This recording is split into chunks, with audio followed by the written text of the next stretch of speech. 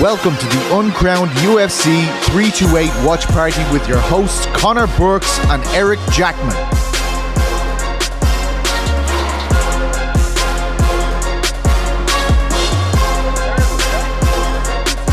How did we get that?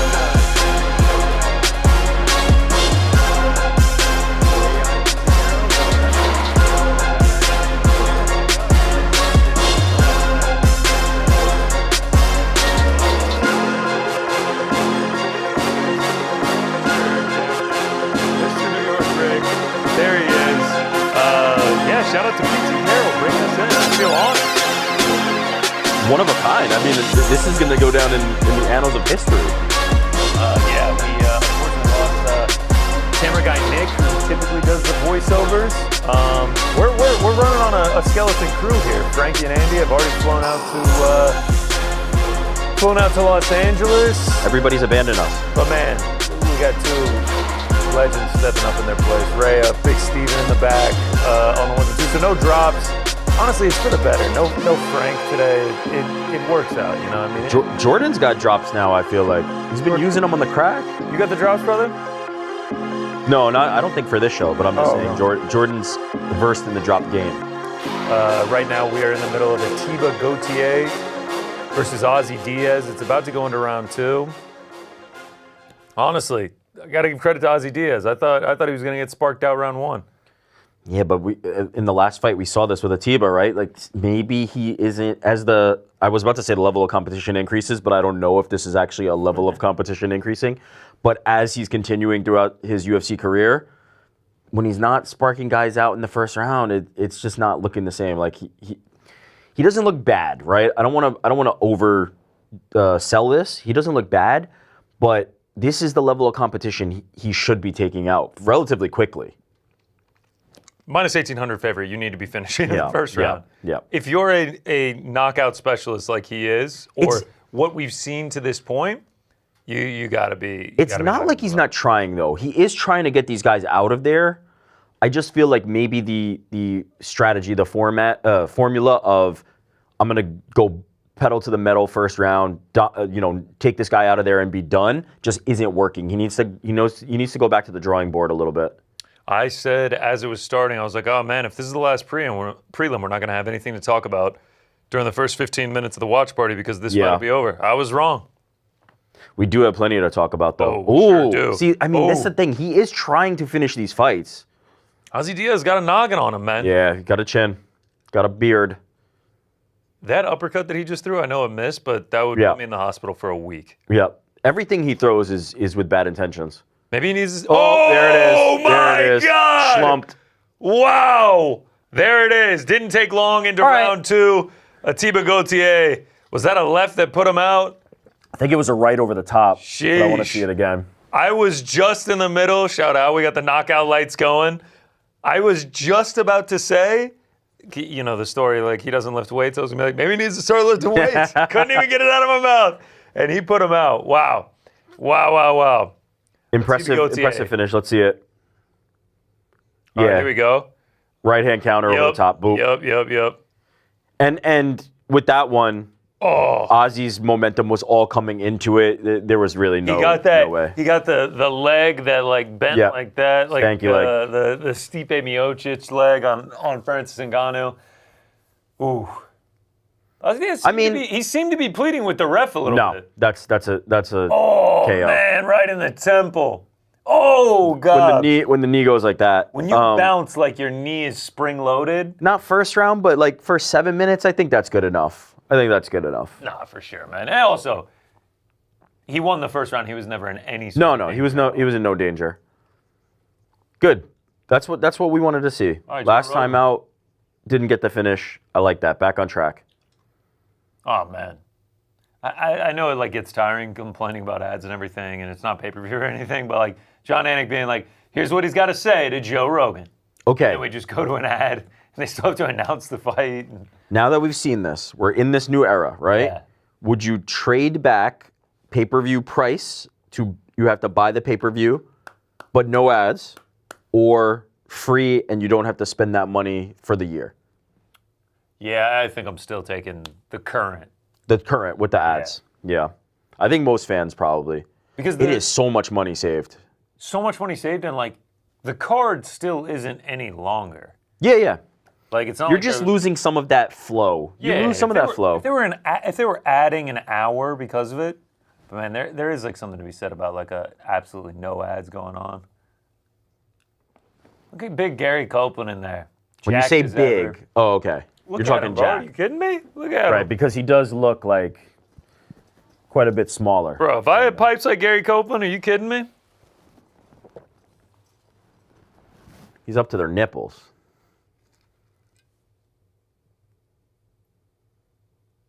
See Goautier going down to a knee, praising God. Here we go. He's getting his moment with Rogan now. Let's see what he's got to say. I feel like every time I'm on these watch parties, I happen to have one of these. The Saratoga? Yeah, the bodega next to my crib sells them, so I just grab it. But it looks like I'm drinking a bottle of wine. Who's the check? Who is the check?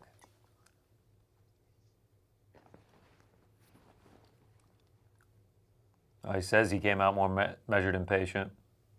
Most knockouts since 2025 in UFC, tied with Waldo Cortez Acasta. Oh, man. What's that feel like, bro? He throws the jab, and you see Goautier realize that he's about to counter. Yep. Like oh, God, he read it perfectly. What does that feel like, man? That's one of those punches that he was timing it, right? He was waiting for him to throw it, and as soon as he saw the shoulder move, he was ready to put him down. Impressive stuff, explosive stuff. Jacked. Still can't believe he doesn't lift weights. I also can't believe that because he very obviously lifts weights. Yeah. Joe Rogan asked him who he wants. Whoa. Israel Adesanya? Come on, bro. He admires Israel Adesanya, so he wants to fight him?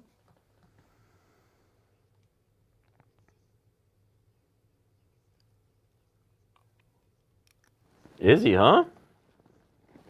It's warm in that Prudential Center, eh? Why? Joe's got the bald glisten going. Oh, he does?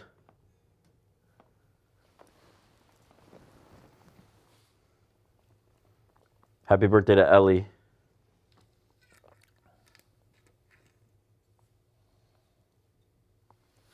He didn't say who Ellie was, but happy birthday to Ellie. Shout out to Ellie. Happy birthday to Ellie. Wow, Silly Gilly Goose MMA show chiming in on Threads. Is that actually the name of a... That's what it said, yeah. You know, all those people that get on Threads with their inflated egos, you know? Shout out to Korean John. Josh Charles in the house. I have no idea what he's from. Oh, Kyle Bahalio's in the house. Shocker. Sports night. Brandon Royval in the house. Okay, Brandon. Rod down. Aljamain Sterling in the house with a full set of grills. Okay. A lot of action on the prelims. Oh, yeah. Are you kidding me? Let's go through it, brother. All right. I know you were itching to talk about Jose Ochoa's big win. Oh, yeah. Yeah. No, what I actually want to talk about is Yaroslav Amosov. Okay. If you watch The Boys in the Back this week, I obviously picked Joel Alvarez to win that fight. I was quite wrong. You nailed it with how important the grappling was going to be. And like, man, even on the feet, Amosov looked like he was competent and comfortable. Joel Alvarez had one moment where he landed a shot. Amosov was like, enough of that. Boom, picked him. He had Joel Alvarez like horizontally, like laying in a bed and just boom, slams him down straight into a head and arm, chokes him out, gets the second round finish. Like, the depth that is at welterweight is terrifying. Yeah, there's a lot of guys who seem like world beaters right now, right? Like, between Prates, even though we've seen him lose to Ian Machado Gary, like, that was a very odd performance. In the other UFC performances, he's pretty much just nuking everybody. He's annihilating everybody. He seems like a world beater. You've obviously got Michael Morales, who is a giant who's just destroying everybody. Somebody like Amosov, man, like, we were on opposite sides in this fight. I thought Amosov was going to win. I thought the grappling was going to be the difference. But he's so good. He's so well-rounded. The one loss he does have to Jason Jackson, even that, like, I'm willing to It was Early in the early in the Ukrainian war. Ukrainian-Russian war, and like I just don't think it was probably the best time for him to be fighting. Regardless, like he was coming back and likely had some heavy things on his mind and on his heart. When he's locked in, like we saw tonight, there's very few guys that I'm really going to be picking against him. He's so nasty in the grappling. He's really good in the feet. He didn't really show it as much tonight because obviously the easiest path to victory here tonight was grappling with Joel Alvarez, and because of how dangerous Joel is on the feet, and we've seen Joel do that to so many people.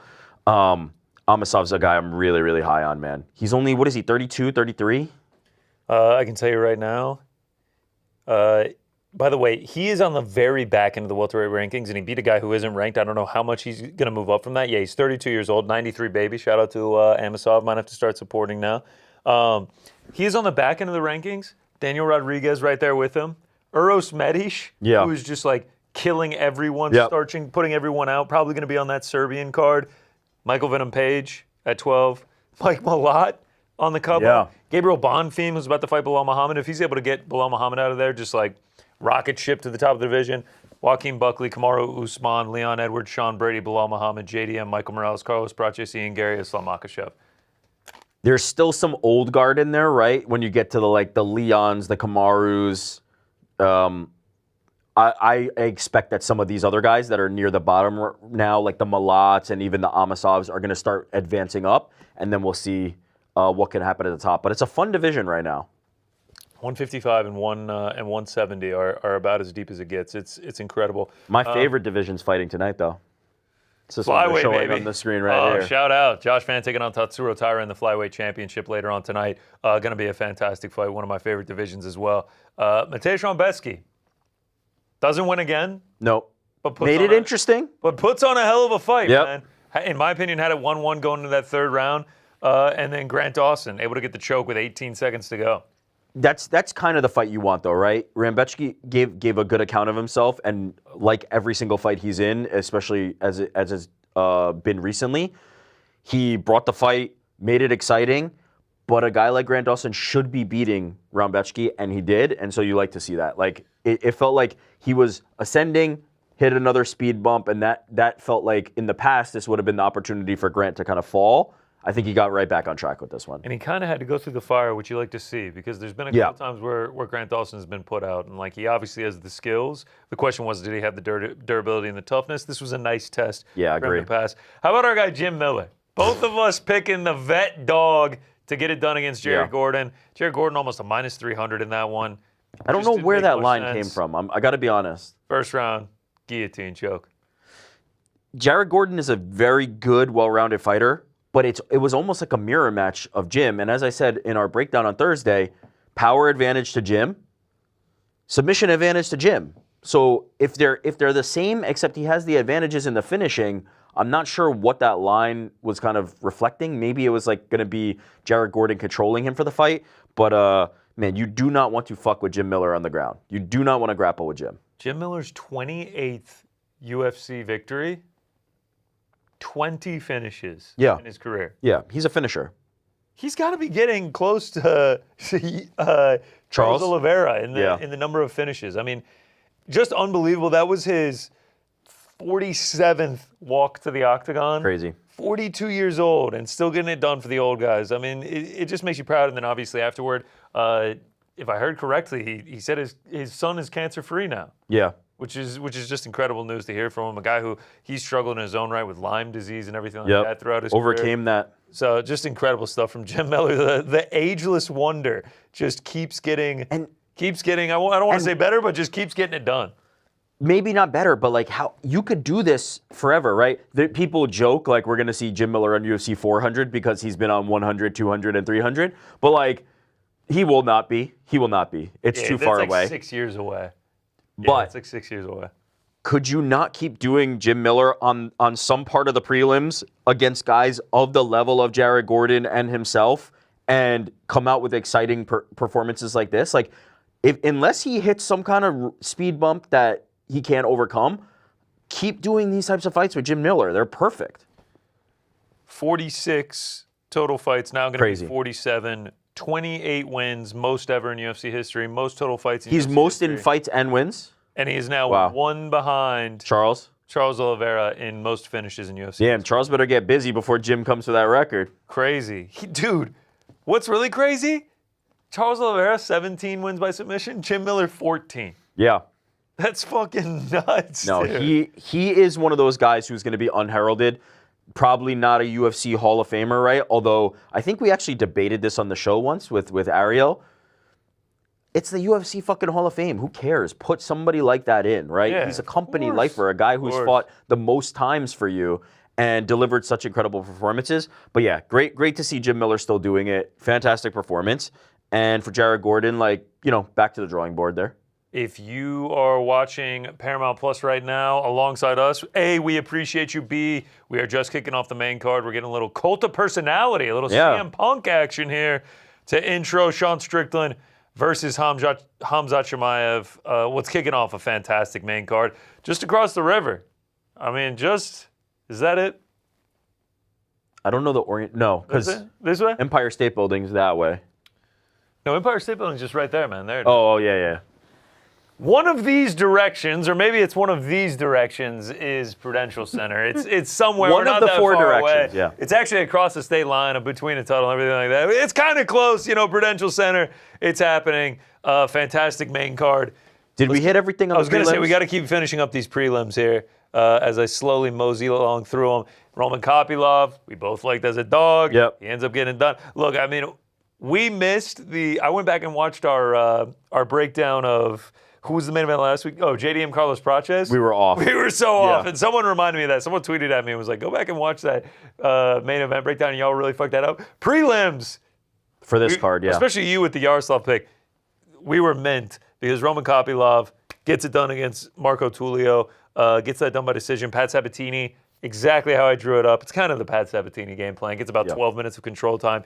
Beats William Gomi. By Sanger Susarkayev, gets it done. Again, not making it look that easy while doing it. Yeah, he looks good enough, right? He looks good enough to continue to stay undefeated. But he's one of those guys that I have the concerns about where when the level of competition goes up, what is he going to look like, right? Right now, he can continue to feast on guys like this. When the level of competition ratchets up, and it inevitably has to, what is it going to look like, right? As opposed to his teammate Khamzat Chimaev, where it was like, holy fuck, we're seeing something completely different. You can see it from the first second you saw that guy move. We're seeing something special. It's not that. Yeah. Not yet. Not yet. And he could get there. We really don't know. And then in the curtain jerker, Jose Ochoa beating Clayton Carpenter to get it done. A much-needed victory for him. We also saw Tom Gerbasi. Yes, please. Getting his announcement. Hall of Famer, Tom Gerbasi. We had the book right there. It's in the back. Shout out. I actually bought this book myself. Released just weeks before he unfortunately passed. Tom Gerbasi getting the announcement that he will be inducted into the UFC Hall of Fame. Highly recommend getting this book. Yes, it's not about MMA, it's about boxing, but man, the depth of knowledge in this and just like the fascination this man had with combat sports and his ability to put it on paper was truly incredible. I got this book, got it on my coffee table. It is really fun to pick up and read. So yeah, rest in peace to Tom Gerbasi and congratulations on getting immortalized in the UFC Hall of Fame. Really special stuff. I love that for him. I love that for his family. He was a huge family man. Whenever I would text with Tom or have a chance to talk to Tom, he'd be talking about grandkids. Like, he was just that type of dude. Love that guy. Glad he got this moment. You talk the boxing book, incredible. All the articles on UFC.com. If you've ever read an article on if you don't know who Tom Gerbasi is, but you've read an article on UFC.com, you've probably read a Tom Gerbasi article. Always able to get like some of the best nuggets, best information from the fighters and their surrounding team. So I'm so happy they did that. It was very nice to see. One note that I do want to make going into this main card, obviously a high stakes welterweight matchup. We were just talking about the welterweight division is Sean Brady taking on Joaquin Buckley. Yes. All week we saw Sean Brady sitting around a minus 165, minus 180, or in that range favorite, holding the entirety of the week. Today, as it's kind of become like I don't want to say a tradition, but it's sort of just become a bit too regular for my liking. People start, what's up with this line? What's up with this line? What's up with this line? And Joaquin Buckley plummeted from Yep. being like a plus. I saw him as high as like plus 155 when like these reports, when the notice of the line movement started happening, and I saw him as low as a minus 240 today. Like you're talking about like that is way too big of a line movement to be comfortable with. So a few things we have to acknowledge. I'm glad you talked about this because you have to, right? This is an important story. A few things to acknowledge. One, the last time this kind of came up was that Michael Johnson-Alexander Hernandez fight, right? Unless I'm mistaken, and there was something else in between that was like really particularly egregious in terms of the line movement and got flagged. I'm trying to think if there was another one, but the fight stayed on. But the last one where they actually canceled Where they actually canceled it was that one. And those guys have both fought since.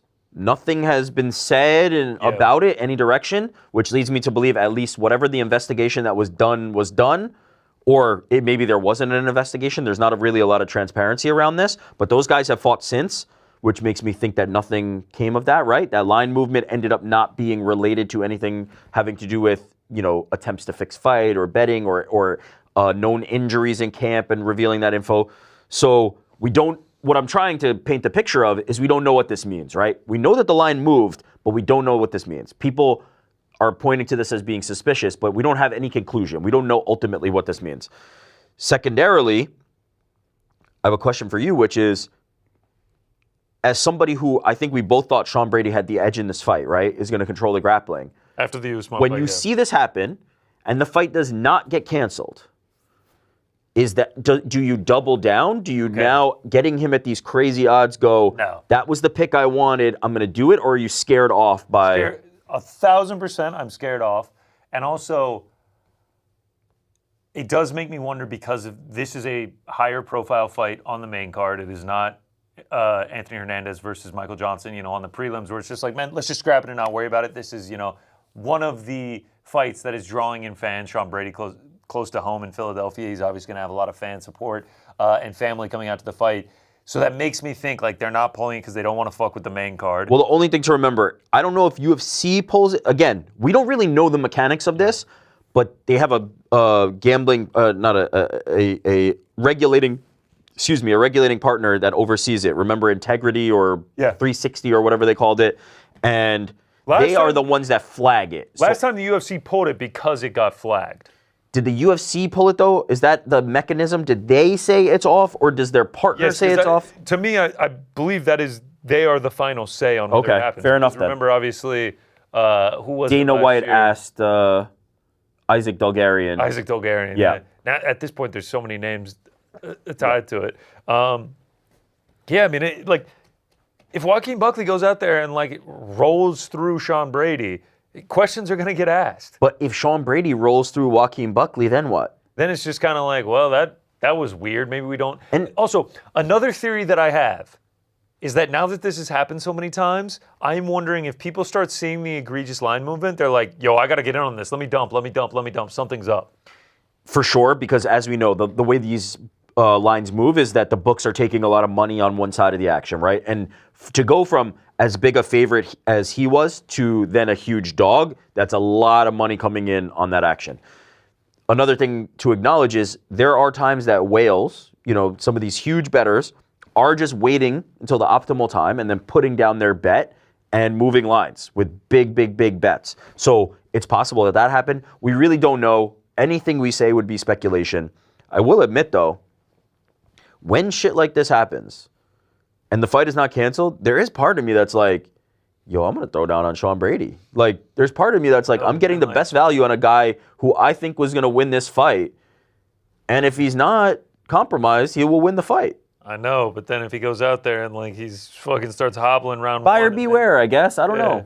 It's just anytime a betting graph looks like drops off a cliff. It's just like, bro, what is going on here? It's sketchy, man. It's dicey. And when you have fucking books coming out, Bet Online, Caesars, everyone like that, pulling it to where you can only take the money no line. props, Everything right? is heavily limited. That is sketchy. Imagine if an NBA game was like that. Well, I mean, we've seen now we're seeing them stamp down on a lot of the NBA stuff because they were betting illegally. We're getting a little Backrooms trailer here. Anybody watching this? I'm ready for this. Yeah, hell yeah. It looks fucking creepy as shit. My it looks like something that's just gonna make my skin uncomfortable. My girl Jessica, shout out Jessica, who is like my fellow horror movie connoisseur. Like this is who I bounce my horror movie stuff off. Told me that Obsession that's coming out is like the best horror movie of the year in maybe 10 years. So I'm really excited about that. Okay, what is Obsession about? Yeah, Google it. Okay. But Backrooms, Obsession. There's a few horror movies. Hokum, the one with Adam Scott that just dropped or is about to. I'm excited to watch as well. So there's some good horror coming out soon. How we doing in the chat? We're getting a Let's Go Salsa Boy. Strickland is the champ the world needs. That's from All Day 1312. How are we feeling about Scream? Oh, is this scary? This is a scary movie. Are you gonna go see this in theaters? Fuck yes. Yeah, shout out, man. I used to be in the theater every time that one of these dropped. Once it got to like the Charlie Sheen era, that's where I probably checked out. Okay, the last one I saw in theaters was Charlie Sheen. I remember I was like 13 when it came out. I was legitimately like crying, laughing. Opening scene, he like accidentally takes Viagra or something, and then he like falls out of the building. And yeah, once the Wayans brothers were no longer involved, I was like, all right. Hey, shout out to the David Bowie mural on, that's an apartment building in Hoboken. I actually know exactly where that is. Shout out. Shout out. How about the desk, boys? What's going on? 912. Can I just say something? Our boy DP, Dustin Poirier's in the desk. Shout out to everybody who came out to the live show. Shout out. That was a lot of fun. We had our live show. If you haven't watched it, it's on Ariel's Twitter. Yep. It's on Ariel's Twitter. Dustin was there. Joe Pfeiffer was there. Kyle Dawkins was there. Stephen Wonderboy Thompson was there. It was a lot of fun. Thank you to everybody who came out. Hopefully we can do more of those. Hopefully very soon we can do more of those. Stephen Wonderboy Thompson, actually nicest guy ever.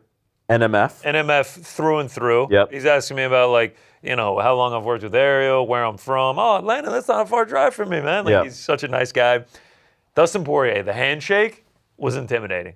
Dude's got mitts, big ass mitts, firm ass handshake, like a grenade on him. I was gonna say the hands, like they felt just like everything about him felt harder. You were Donald Trump shaking Alex Pereira's hand. I shook his hand and I was like, God damn, this dude would put me out quick. If he pulled his shorts up around me, I would run for the hills. I would absolutely run for the hills. Are you guys posting the live show? It is on Ariel's Twitter and Facebook. Yeah, go find that now. It was a lot. Not now. Watch us now. Go find that later. We got Nicholas Solis, 8763, ripping the Benjamin right now. What Nicholas is the fight? Velasquez waiting on Toy Story 5. Shout out. What is the fight you're most excited about? Is it the obvious one? Walter Cortez Acasta versus Alexander. No, stop it. Shut the fuck up. I'm pretty excited to see how Joshua Van and Tatsuro Taira plays out, but with the drama and everything surrounding the main event, I have to go with the main event. It would be disingenuous for me to say 1A, 1B, because it's not. But it's a nice 2. It's a very solid 2 for the flyweight title fight. I'm really excited about those 2. Someone's saying, let's go Wall Goat. Wall Goat Cortez Acasta, shout out.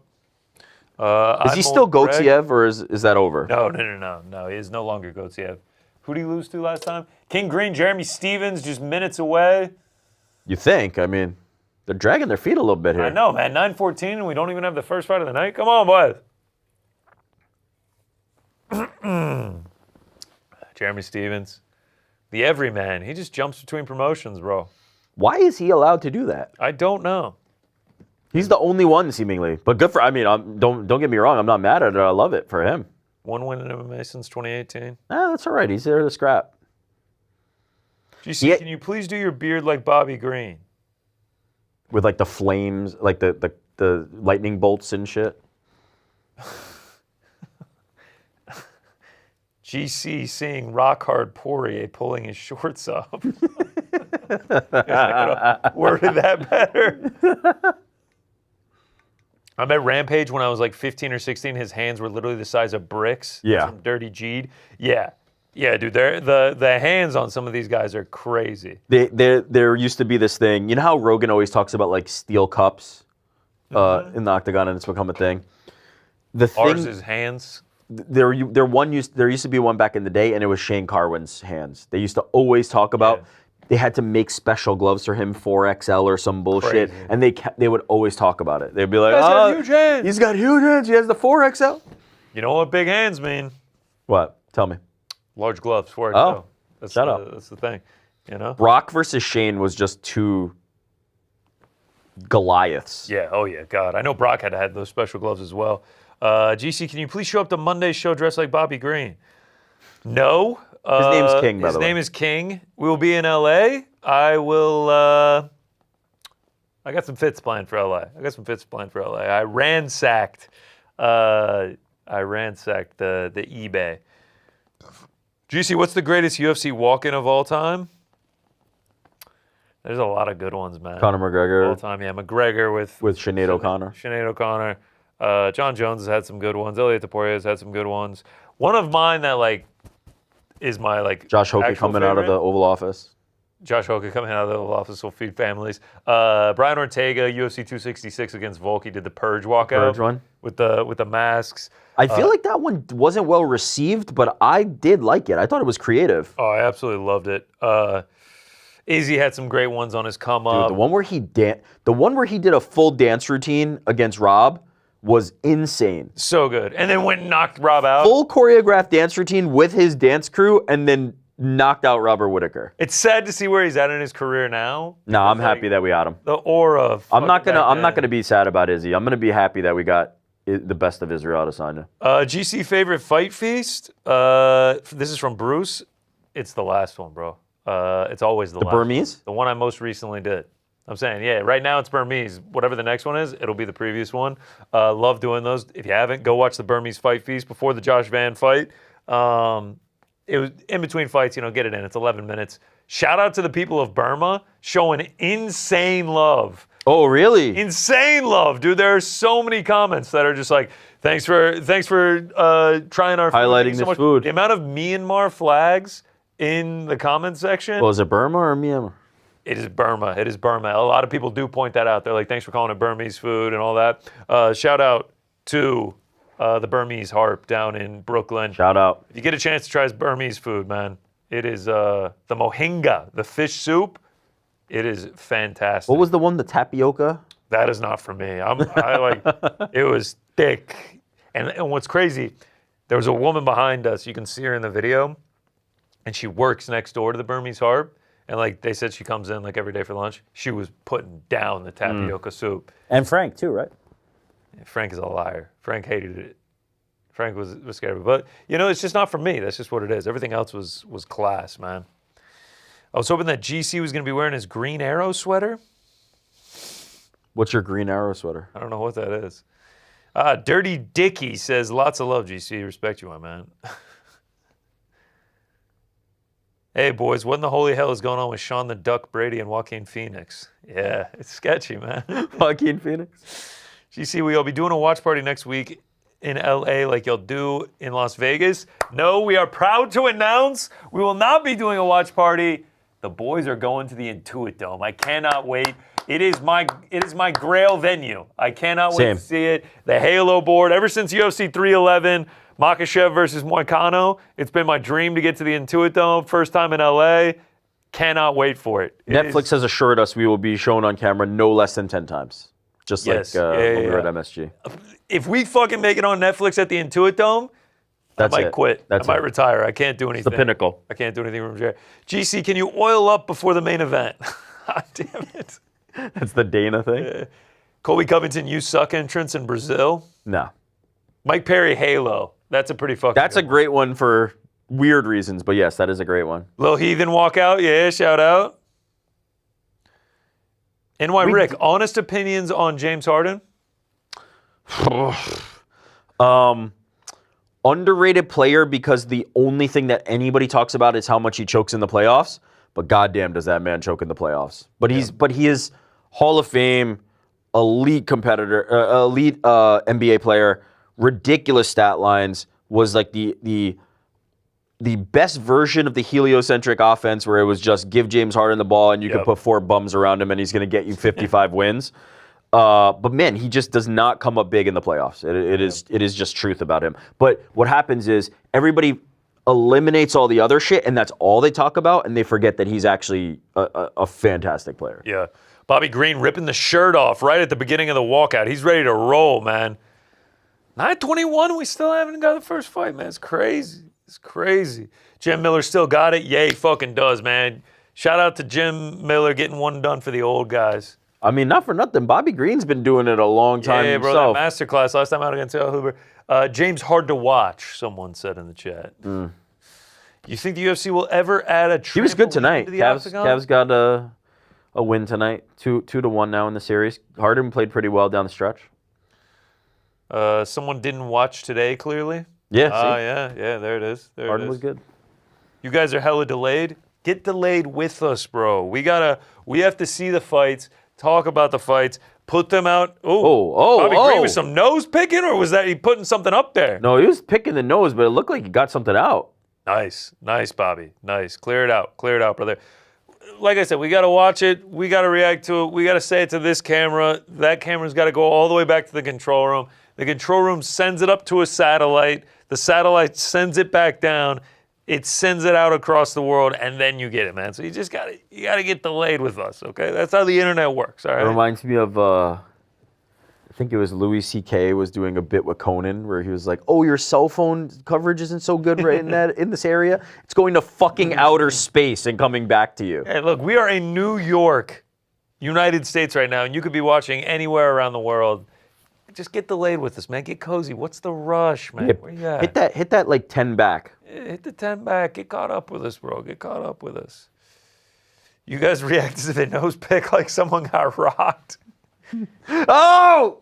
Yeah, there was a big pop. BITB, bongs in the back. We all know how you get. It was because it looked like there was like such a big loogie on it when he did pull his finger out. It's tough. 39 versus 39. Probably like 11. What'd you say? What did you say? Someone said when will the main event start? Oh, okay. Probably like 11, 11:30. This is the moment I've truly been waiting for. Beelzebub's lined up with us. Shout out.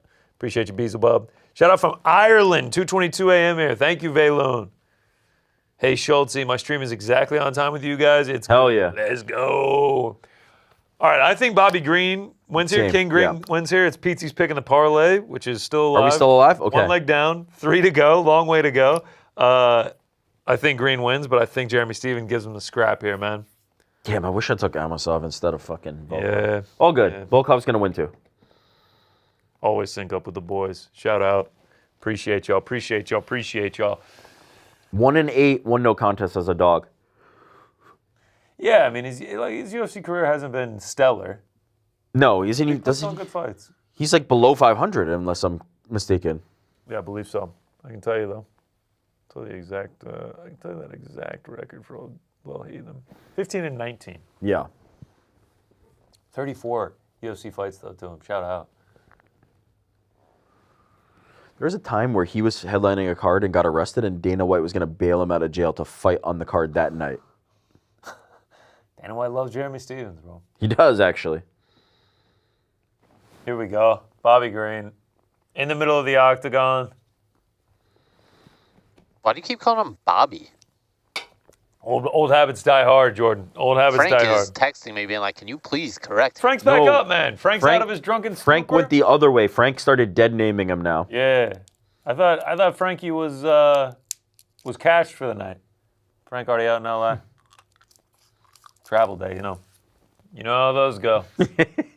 All right, here we go. First fight of the main card, about to kick off. Jeremy Stephens, King Green. Both fighters combined for 105 career MMA fights, 11th largest total in UFC history.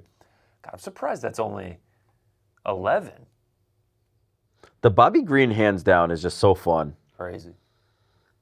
Shout out to Masters of the Universe. 13 seconds into the fight, we're already getting a point at him.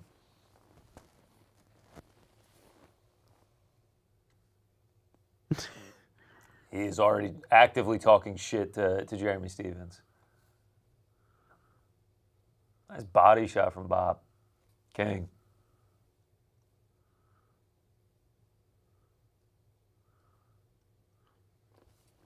He really does keep his hands in his pockets. Well, it's good because he doesn't telegraph anything. He's coming up quick with it. But when you do that, like, he doesn't generate a ton of knockout power. He's not just sitting down, you know, and throwing a... Keeps it moving. Oh, man, Jeremy tries to sit. He does the opposite. Giant left hook that misses, but god damn, he swung out of his shoes.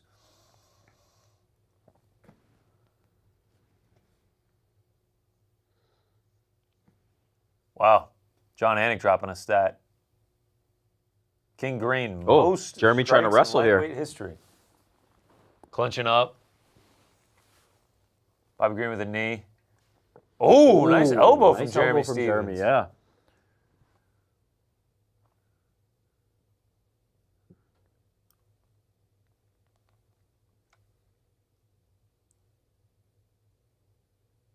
I feel like King Green is always doing like he's dribbling. Yeah, the dribble. Body kick from King.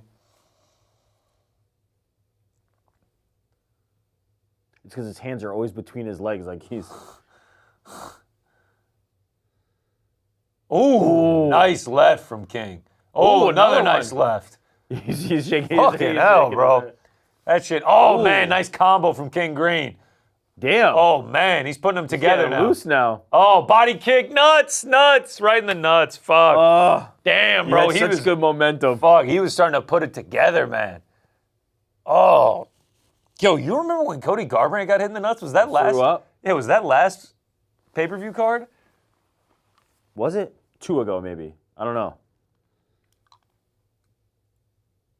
DC saying it rolled up the cub. Shoo, I don't know, man. That looked like it didn't feel good, no matter what. Yeah, who was he fighting? Rong Zhu, Cody? No, it was Yi Long or something like that. Long Zhao? Long Zhao. That shit was crazy. What event was it though? I'll tell you right now. 326. So yeah, two ago. Damn. Bobby Green was on his way to like really putting something nice together there, and then just all the momentum halted by that cup shot. Hard warning.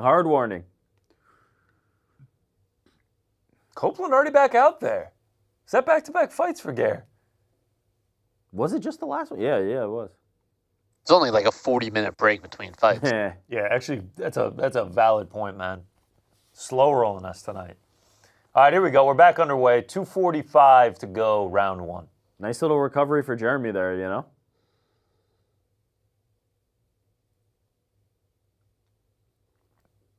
Let's see if he can get back on the horse like he was. Careful with those kicks, Bobby. Ooh. Body kick. This time does not land on the cup. He is faster than Jeremy. Yeah. Fast, confident. Wow. Ducks under a massive hook from Jeremy Stevens, and now Bobby Green gets the takedown. Oh, now he's landing some big shots. Ooh. Damn. Oh, he's landing now. Damn. Gary Copeland's starting to get close here. What was he, like, minus 300? Yeah. Should be like minus 800. The way he looks, bro. Right, he looks worlds above Jeremy Stevens right now. Oh, man, nice elbow. Damn, this is a beatdown so far. Man, 143 to go for Jeremy Stevens to survive here.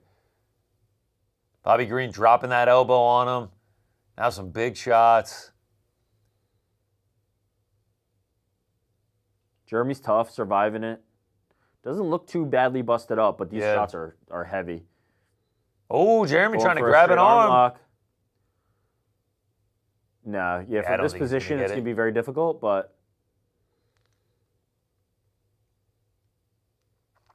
DC says... Oh, now this might be... Oh, shit. Yeah, that... Oh, he's out. DC said King Green looked at him and winked when Jeremy Stevens had the arm isolated there. Oh, big elbows from King Green. Damn.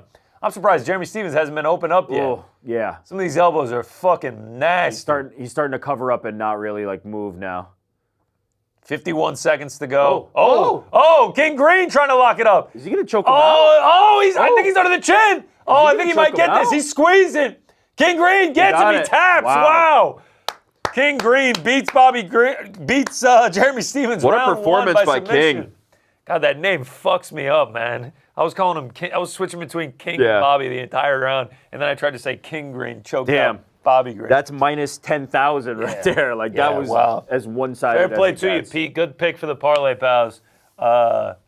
King Green, man. Last couple fights, he has looked good. He has looked fucking good. Just keep giving him I was gonna guys say like this. Jim Miller versus King Green if they hadn't just done that like 5 fights ago for each guy. I was just gonna say we just fucking saw it, but fuck, man, we heading to the strip club tonight or what? His strip club, right? Specifically, yeah. Oh, okay. Let's get on the PJ and I go. was just trying to make sure it wasn't a general question.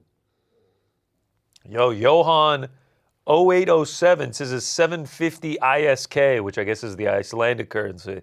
Says, thank you for keeping me company. Reykjavik, Iceland.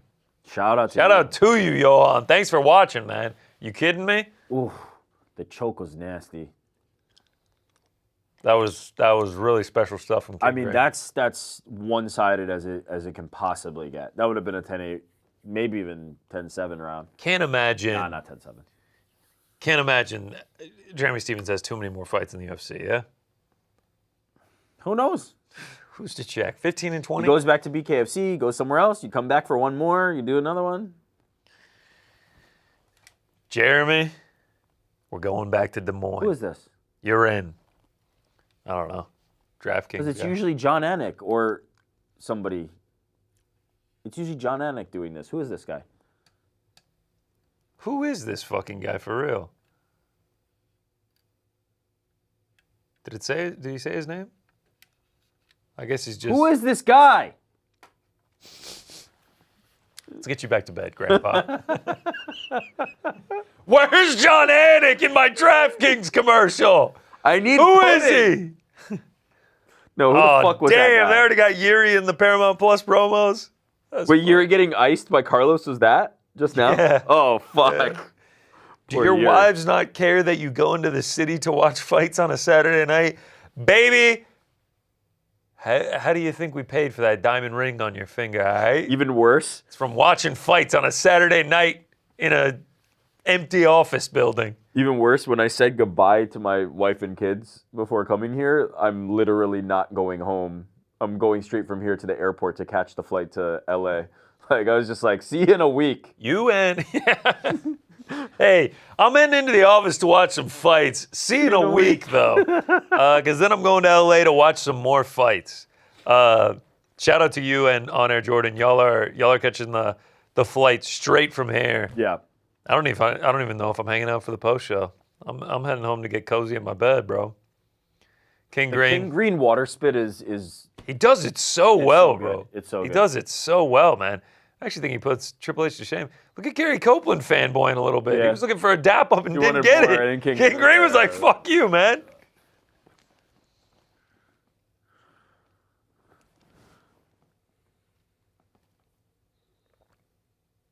All right. King Green says he wants to walk. Walking over to Dana and Hunter. He is now yelling directly at Hunter and Dana. I'm one of the most exciting men. He's been doing it for years. Nothing's going to change. That was it? What the fuck was that? Oh, he says he didn't get his bonus. Oh, he wants his bonus.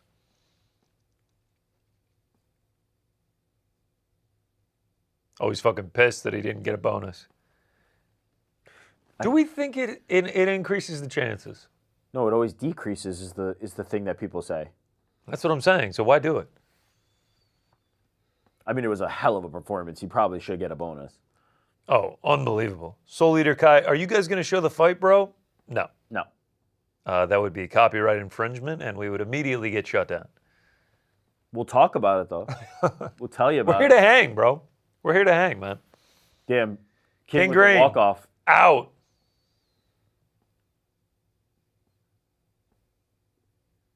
He's feeling good, man. Round 1, submission victory for King Green. 3 in a row now for him. He's good competition, too. He's strutting back to the locker room, man. He's feeling good. Oh, Camp Scadaboo, Jackson Dart in the house, New York Giants. Hey, Dricus du Plessis in the house to watch. He looks like Pete with that mustache. The belt he used to have. Bo Nickel with a Metro, what is that at? Did you see Bo's hair? Bo Nickel without the beard is... Puka shells? Did I say Puka bizarre. shells? Des Rocks. I don't know. Hey, GSP.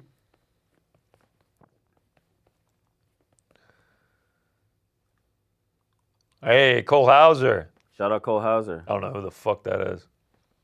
Bro, you don't know Cole Hauser? Come on. Bro, you don't watch Yellowstone? Hey, Action Bronson. They didn't show our guy Action Bronson. he was there? He was there for sure. Oh, fuck. Damn, bro. Shout out to Action Yeah, Bronson. you literally just did the Leo meme. We get Yeah, he double wasn't Cole in the love. We get double Cole Hauser instead of Action Bronson? First things first, fuck Cole Hauser. Second thing second, No, not fuck Cole give Hauser. some respect to our boy, Action Bronson. No, man, fuck Cole Hauser. I said it. I stand on business. But he's a nice Yeah, get him off my screen, man. Action Bronson in there. Who's the fucking guy from the DraftKings? Someone tell me. Let's go to DraftKings headquarters. Who the fuck is on those UFC commercials? Here we go. Justin Gaethje, Michael Chiesa, Jose Cuervo commercial that they have now been running for like 8 consecutive years. Doesn't get old. Shout out to Michael Chiesa. But yeah, shout out Action Bronson. Shout out Absolute Action Bronson. fucking legend. I was rolling around New York today. Guess what I saw plastered everywhere? Planet Frog posters. Yeah. His new album out now. Go stream it, Spotify, Apple Music, wherever you get your music. But yeah, shout out to Action Bronson. GC, they're saving him for the main event. Good point, Stinky Boy David. Some of y'all's names are crazy. They can't waste our boy during a piss break. That's true. No, but that's the only time they show the celebrities. What are they going to do? Cut to fucking Bronson when it's the middle of Drickus versus... Honestly, someone makes a good point. What the fuck is a Des Rocks? I don't know Des Who Rocks. is Des Rocks? I didn't know who that was. I don't know either. Bronsolino knows more ball than anyone else in that row. Fact. 1,000%. They talk ads are about really Theo kinda strong. Vaughn, but like the real ones know it's actually Action. The actual hardcores know that Action Bronson is actually the actual hardcore, hardcore, yeah. not Theo Vaughn. In the UK, we just get wide shots of the arena when you see these ads. I don't know which is worse. A wide I shot like of the, these. A wide shot of the arena is pretty dead. I like this. Pressure, based on a true story. I do Oh, not sorry, watch. Untold The True only Story. show that I watch on Paramount Plus is South Park. I watched The Challenge. That's it.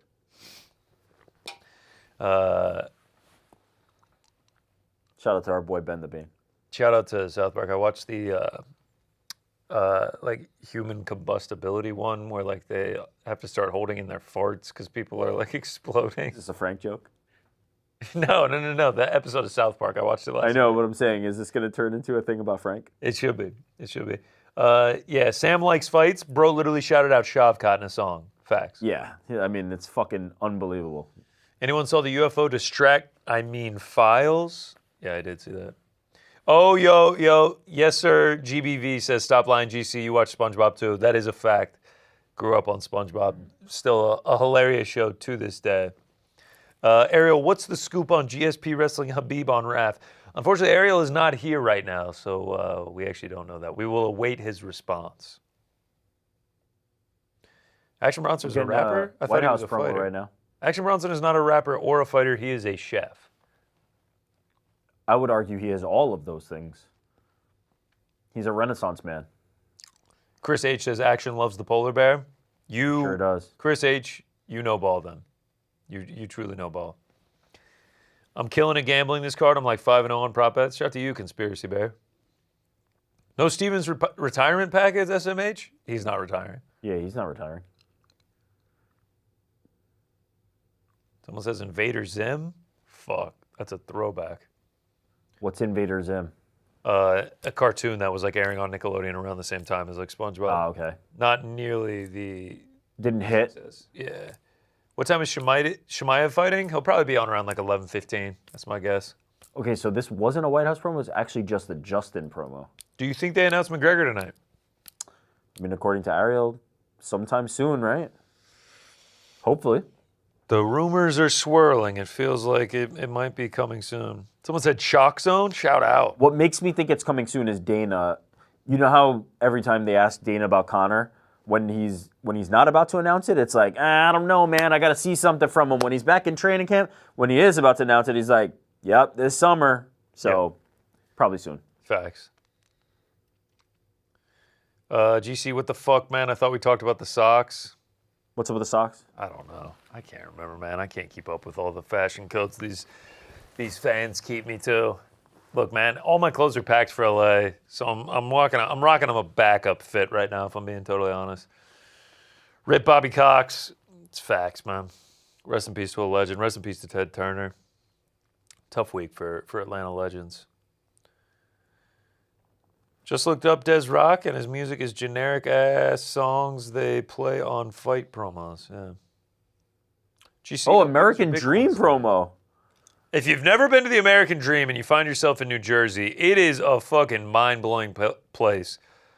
Full transparency, I had no idea what it was, but I lived close by.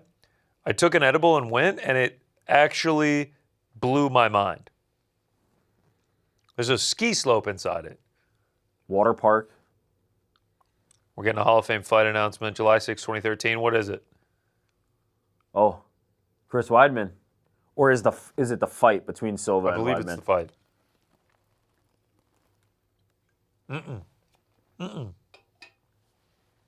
Chris Weidman. Tom Gerbasi and Chris Weidman. This, not a bad this night, is, man. This is in my wheelhouse. I like this a lot. SafeAuto.com, shout out, still use it to this day.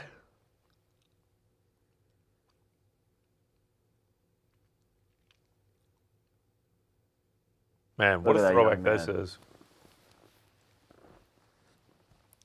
Ads on his shorts, ads on his hat.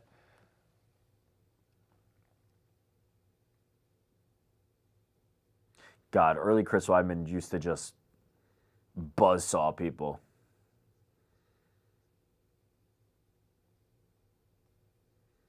Undefeated when he beat Anderson Silva. Yeah. Incredible, man. He was submitting everybody. The hands were there. He's one of those guys that the injuries really just derailed him, you know?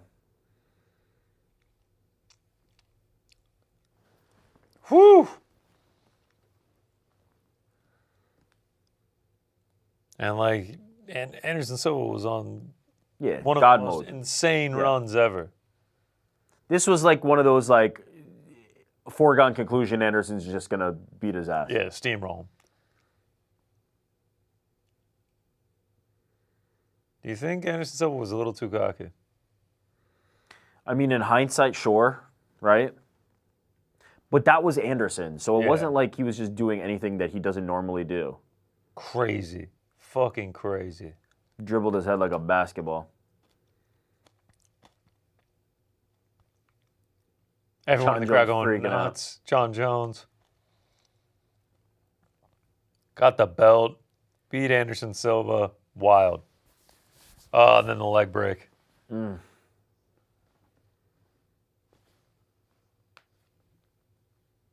Machida fight. Vitor Belfort. Wow.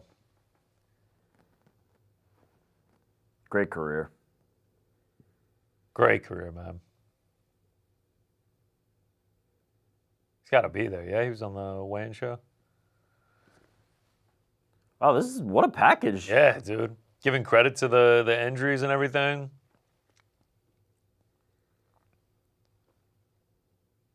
And then he gets the leg break of his own against Uriah Hall.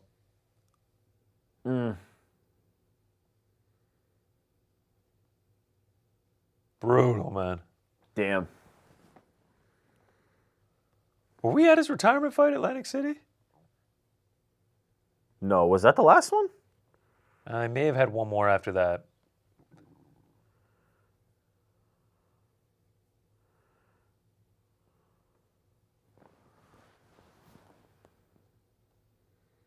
The return.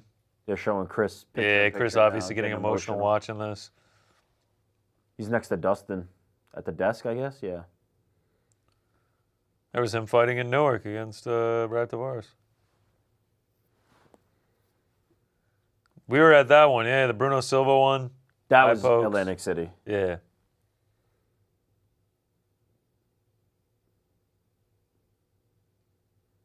His dad. Still my boy. Ray Longo.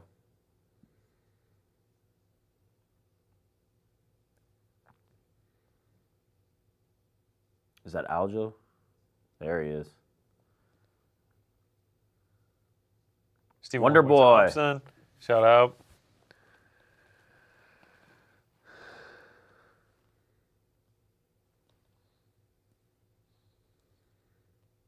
Damn, what a package this is, huh? My God, dude. Shout out. Into the modern wing he goes. Good for Chris. Look at him next to DP, dapping up DC a little DC. hard. Sean Shelby. Sean Nick Shelby. Taylor.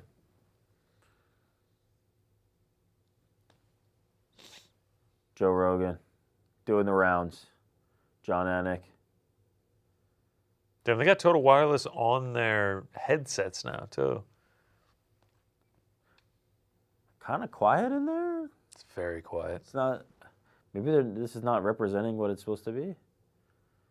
I don't know. Aljo came. Aljo pulling up, yeah. Off the Funk Harbor. Cool, good job, Chris. Now let's start the next fight. Come on, man. Let him get his moment. One day Dustin's going to be sitting there on the other end of it. He'll be in for there sure. too. For sure. Buffer coming over. They're hanging on this shot for a while, but like there doesn't seem to be any energy in the building for it. You know what I mean? Like it's He's quiet. there. I'm going to play real tinfoil hat conspiracy theory. Is there any chance they're about to be like, Sean Brady versus Joaquin Buckley is off? Because this is going so long. Dude, they're probably like, we're at 9:47 and we haven't even seen the walkouts for the second one?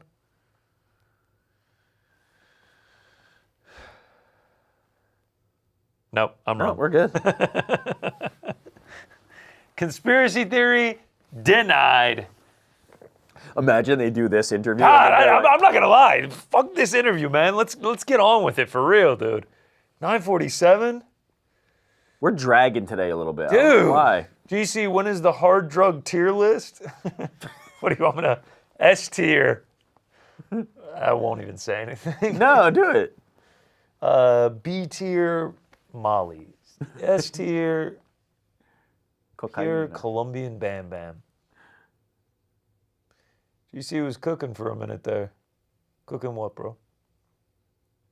This is some PFL ass pace. Yeah, bro. It's 9:48. We came on the air an hour ago, and we've seen like 4.5 minutes of fighting. It was good 4.5 minutes though. Was a good theory, GC. What the hell is going on? Oh, I was cooking with the conspiracy theory. Yeah, I threw the tinfoil hat on for a second, just in case. Just in case. We come back from the commercial. They're like, "Well, GC, will you ever consider being a UFC commentator? I don't think that's quite in the cards for me. I don't think it's in the... Would I consider it? I mean... they just come to you one day and offer you. John Anik's retired. It's your turn." We're coming to you, Georgia Connor. John Anik is out. Pound for pound drugs? I'm down. GC, what's your 5K time? Right now I'm sitting at like a 21. I'm locking in on the summer, though. I'm going for sub 19 by the end of the summer. GC, can you rename the cooking show Food Glorious Food? I'll ask the creative team. Those pancakes weren't that bad looking. You're being hard on yourself. I'm a bit of a perfectionist when it comes to the cooking. New York Rick, you think you could beat Frank in arm wrestling? Probably not. I'd actually love to see it. I don't know. I don't care. I'd love to see it. GC is a UFC commentator calling him Bobby Green, and then King Green, and then Bobby Green, and then King Green gets the submission over Bobby fuck Jeremy Stevens. I can't even lie. I was thinking during the fight, I was just like, yo, shout out to John Anik for Doing it right. exclusively calling him King. GC, will you consider being a UFC security guard? Another thing I'm not quite sure if I'm up on the list of people they're gonna ask for, but yeah, I'm down. I'm down. The UFC is just coming to you, carte blanche. Whatever job you want, you can have. GC, do you have a Bitcoin stack? New York Rick blue-balled me last time I asked. I do not. I do not have any Bitcoin right now. I have had it in the past, but I do not have it right now. New York Rick and AH versus GC and Frank and Hoops. We would get fucking schmacked because Frank would literally be useless. I'm not even trying to be mean. Frank would be of no help. Yeah, I like me and Helwani in that there one. at all. I like me and Helwani in that one. No offense to GC, but he's not yoked. Are you fucking kidding me? Look at these fucking pythons, baby. We're curling 35 these days, boy. We're curling 35s. Ah! Wait till the end of the summer. Just wait till the end of the summer, boys. But yeah, I agree. I am not a fucking security guard, bro. GC, do you believe in free will? No. Did we reach that point of the night already? GC, can you guys have Casey Neistat on the show? I would fucking love that. To go to his studio would be sick. But I mean, he's too big for us, bro. I hope I see him bopping around NYC one day, though. GC, how much you bet on Buckley? None. As much of a duck as he is, I support our guy, Sean Brady. GC, I'm in Spain without the S. I'm sorry, Jay Rollins. All right, Buckley's walking out. It does seem dead in there. Yeah, quiet, right? Like, It legit, like it. it must be one of those things where they're not mic'd up properly because it's not like it's full. GC, is Daniel Zellhuber's mom not there? Remind me what happened. I don't know. Didn't they show Daniel Zellhuber's mom? We were like, Oh, and you said something, you're like, yeah! was that it? Yeah, that was it. I think that was. What a fucking deep cut. GC, will you consider leading the UFC AI department? Yes, I will consider leading it, and then I will bring it down from within the inside. GC, what are your thoughts on Newark Penn Station? Absolute atrocity. How the fuck are you going to call yourself Penn Station when There's 20 minutes away is the Penn Station? Absolutely insane. GC, do you believe hardcore music should stay out of big business and in the street where it belongs? Keep the faith. Yes. GC, can you train Frank to be decent in hoops? Fuck no, he's a lost cause. Bro can't even throw a fucking frisbee. GC, would you consider being a PFL broadcaster? Yes. Paceflation, yeah. They've got you in a vortex of bad comments right now. GC, you guys think quiet due to ticket prices too high? Oh, too many comments. No, it looked full. Yeah, I see what you're saying. It looked very full. Nobody's saying that like it's not like fucking savage diehards in there. I don't know. Y'all talk anything but UFC. What the fuck do you want us to say? We've talked about UFC for an hour. We're sitting here waiting for the next fight to start. Yeah, We're killing time, bro. It's dead air. Do you just are you at home with your friends just sitting there being like, what's next for Yusuf Zalal? Like, we're just fucking killing time, man.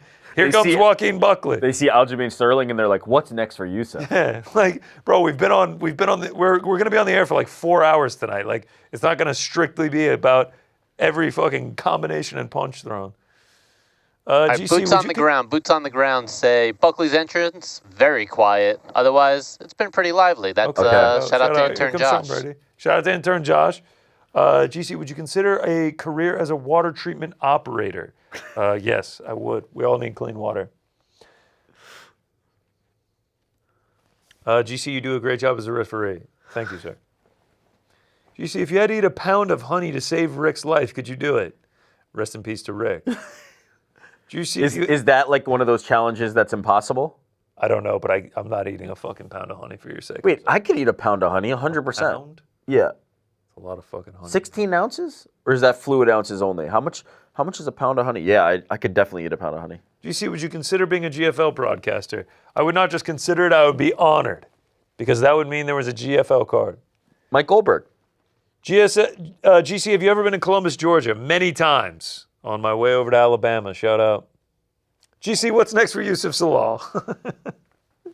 GC, will you blind rank these blind ranks? Let's get on with the fucking fights, huh? All right, here we go. We're going to find out. GC, would you ever consider becoming Gary Copeland?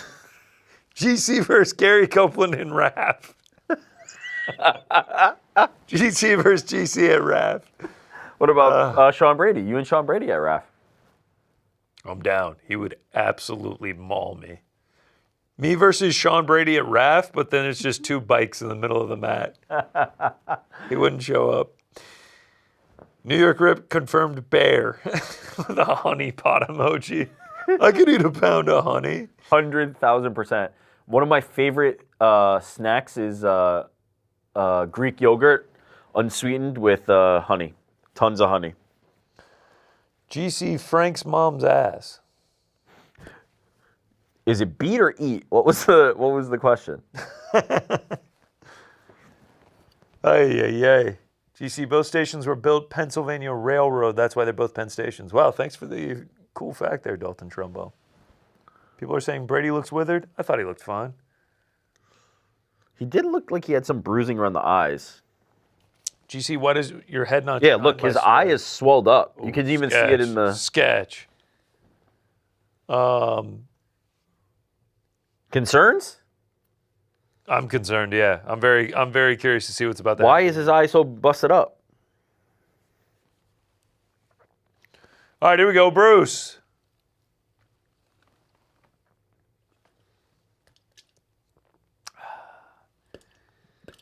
Here we go. Look at that tail of the tape, man. We did a good one. Good. Graphics department. Shout out to him. All right, let's find out. Favorite odds, -230 is what he's closing as. But then they have 2 and 3 as a UFC dog because he was a dog the entire week. Sketch, bro. That's right. They didn't even change the graphic because that's crazy.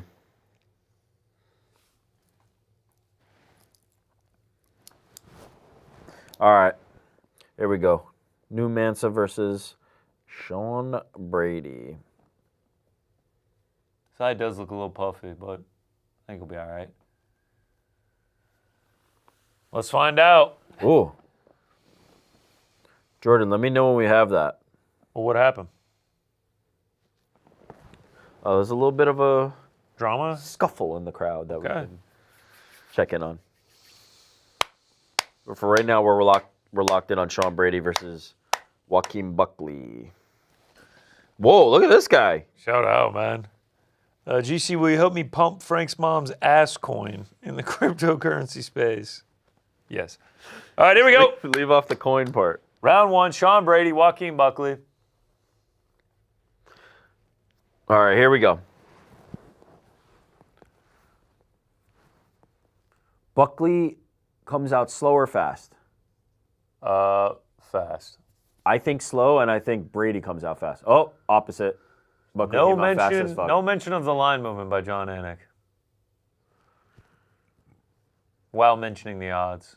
Oh, Buckley is hunting already. Oh, Brady firing back. Yeah, these guys both want it to happen quick.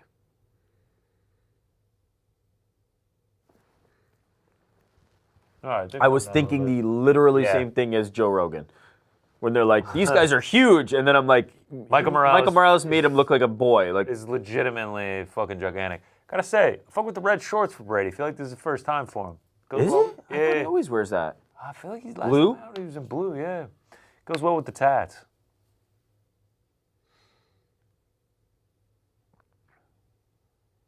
Ooh, nice left from Sean Brady. Clinches up. Okay, got him up against the cage. This is going to be telling. Tries to nice change defense. levels. Whoa, Joaquin nice Buckley defense stuffs by it. Buckley. That's big by Buck. Oh, Oh, Brady right back in on it. Yo, Buckley. Nice defense. That work with Kamaru Usman's been paying off. Ooh, Nice left from Brady there. Came over the top. Are we seeing a bit of improved takedown defense from Buckley and a bit of improved striking from Sean Brady? It must be nice if you're Brady to just be looking at somebody who's like human-sized. Yeah. Who doesn't have 8-foot long arms. Who's not punching you from like 5 feet away. Just. Ooh. They both look very like sharp, you know? Yeah, I mean, Nothing sticking loose. out so far. Yeah, nothing like loose. Ooh, Buckley throws a kick. Brady catches it, takes him to the ground. All right. 3 minutes to Buckley's go. got him in half now, but That was fucking, Sean Brady capitalized on his opportunity there. That was nasty from him. Soon as Brady threw that kick. Brady looks like he's already about to get this leg out. Close to the cage here. Brady very, very good on the ground. I mean, in my opinion, levels above. Couple nice shots there from Brady. Oh no, not opinion. Levels above. Buck. Yeah. Levels above. Especially when it comes to the submission game. It looks like he's not even trying to really get the leg out too much. He's comfortable here. Ooh, landing some nice shots there for Brady. Wow. Oh, it looks like he's got him mounted. Snuck it right out.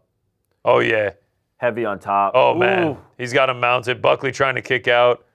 Oh, man. Sean Brady in his world right now. 2 minutes to work. He's landing nice shots. Buckley covering up. Ooh. Man, Buckley is in trouble right now. Sean Brady landing some nice shots, some hammer fists. Buckley trying to get out of here. Sean Brady not having it. Maintaining top control. He doesn't really have answers for this. Yeah, lander and hammer fist. Steps that foot over, gets right back into full mount. Oh, man, he has got him in fucking trouble now. He's landing big shots.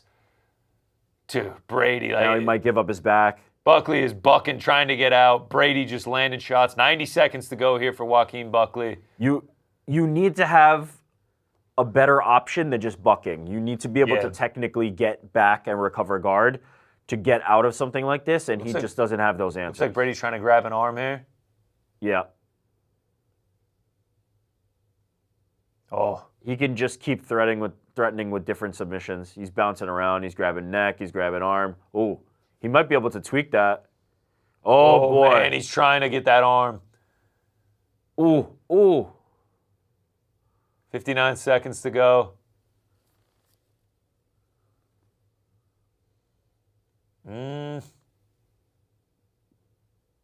If he can get that leg over the top, he can really crank it. 45 seconds. Oh. Oh. Oh, man. Joaquin might be able to sneak out here. Yeah. Nice. Nice job by Joaquin Buckley to get out of that. What I like there is Brady going for the finish, right? Yep. Leaving an option. Instead of just smothering him, instead of just staying on top of him, he wanted to finish that fight. Damn, what a round for Brady, huh? Holy shit. Soon as nice Buckley, little confident boost after that, the way that Morales fight went. Soon as Buckley threw that kick, man. Man, I liked Buckley's takedown defense early, but once he is under there, he does not really have the game. He has no answers for Brady. Damn. All right. That's a 10-9. Nice stuff by Brady. Sean Brady. 10-9 Brady for no doubt. sure. Buckley needs to sprawl and give holy hell when Sean Brady is shooting. 1000%, man. Okay, well, quickly between rounds, we have video of Paulo Costa and Josh Hokett. Oh, I've been mouthy with each other the on UFC event. social media. Let me see this. Who's this courtesy of? Paramount. UFC Paramount. Ooh, they're right in each other's face. Security steps in. Police step in. Josh Hokett with the finger.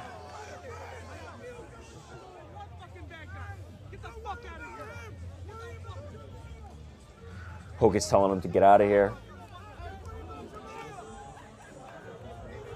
All right. Okay. Not much to it. Not that spicy. I feel like if it was that spicy, Paramount wouldn't have posted it. No, what do you mean? I feel like they would have been like, can't have our guys scrapping in the crowd. Nah, hell yeah. They post that shit instantaneously.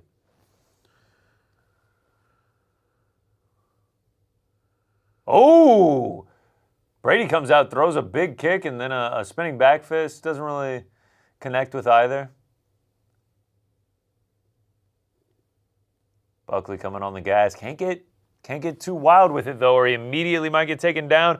Brady on his back, picks him up, looking to dump him down early, gets him down on the ground. Not in full control here, and now he's back to side control. Now he's got him down right into side control, man. Brady, this couldn't be a better start to round two if Brady fucking dreamed it up. 30 seconds in, and he's already got him flat on his back. Yeah, Brady back in his world. 45 seconds in here to round number two. Landing elbows on Buckley.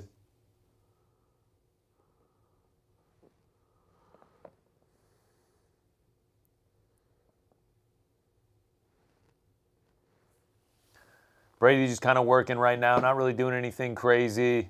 Trying to lock up a choke. No, loses it, lands a couple hammer fists.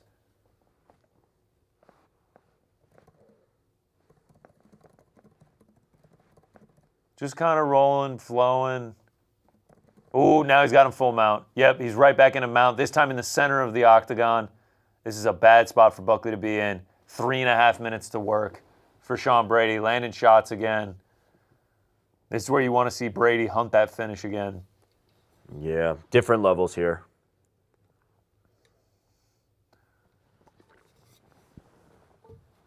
Yeah.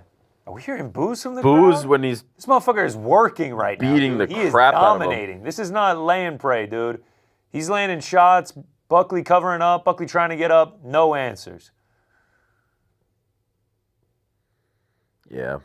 This is a real flaw in Buckley's game. Like Buckley's just shaking the legs, and he's able to get up. Wow. Yeah, he's about to. Oh man, he is throwing everything. He's throwing in the kitchen sink now. I don't know how he got up there. That was incredible. Brady gets him back down to the mat though, and he was he got up by bucking with pure athleticism, but you can't do that you need the technique, and he just doesn't have it.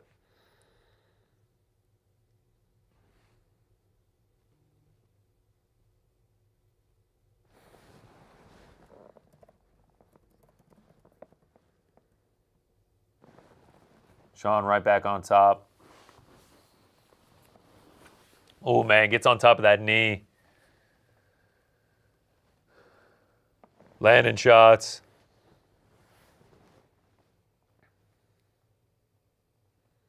Just putting on damage, man. Just another dominant round so far for Sean Brady.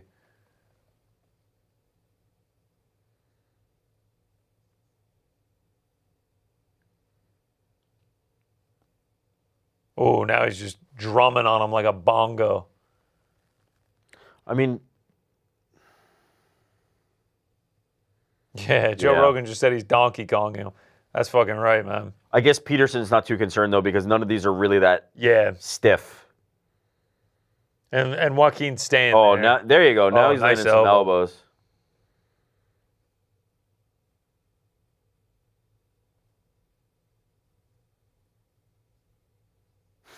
Man.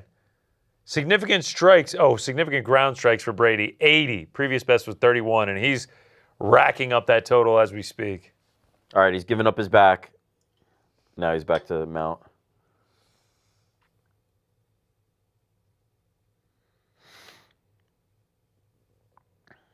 Man. Buckley is just another nice elbow for Sean Brady. Sitting duck down here.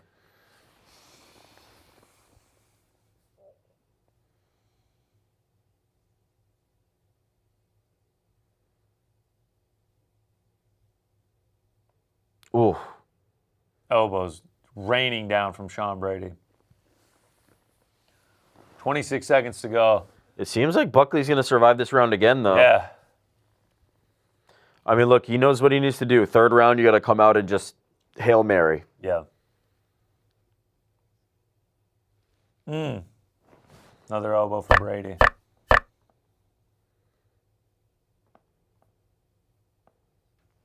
Yeah, Joaquin Buckley survives round 3. I'm actually going to go 10-8 for this round. 10-9. 10-9, Brady.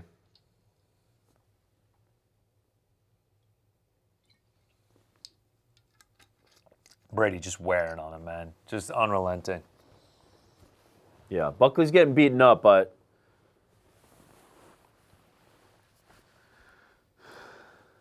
Coach hyping him up, saying he still believes in him. He doesn't want him to throw anything with his legs so that he doesn't get taken down. Some people in the chat saying 10-8. Some people saying 10-9. Ooh, 150 total strikes to 12. Control time is like 8 or 9 minutes. Yeah, Buckley's still in it. If we see a rinse and repeat of the same one, it's going to start showing the issue Buckley has with the wrestling. Oh, no doubt. This is now 2 losses where it was very obvious that the path to victory is take him down and keep him there. Yeah. All right, here we go. Round 3. So based on this, this fight's not over, obviously. But that line movement. Yeah. I didn't even thought about that. Means nothing. Maybe it's just something you just don't look into. As I said, you might have been somebody who looked at that and went, I just got the gift of my life on Sean Brady. Yeah. Here we go. Round 3. Oh. Immediately in on a single leg. Okay. Tries to get the trip, doesn't get it. Buckley is throwing. But he just, once it's in here, once he's around these legs, it is. Well, Yeah, immediately gets him to the mat.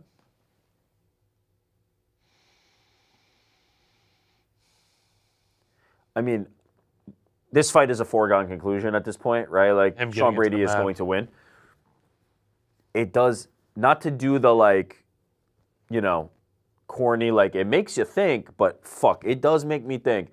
Michael Morales Is good as fuck. is great, is good as fuck, but also anti-wrestling, right? Like, a guy that big who can stand that far away, who can sprawl the way he sprawls. I would love to see him versus Islam fucking Makhachev. You may get that opportunity at the end of the year. I would love to see Michael Morales do that. We shall see. A guy as good as Sean Brady who couldn't even come close to grabbing his legs. He made Sean Brady look like an amateur. Yeah. Well, he's standing 8 feet away from him, punching him in the head. I know the Michael Morales in that fight was Just ass out. Except this is It's a knockout. death. Yeah, it's a it's knockout death. punch. Shut up, Michael Brady Morales. just flowing on the ground, man. Trying to get in full mount. I think he might have it again. Yep. This is a very bad stylistic He's got him mounted. matchup for Buckley. Yeah, Buckley just can't deal with these wrestlers. We saw it in the Kamaru Usman matchup, and now we're He seeing has it again the with, he has the ability. Like, the sprawl is there, it's explosive, but on the second, the third, the chain wrestling, like it just doesn't hold up. And then worse than that, like, that's fine. You can get taken down. He doesn't have the answers here. He doesn't have the answers for how to get up. He doesn't have the answers for how to regain position. You get one takedown and you can keep him. That's a big problem.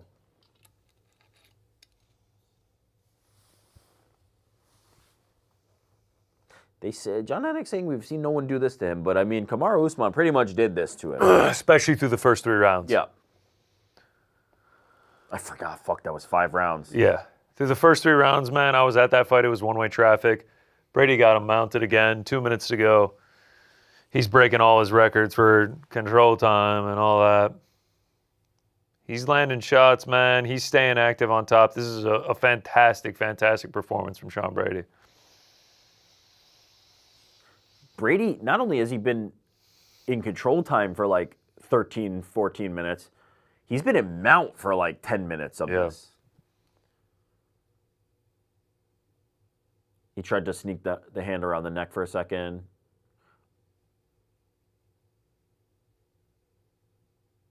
Oh, back to mount. Back to full mount. Oh, landing big shots. Oh, man, he's landing some nice shots now, Sean Brady is. Just riding them. Yeah, man, Joe Rogan pointing it out, to take an athlete down like Joaquin Buckley, the size and strength that he has, and just dominate him. Yeah. If you have wrestling deficiencies, Sean Brady is going to make you pay. Yeah. Well, it speaks to how strong Sean Brady is, right? Like, we're talking about the athleticism of Buckley. Animal. In terms of, you know, to take an athlete of that level down. Sean Brady is a savage, like a freak. Man, nice elbows from Sean Brady here. Thumping him, dude.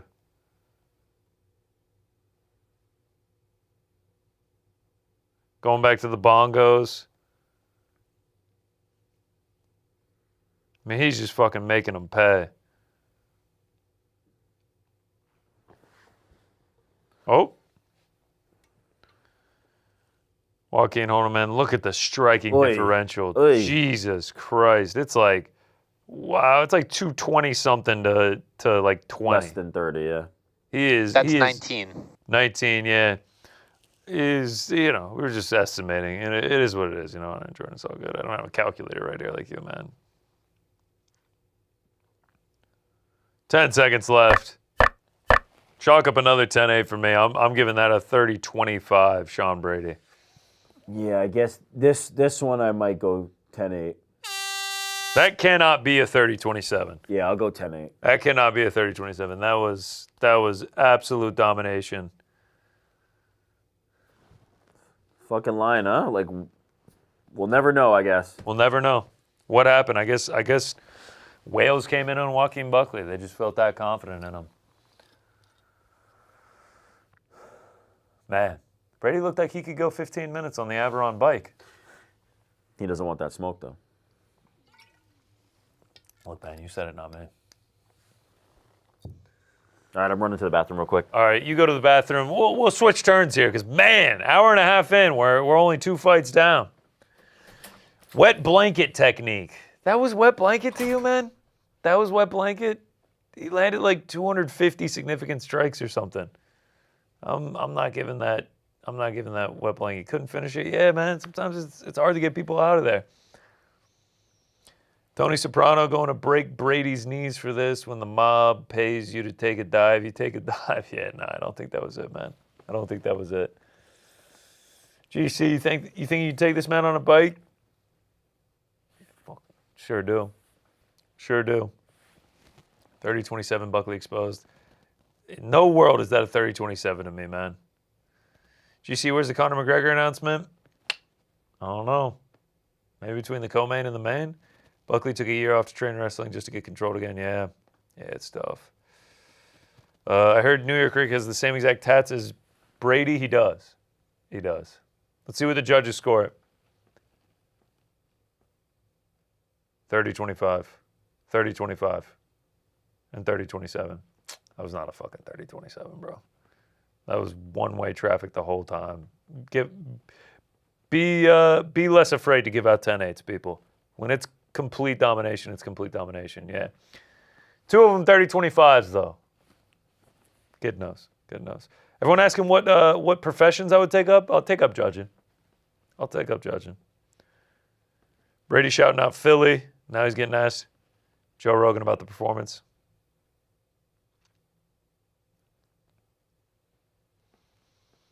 Says he wasn't mentally in the Michael Morales fight. Said he locked the fuck in for this one. Said no one's ever dominated Buckley that way. No one can hold him down. Usman, you know, not as egregious as this one. Shouts out Philly.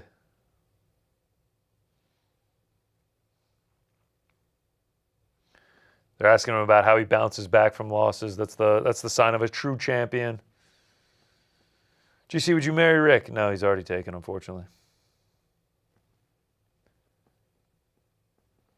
Brady says, if you ain't riding with me, fuck you. Social media ain't real. Don't worry, we're riding with you. Just not on the bike, bro. You're scared. GC, would you marry the ref who looks like you and then adopt babies that also look like you? Yes.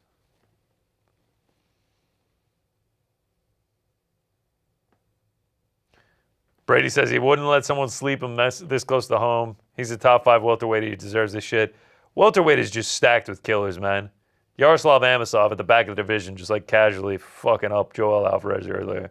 Impressive ass shit, man.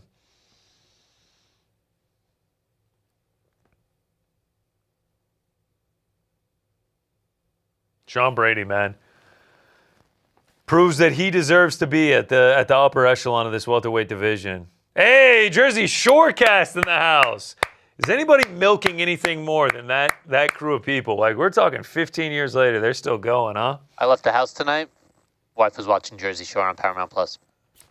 Shout out to them, man. I mean, they were iconic when I was in fucking middle school, and now I'm bald and 32. Still getting that love. Paulo Costa in the house. Cat Merrick, Mauricio Huffy, Diego Lopez, DDP in the house right behind him. Hey, Charles DuBronx Oliveira. What is this? White House? Sunday, June 14th. Bike or run, GC? Bike.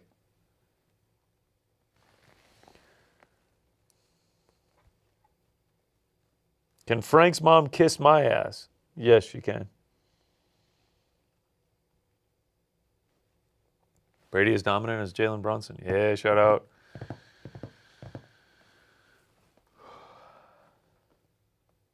Getting a White House promo right now. Here we go. Rick's back. Didn't miss much, brother. 30-25s, though. GC got any grapes?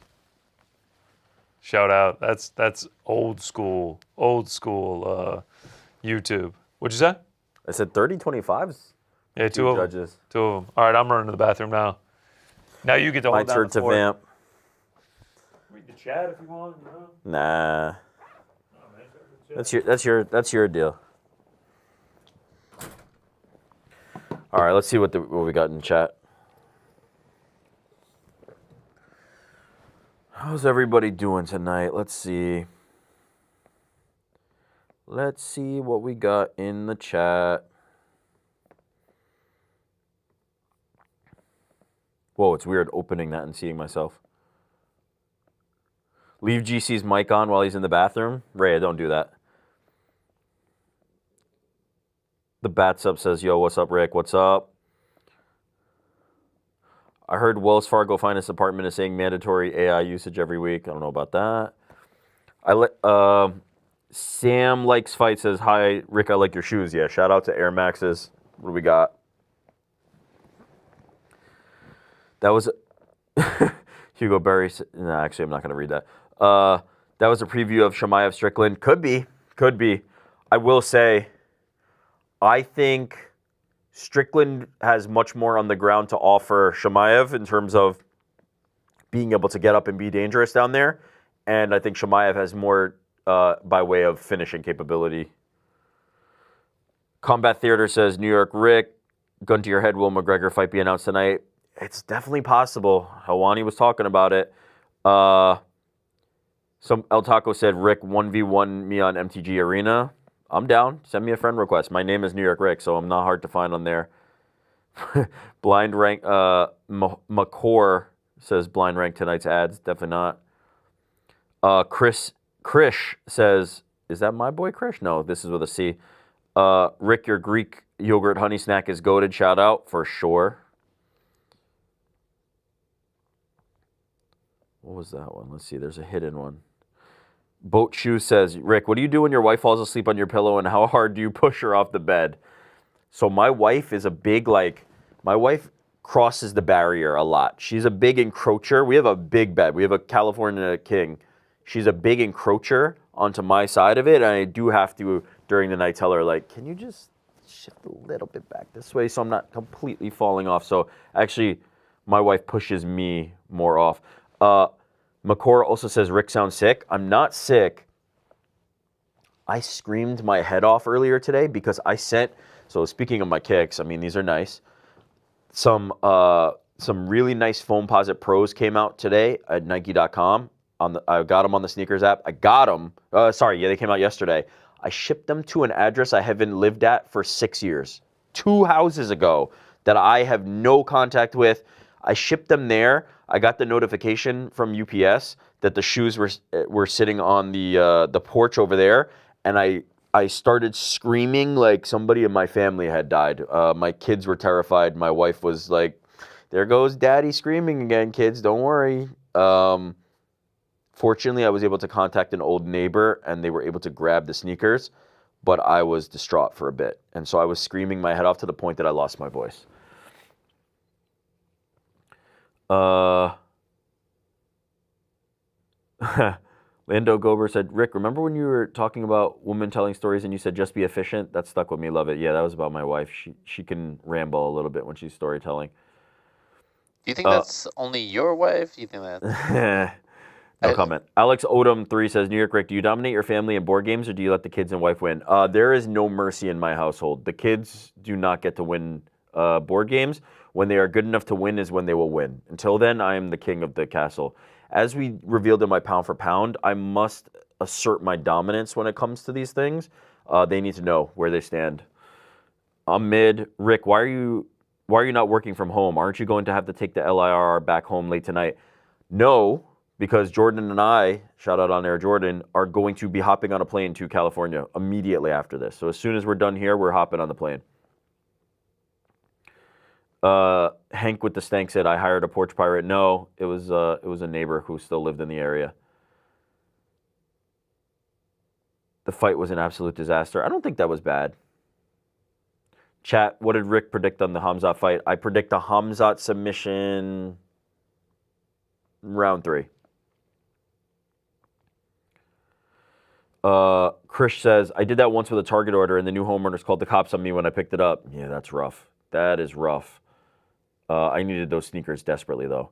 That shit ain't cheap anymore. God, I remember when I was a kid, the Air Maxes, or like the Penny Hardaways, when they came out, they were like $100, and I was like, oh my God, $100. Oh my God, I'm asking my parents for $100 to buy sneakers. Now they're $250.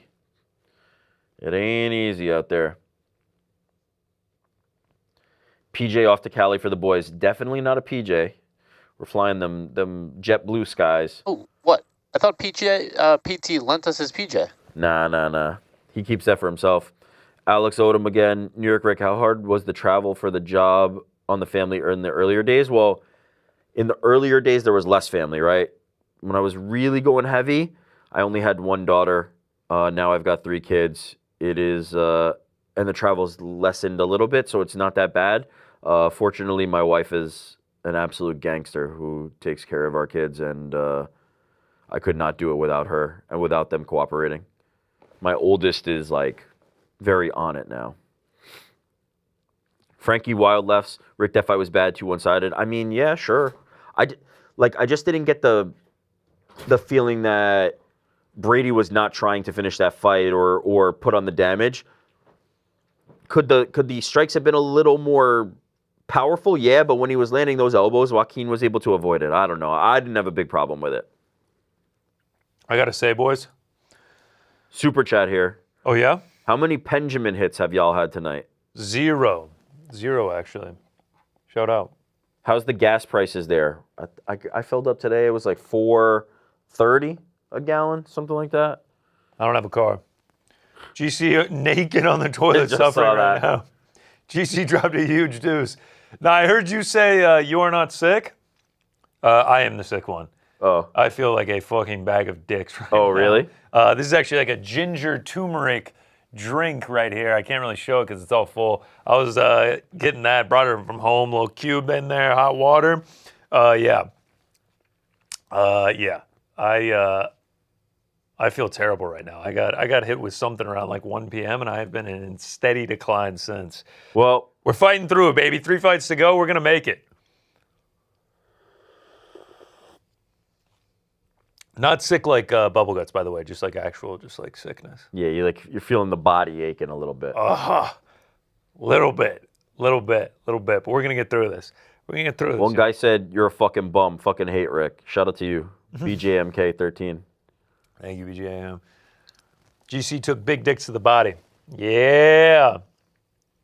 All right, here we go. Salsa Boy versus Alexander Volkov. GC, what was your prediction for the main event? We were opposite on this one, too. Oh, yeah. Hey, Salsa Boy, let's go grab the jersey? Yeah, let's grab the jersey.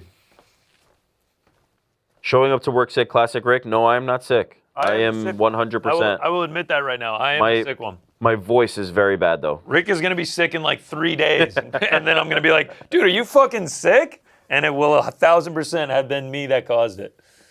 So shout out. We're bringing it to LA, baby.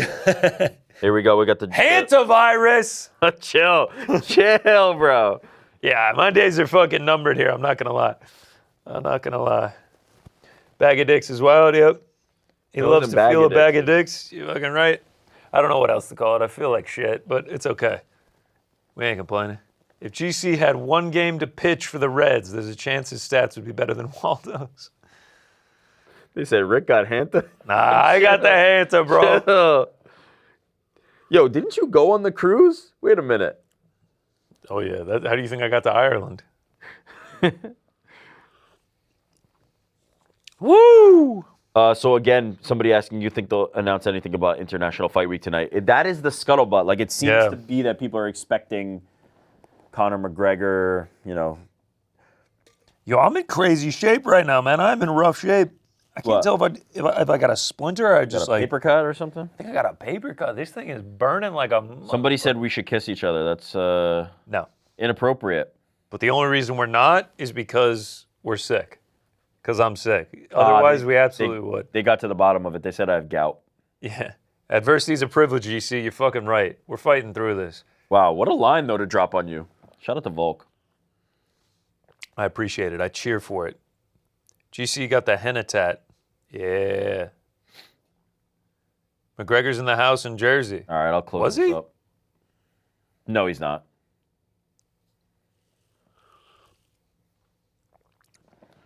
Is it just me or does Volkov look like a giant Paddy Pimblett? Yeah. It looks like That has been the Pokemon. He looks like the Pokemon evolved form of him. Faber was the first one, the level 1 evolution. Yeah. I'll take you both back to back. Magic versus Rick and Yu-Gi-Oh versus GC. Nah. Back in my heyday, I would have fucked you up. I'm gonna smoke you now. I will smoke you. I will send $20 super chat if you kiss. All right, this is getting a little weird. Jesus Christ. Loser kiss is the winner? All right. 200? 2,000?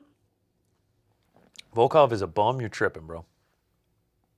Nah, disrespect. Vladdy the baddie. That's not bad. That is not bad at all. That is not bad. Vladdy the baddie. Can we get a quick Buckley Brady recap for those of us that missed it? Yeah. Come on, takedown, control, elbows, 15 minutes, 30-25. 300 strikes to like 30-25 12. Brady. All right. Best play chess? I do. We need to start bringing in a chessboard to play in the downtime. Jordan also. Yeah.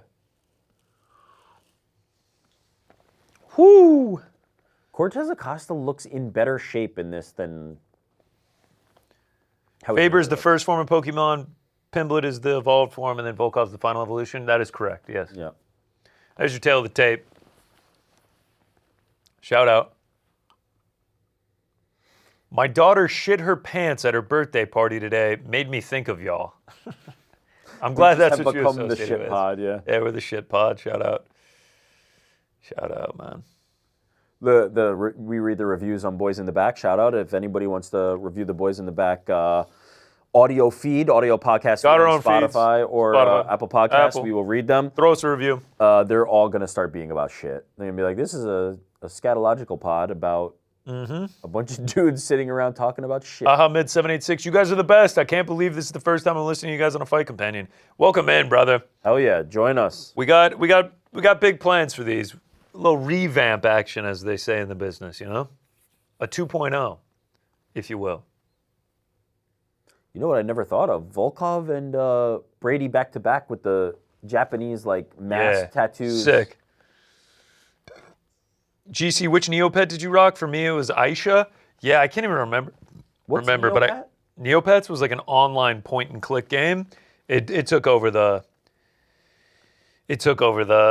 middle school and elementary school eras. Loved getting the paintbrushes and all that. Shout out, dude. GC, good news with my Brady profits. I was successfully able to start the mysterious mom ass coin. Buy in now. Yeah, hold on. Let me pull up my Coinbase real quick. Ass coin. Michael Bush on the Cubs is GC's doppelganger, or is it choppelganger? That's a handsome bloke. I'm all right with this one. Lately, it's been like, yo, GC, you look exactly like this guy. And it's one of the ugliest dudes I was just about to ask, seen. has anybody ever been like, yo, you look exactly like this guy, and it's ever been somebody more handsome than you? It's never that. This guy's not a bad-looking bloke. Okay. Here we go. That's the first round time one underway. GC, do you remember Digimon? Fuck yeah. Cool Math Games. Even I remember Digimon. Shout out. There's some early 90s babies in there right now. Shout out to Digimon. Shout out to Cool Math Games. Waldo Cortez Acasta underway.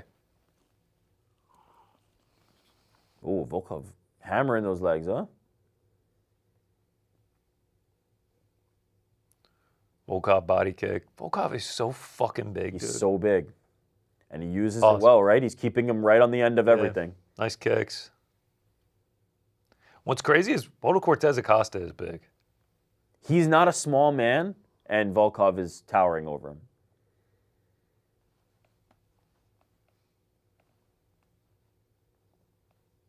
He's just staying out of range right now through the first minute. I mean, if that's the game plan, it will go well, but he has to be able to do that. Oh, this is your Parlay Pal pick, man. We can put it all on Frankie if Volkov wins here.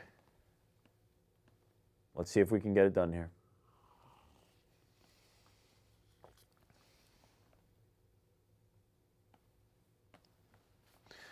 Joe Rogan letting us know Takanori Gomi was also a baseball player, like Waldo Cortez Acasta was for the Reds. I mean, Takanori Gomi did have a powerful punch. Are we ripping the salsa if he wins? Wait, we have salsa? No, the salsa dance. Oh, no, Yeah, I'm not. You're welcome to. Do you know how? Nah, I need to take classes, bro. I have a friend who's a semi-pro salsa dancer. That's sick. How do you become Shout out to my boy Garrick. You do enough amateur like learning to then teach and like do it and get paid to show up at engagements. Hell yeah. Not a ton of action here so far through the first 2 minutes.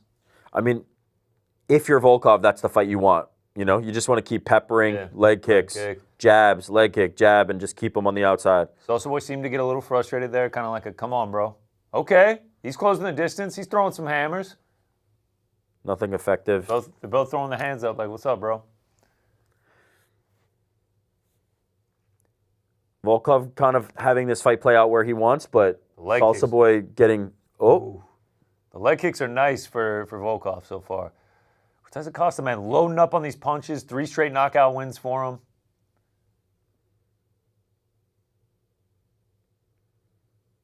If Volkov's activity level slows down, that's when Salsa Boy can really turn it up. He needs to keep spamming those kicks if he wants to keep him at range. Body kick for Cortez Acasta. Waldo Chance raining down at the Rock right now. Waldo's just chasing him around the cage. Ooh, nice body jab.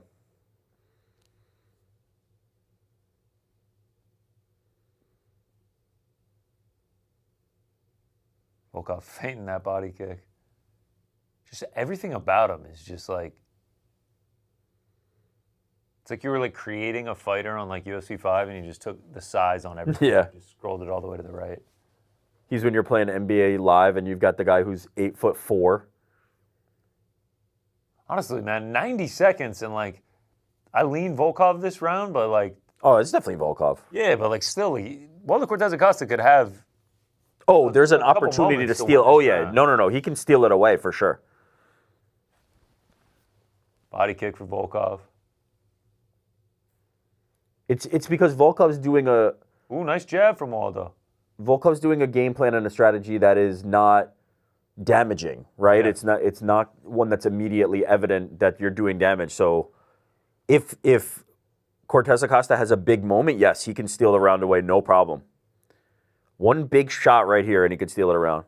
Oh, shit. I fucking looked away for a half second. There was a nice combo there. Volkov was back in the pocket with him, too, though. Good exchange for both. Great leg kicks.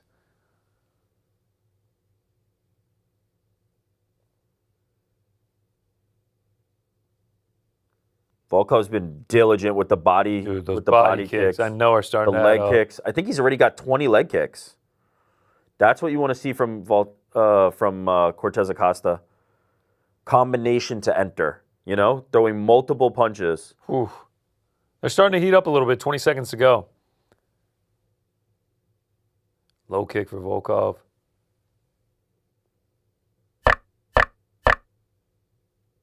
Yep.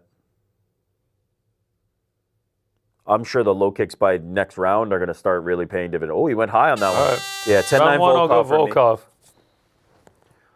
That is how that fight is going to play out. The key is, I mean, there were some moments there that Cortez Acasta got pretty close. I was going to say he had a couple moments, man, but overall, just throughout it, I'm going to go with Volkov. I'm seeing a Waldo 10-9 in the chat. I don't think it's egregious. It's not crazy, but I think the accumulation of damage throughout the round was on Volkov. We did get a $10 super chat from Instructional Operations. Really appreciate you, brother. He says, GC, bro, you looked badass in the green hoodie you had on, man. You were like, I kind of look like Green Arrow, huh? Lol, bro, I always wanted to see you in that green GC hoodie, man. It's good hearing y'all. Oh, so that's what the reference was in. What green hoodie? Oh. Was it the Holloway one? And I had the hood up like 2 months ago? Yeah, it must be. Fuck, I'm not going to lie, man. I can't. He's gassing you up. He's gassing me up. Appreciate you, Instructional Operations. But, yeah, fuck, I can't remember. Here we go. Round 2 underway. We got a 10-9 Volkov. Couple of 10-9 Waldo Cortez and Acasta in the chat.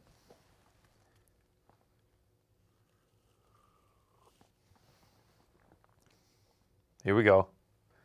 Salsa Boy coming out on the gas. His own kicks. Volkov should go to the jab more. Yeah, he seems to be increasing that not just the kicks. Volkov's starting to wear a little bit of damage here as well. Oh, shot for a takedown. Oh, elbow barely misses for Waldo. Good start to the round for Waldo so far.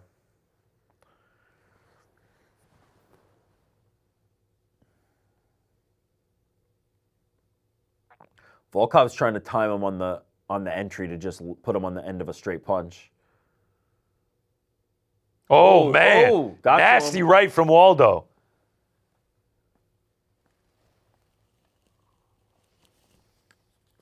Waldo Cortez Acasta starting to put it together here a little bit. Yeah, good start to the round for Waldo. Inside low kick for Volkov. Volkov's still kind of doing the same thing, just keeping him at bay. Leg kicks, body kicks.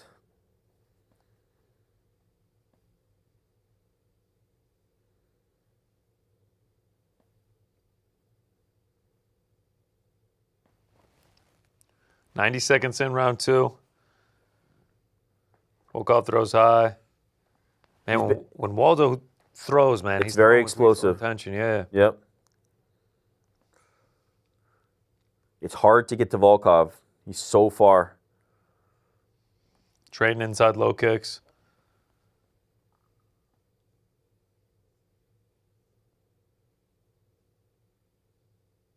Inside low kick for Waldo. Whew. Head kick barely misses. Nice combo for Volkov. Volkov has been putting in the work with the leg kicks, the body kicks. Every once in a while, he's going up high, seeing just if he can test it. Feints that body kick.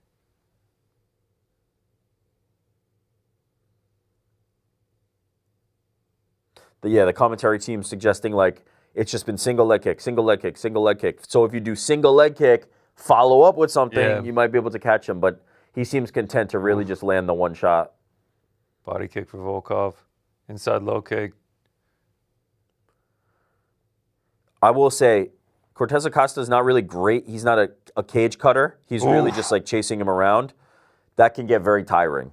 Nice jab. Although pointing to the center of the octagon, screaming at Volkov. Volkov just not buying into it. Yeah, I don't like this from Cortez Acasta. It's very clear frustration. Yeah. Ooh, both the guys land. Oh, big left hand from Volkov. Now it looks like Salsa Boy's trying to fake him into chasing after him. Oh. Wow, back against the fence. Volkov actually tried to... Yeah, both guys land there. Jab misses for both dudes. There it is. Not a great visual for Cortez Acasta. I don't love that, right? Yeah. Because you're doing this screaming, yelling, getting hit, and then wobbled and you're faking it. Doesn't look good. Despite the fact that I don't think he's significantly hurt or anything. Body kick for Volkov. Rogan pointing out he was too casual when he hurt Salsa Boy. I don't think he was that hurt. I think Salsa Boy was playing it up. Yeah, but that's not good for the judges to see, which is why I don't like it.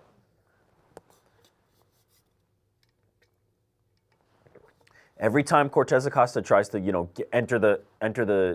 close the distance and enter that in between space, he's just so far away, Oh, there's that head kick. Goes high. See, even this, he's doing This is kind of like the textbook Cortez Waldo, where it's an incredibly close fight, but he's kind of doing the showboating. It's a very close round. I've got this for Volkov again. So far. Salsa Boy really started well. Started the round great.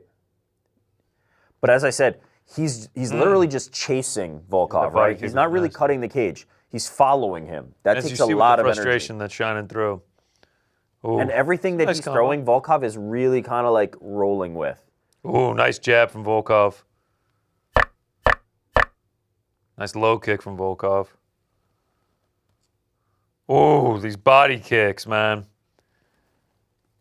Yeah, close round, but I'm going to go 10-9 Volkov. I got 10-9 Volkov again. Look, Cortez Acasta knows what he needs to do, right? And he's had success when he tries to do it. Third round, I'd like to see him just try more of that, right? Yeah. Just close the distance. Look, if he gets caught, he gets caught, but he needs to be able... Now, granted, this is me saying that with the idea that he's down 2 rounds. He may not be. These Yeah. are close rounds. He may be up 2 rounds. It may be split. It's actually... But he needs to press on the gas. Let's check the live odds here. He has a good gas tank. I know he's not going to gas out, so he needs to press on it. As I said, though, he's been walking, following Volkov around the cage the whole time, and that does take quite a bit of energy while getting his legs peppered, while getting his body peppered. Right now, Volkov minus 298. Yeah, makes sense. Makes right? sense. Like it could be not I'm close. pretty confident in it, but it's not predetermined. You know, it's not all but a foregone conclusion. Someone in the chat saying it's definitely going to be a split. Yeah, it might be. Could be. Totally. Might be. The Volkov game plan is not one that makes definitive wins, right? Because you're just doing enough. His last 2 fights have been splits. Here we go. Enough. Round 3. Well, we have 2018, could be 1919, could be 2018 the other way. 100%. Close rounds. 100%. Don't blame me scoring either way.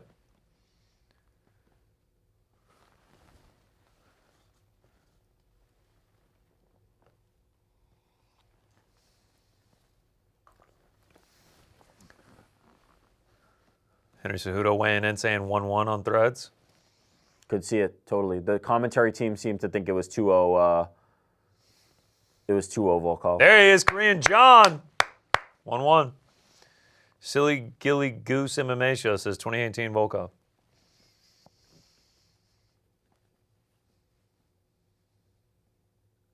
Volkov throwing kicks. The range is always going to be the problem, right? And that's always the problem against somebody like Volkov, which is why when Jailton Almeida took him down, that was the right game plan. But he didn't have anything to do while he was down there. Couple nice shots for Waldo Cortez. I don't know what happened here. Eye poke? Eye poke, yeah. Well, Volkov saying it, the referee didn't even step in first. The ref just stepped in because They both stopped fighting, yeah. Volkov says he's good. Says he's ready to go. He's flexing the Spanish, Beltran.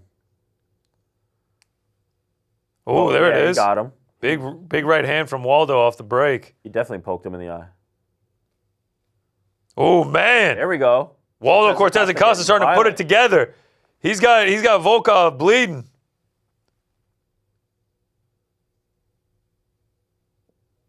Body kick from Volkov. Low kick. Salsa Boy blinking out a heavy jab from Volkov. A big jab busted his eye open, huh? Yeah. I didn't quite catch that shot. It looked like Cortez Acasta was on the offensive there for a bit. Low kick from Volkov. He starts the rounds coming out like hot, Yeah. and then it kind of slows down. I mean, naturally, like he's getting his legs kicked, he's getting his body kicked, he's following him around. Ooh, man, huge body kick from Volkov into a right hand from Waldo Cortez. Oh, that was a nice one. Nice jab from Salsa Boy. When Volkov looks Cortez like he's having Acasta trouble just lets seeing. it go, he's having such success. Ooh. Nice combos from Salsa Boy. Half a round to go here, man. Waldo Cortez Acasta looking good here in round number 3. Nice uppercut from Salsa Boy. Dangerous. Man, Waldo Cortez Acasta eating these body shots, dude. Yeah. Handling it very well. And the legs. With that many leg kicks. With that many leg kicks to be still chasing him around like that is impressive. So far, I've got Waldo Cortez Acasta ahead in this round. So Sure. They're this is clinching gonna be, up now. This is going to be dicey on the scorecard. Oh, yeah, for sure. Salsa Boy nailed the break. Minute 50 to go. Yeah, DC pointing out Volkov taking some... He's not throwing out nearly the volume he was before. blanking. He's just kind of circling. There's Another the body body kick kick. again.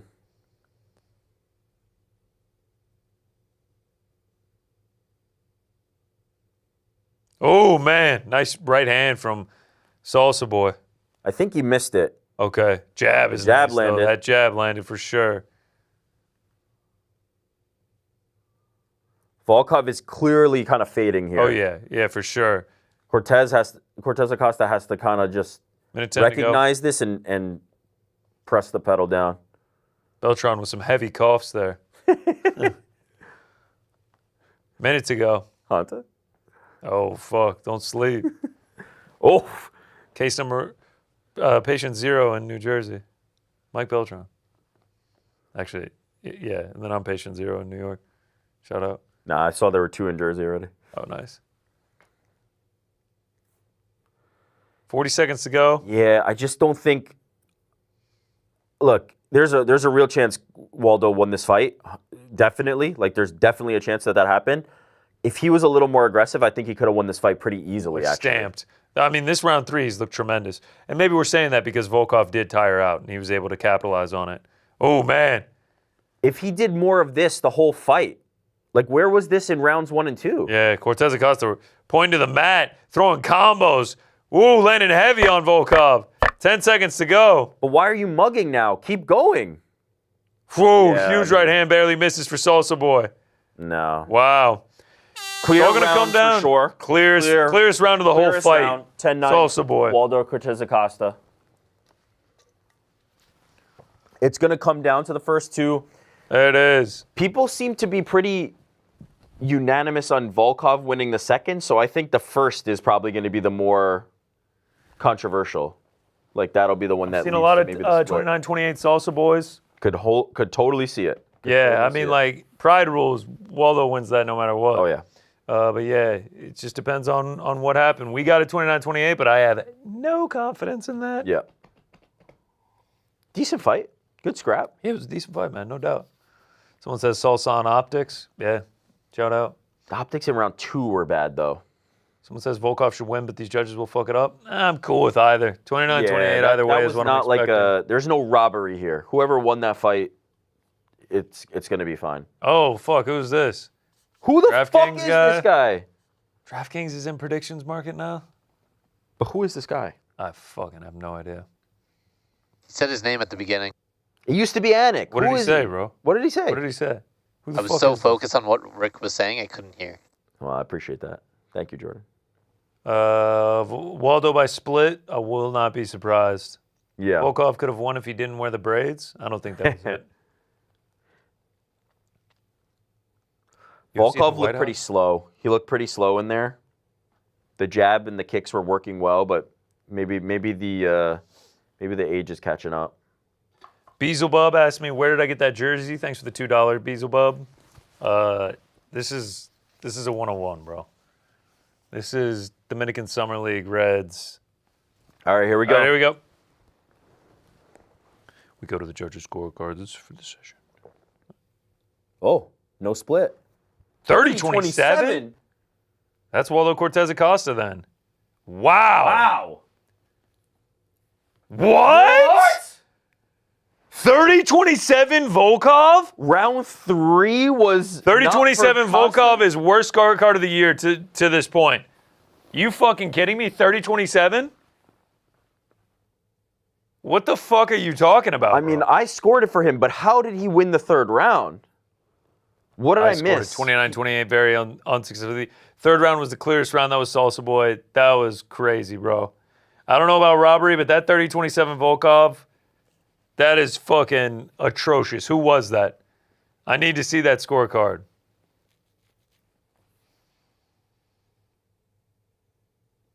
Volkov? Saying in Russia it's a very important holiday. Oh, God. Oh, Russian World War II victory. He's getting booed like a motherfucker.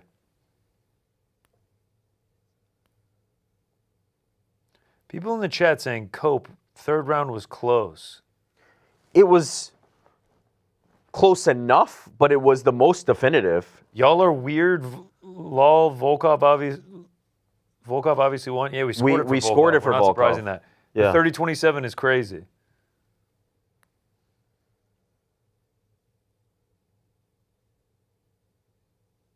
I mean, 30-27 in round 3 for Volkov's crazy, man.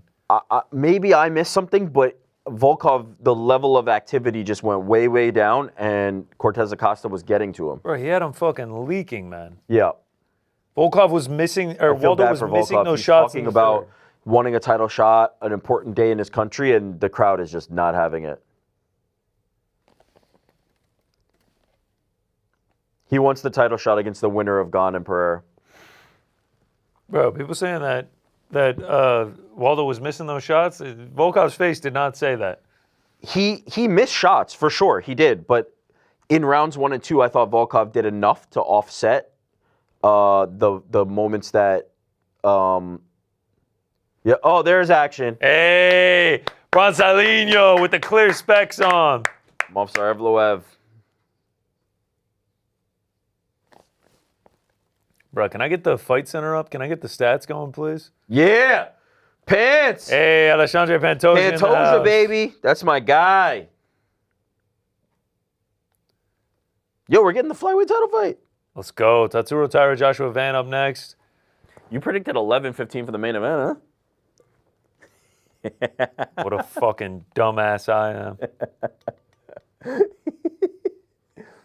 29, 29, 28, 30, 27. Are we crazy? I don't know. I don't feel crazy. Nah, bro. I felt like that was... I don't think we're crazy, man. I felt like that was clear. I'm just not so sure about that. Oh. Let's see him. Let's see him. Who was it? John Billick. Henry Krywick. And Dave Torelli. Okay, so... Fuck, dude. Dave Torelli gave the third to Volkov, too. Are we tripping? Yeah, maybe. I guess we're tripping. Nah, fuck that. We weren't tripping, bro. The only unanimous round was round 2 to Volkov. Yeah. The other ones the judges were split on. Yeah, I mean, look, I scored it for Volkov. I'm totally fine with Volkov winning. I thought the third was for Cortez Acasta, but that's fine. Do we need to go back and watch that round, that third round? Yeah, well, let's rewind the live broadcast. Your ducks in a row.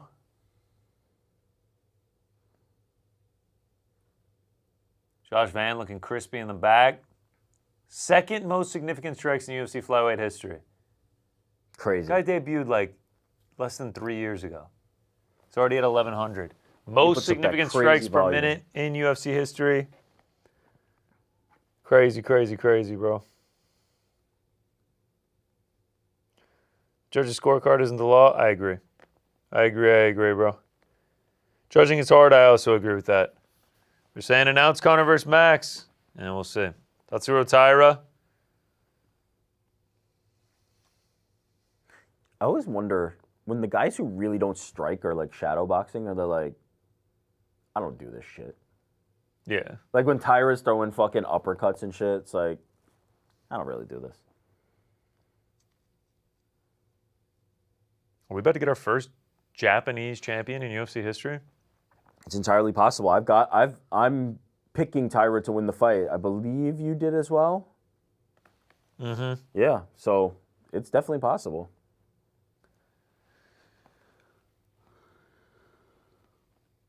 These next two are going to be Brady versus Buckley all over again? Nah.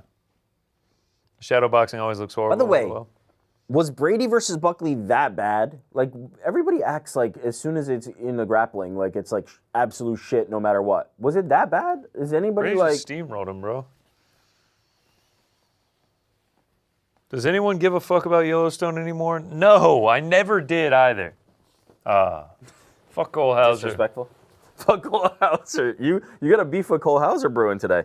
Jordan, were you a Yellowstone guy when you were at Paramount? Are you still a Yellowstone guy? Fill us in. No Jordan. Jordan's pissing right now. Jordan's gone. Nah, I've never been either. You never been a Yellowstone guy? Not once. You're very low right now. How much you guys get paid? I need your job.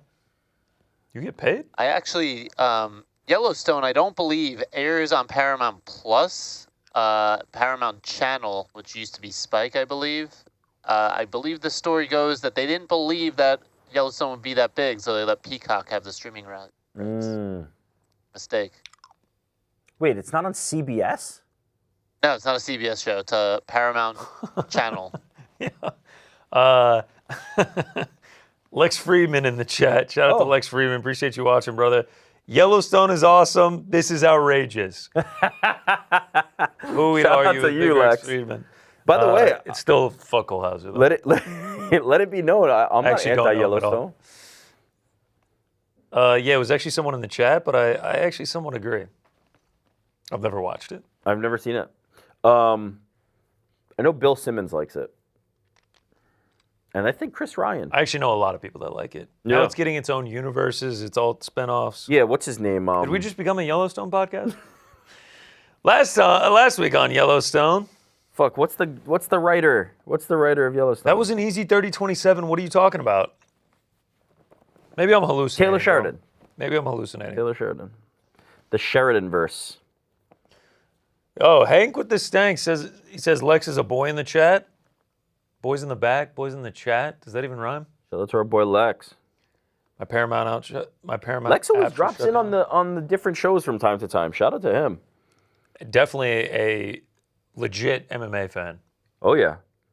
There's a picture of him a few years ago with Elon, GSP,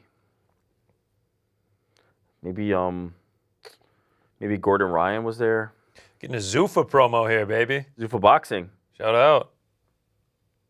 Man, did David Benavidez really just like put the smackdown on Zuffa this week or what? I know, but now we're seeing rumors of Shakur Stevenson. I'm seeing that. Is that possible? And then, I mean, there's even whispers of Devin Haney? Are they just about to go on a run of just... They might. Someone said Oliver Twist's going to get a knockout. Yo, so last Oliver night... Twist did get a knockout. Oliver Twist actually did get a knockout. Last night at the show, at the live show we did at City Winery, shout out if you haven't watched it, it's on Ariel's Twitter. Dustin Poirier, Wonderboy Thompson, Kyle Dawkins, Joe Pfeiffer. Much fun was had in the 90 minutes that we were there. A fan came up to me right before the show and gave me a hard copy of Oliver Twist. So, Wow! yeah, I need to read that. You got Oliver Twist. Yeah. I gotta say, it was a little bit shocking that nobody knew that was a Dickens novel in the control room. I walked back into the green room where it was Wonderboy Thompson, Dustin Poirier, and Helwani, and I was just like, yo, we just got Oliver Twist. And everyone was like, obviously Ariel was like, oh shit, but everyone was like, what the fuck are you talking about? Why do you have a Charles Dickens novel here? Who gave you the weirdest look? I mean, Poirier and Wonderboy are so nice that they're just like, okay, cool. dude. Yeah. Just kidding. Poirier was like, get the fuck out of my face. Yeah. Whoever that was, shout out to you. And like I was running through the crowd. We were like, yesterday was a hectic day for the boys, to say the least. Everyone in the back as well. Jordan, Andy, Frank. Still can't believe we pulled that off. It was madness. But like I'm running around. We're about to, bring Helwani up on the stage, and then some guy's like, yo, wait, GC, here you go, man. Oliver Twist. Hard copy. Hard cover, I mean. Shout Amazing. out. GC ballin'? Always. Please, Mark. GC wristwear going crazy. If only you knew what I was wearing, man. If only you knew. Brands you've never heard of. Oh. Because Is they're it good or bad? Like, cheap is it like knockoffs. low-key, like sneaky good? Or is it like you haven't heard of it because it's knockoff? All I'll say, man. That's all I'll say. Someone asked me what you're wearing, I say, some piece of shit. Don't worry about what I got on. All right? If you got to ask, you can't afford it. Wow. You on that Ilia Taporia? I'm on things that look like what Ilia Taporia wears. I'm on Made by My Daughters and fucking Apple. Hey, I'm on that Jackson, though. Shout out. Oh, shout out to Jackson. They actually make quality shit. Shout out to Jackson, for real. That's an AP Swatch collab. Oh, there's an AP Swatch collab dropping. Yeah, shout out. Oh, I'll get on that. Oh, yeah, for sure. Someone said Tissot. I actually do have a Tissot, and I really like it. This is, I'm not going to lie, this is an Invicta. This is it's essentially a Rolex replica. I'm broke, y'all. What do you want me to say? Looks the exact same. It's ticking. Keeps time the same way. One day maybe we'll get that Rolex, but until then, it looks like a Rolex. Just don't get too close. Don't get too close. Yeah, I'm rocking a Rolex. That's how I give it to people. Yeah, it's a Rolex. Look at that. Nah. You start fooling it. Just don't get too close. But, I mean, shout out to Invicta. They do like legit exact replicas. You can even get like the Pepsi Cola one where it's like half red, half blue. Oh, that's fucking. I was in my barber the other day. Old man, steward of the game. He was been in the game for a long time. Which game are we talking about? The watch game, the haircut game, or both? Both. Okay. The elder statesman of the barbershop. Yeah. And he was wearing the, like, if you know it, like Rolex has a very famous watch that's like top half is red, bottom half is blue, and it like looks like the Pepsi logo. Yeah. And like they go for a lot of money. And he was wearing one, and I was like, where'd you get that watch at, man? He was like, Amazon. And then I looked closer. I was like, shout out to the Invicta, baby. Shout out to the Invicta.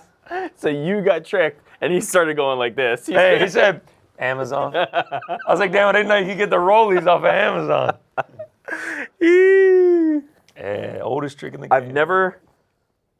I've always had a fascination with the watches. I like the watches. I watch the Diamond Exchange, like watch flipper dudes and all those, but I've never been an expensive watch guy. I love watches. Most expensive watch I have is a grand, which is nothing in the watch world. I've got a few Timexes. Timex is good. Someone said Tissot is good. Like Swiss-made watches are obviously great, but like to me, the most important thing is how it looks, man. Like I don't got the money to drop to have like the crazy clout ones. Someone says GC turns into Chael Sonnen and shoots a double leg if you actually see his watch. I can't let you get close. Yeah, that's facts. I just want to see your watch. That is one of the funnier comments I've ever read. GC, would you rather be a WWE superstar for $600K a year or a UFC fighter that earns guaranteed $150K per fight? Sheesh. Probably WWE superstar. Oh, that's not even like a debate. Yeah. Like, what if I can only fight once a year? 100% WWE. Is Tatsuro Taira making his way out? Yeah. Are we watching the first Japanese UFC champion making his way? Yo, someone says GC get a Grand Seiko. Yo, there's a Grand Seiko store here. It's like Seiko has levels. It's like oh yeah, I know the Grand Seiko, Seiko. Yeah. King Seiko, Grand Seiko. I go in the Grand Seiko store occasionally on my walk home, and I'm just browsing. They're like, what do you got on right now? Rolex. Rolly. Thinking about downsizing to a you all Grand right? Seiko. Where's your arm?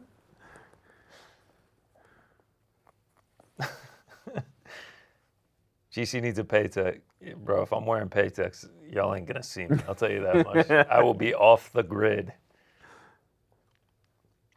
GC, what kind of running watch do you use? A $10 Amazon stopwatch. All right. Taira's coming out. I can't lie, dude. Is it the sound editing? Like, I think it's it the feels mics. fucking dead in there, bro. I think it's the mics. Jordan, do one more check-in with your guy and find out how I think our guy isn't it Josh? Is it Josh? He can't confirm or deny. I know him in the morning. That's right, Josh is there. I forgot about that. Look at Lex Freeman flexing on us in the chat. Most watches I've ever had were under $50, but Rogan gave me an Omega as a gift. Best gift I've ever gotten, more sentimental value, but still crazy expensive. Damn, shout out to Lex hanging with us tonight. Shout out to him. Appreciate you watching, brother. I actually, I was in Switzerland and I went into the Omega store and like it's security and like you need to make appointments and like everything like that. I went in and I was like, yeah, I'm just looking around.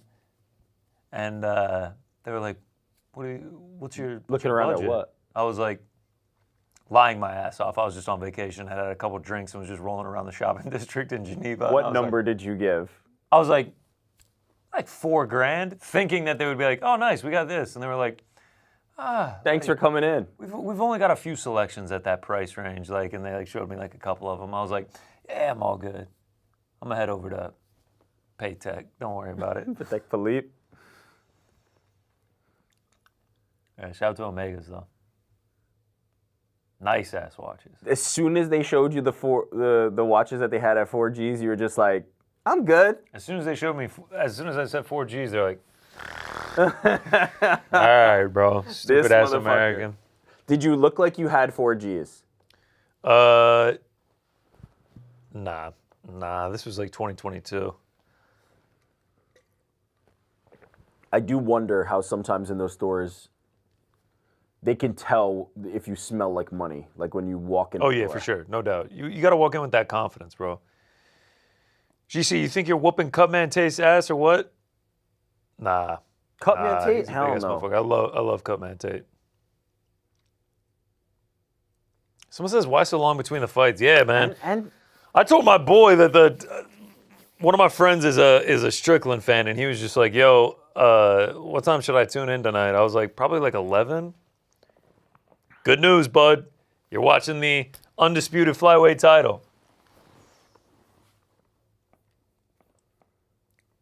Tatsuro, the best Taira, has made his way into the octagon. all right, Josh Van time. One of my What's favorite his fighters to last watch.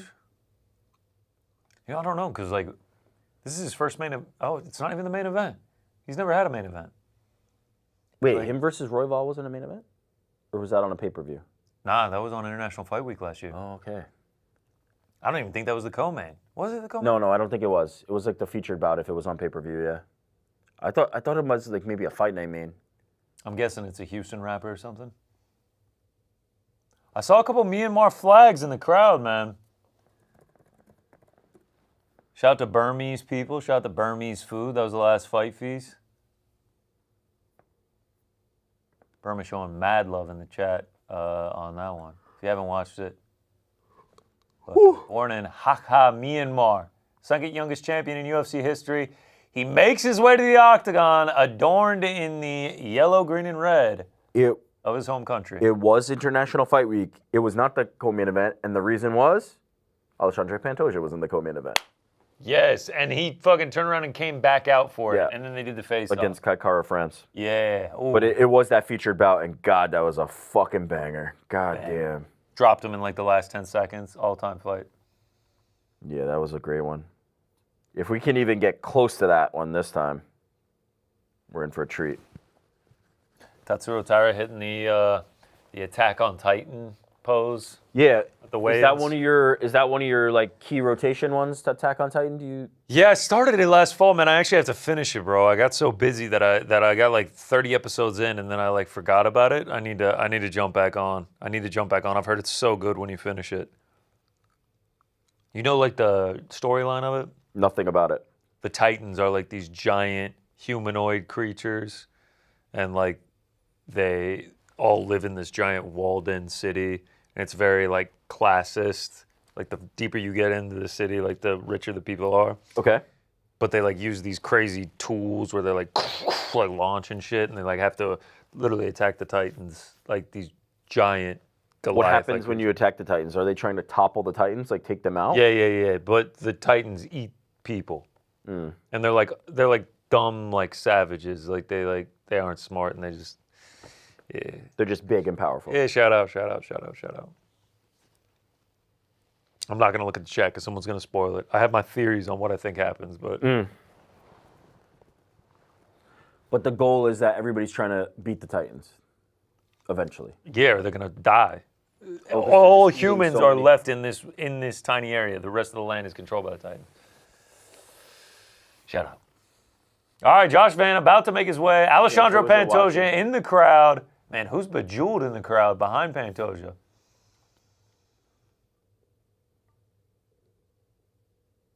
Yo, this is such a sick fight.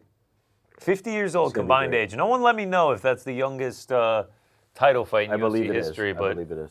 you think it is? Yeah. Yeah, it's got to be, right? Yep.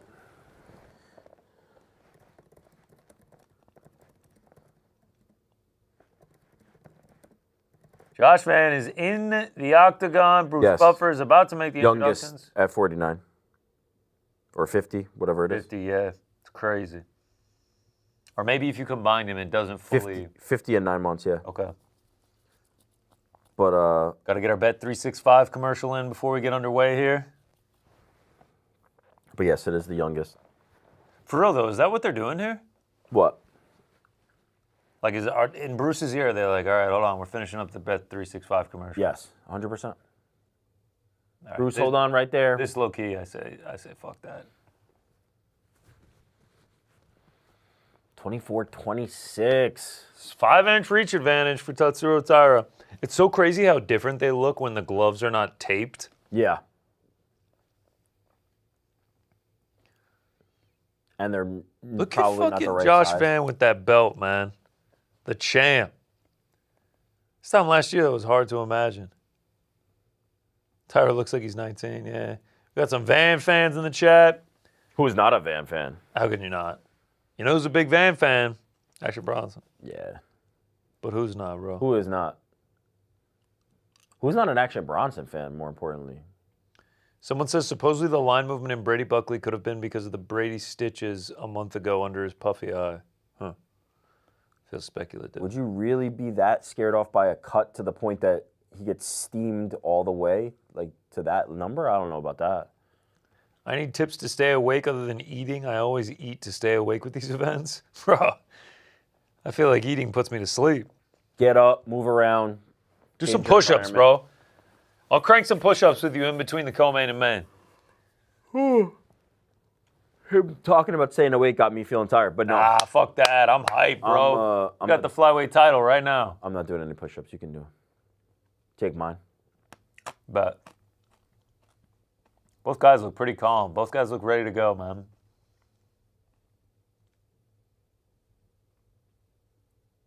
Reppin' Okinawa, minus 160 favorite. Closed as a favorite in all 10 of his UFC fights, 18-1. You know, it's always so crazy when these guys come in so early on in their careers. 10 UFC fights, he obviously lost one of those. So he came into the UFC 9-0. Yeah. And like, bro, he's doubled his professional fights in the UFC, and now we're finally getting him fighting for the title. There it is. Tag on Titan Bull. Shout out. I'm about to pick it back up just because of Tatsuro Taira. Man, I tried to make souffle pancakes for Japan. Didn't come out hot. They flattened out. They flattened out. Is that a sign? Will Tatsuro Taira flatten out Josh Van like he flattened out Brandon Moreno? Reppin' H-Town, reppin' Myanmar. The flyweight champion of the world, Joshua Van. The champ, closing as a dog, plus 135.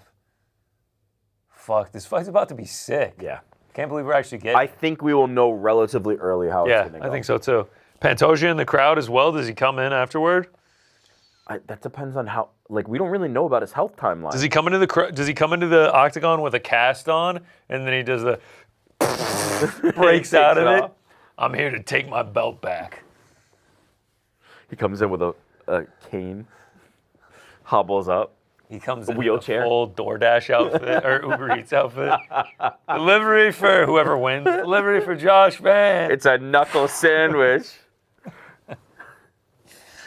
We could be writers for the WWE. All right. This is an actual very interesting. All right, let's go. This will be huge. Co-main 11:15 though. Co-main 11:20 is nasty work. I can't even lie. If this goes 25 minutes, like we're not getting main event till like past midnight. Yeah. Here we go.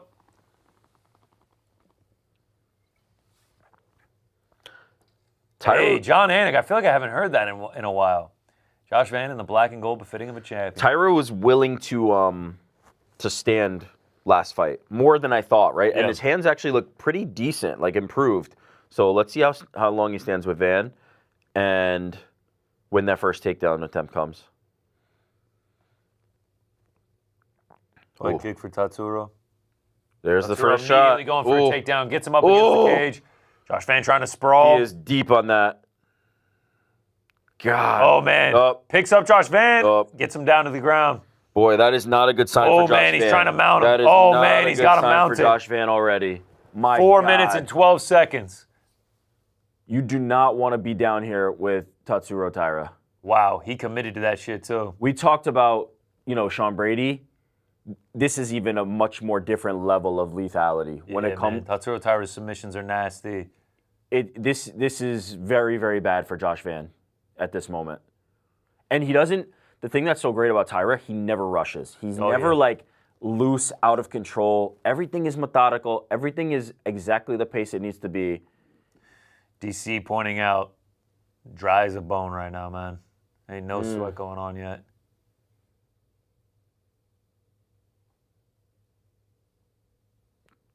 Josh trying Taira to starting to land some shots. Josh desperately trying to get out.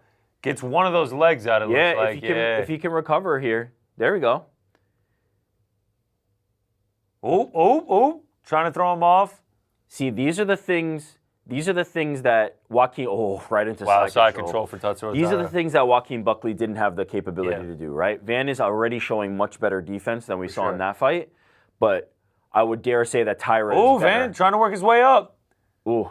Tatsuro Taira threatening with a choke. Oh my God. Steps he's over trying on to the leg. decide to go for the choke or get the back. He's just so skilled, man. He is just Gets him right back down to the ground. Jesus, Tatsuro Taira gets one takedown and Paulie Market pops up 81% Taira. I don't know about all that. The ease with which he got him down once he closed his grip. Oh! All right, steps back and throws a right. Nice jab for Taira.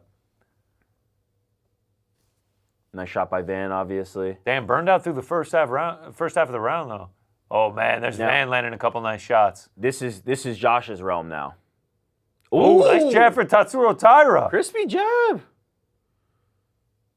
Size is pretty significant. Yeah, I love fucking flyweights, dude. Yeah. These two are. Worded that weird. Yo, I fucking. Taira's hand's not looking bad right now. Nah, not at all. Also, one of the things that benefits grapplers like Taira, they're so focused on the grappling. Ooh. Stiff jab from Van. Oh. Yeah, Tatsuro Taira says, let's go back to the ground, man. That was a nice jab. Taira needs to do some damage here. He's got those legs fine.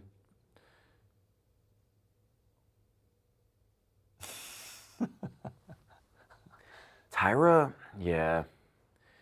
Taira's super fast, super athletic. When Already he got gets 3 in on that- takedowns.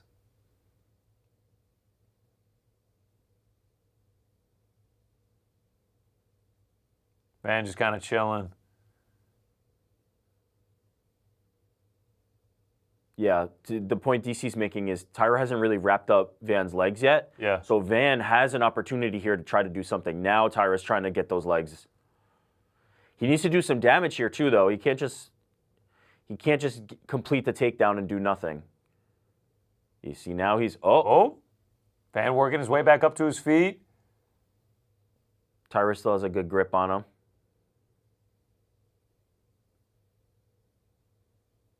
.45 seconds to go here, round 1. Knee by Taira. Got him pushed up against the fence. Ooh. Yeah, you heard that? Some, like shin kicks.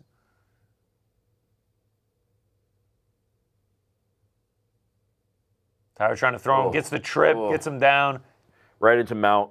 Right into mount. Josh pushes him off. Josh recovered it. Oh, no, he's back into mount. Oh, man. Gets to mount. Ooh. Taira peeling him back down. 20 seconds to survive for Van. He's so flowy. Man. He's so elbow. He's so willing to go to whatever position. There's some nice shots there from Taira. Oh, elbow by Taira. Taira off the break. Jab for Van. I'll go 10-9. 10-9 Taira. 10-9 Taira. Didn't inflict it. Taira was going to the wrong corner. Yeah, he's like, yeah, chill, bro. That's my corner. That's my corner. You go. Not a ton of damage for Taira, but just like definitely had the more control time and landed some good shots on the ground, some nice jabs as well. Josh has to make him work a little harder. Yeah. He has to make Taira work a little harder to get those takedowns. Yeah, they're pointing out in the chat, man. Van, he's getting up, man. He's defensively sound. He's not staying in these bad positions. There's a big difference between what we saw from Josh Van and what we saw from Joaquin Buckley, right? Every time Taira was in a dominant position, Van was able to work himself back to a less advantageous position for Taira. Buckley had no answers. So let's see. Let's see what he's able to do here. He has to make Taira work harder, though. That's the key. Oh, for sure. If it's that easy again, Taira could do this for 5 rounds, no problem.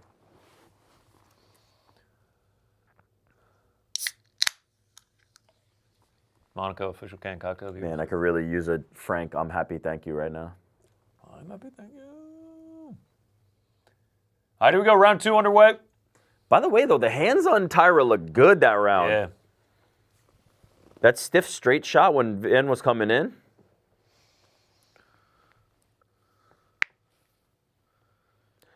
Josh almost seems gun shy, right? Because he has to be thinking about, feint the takedown.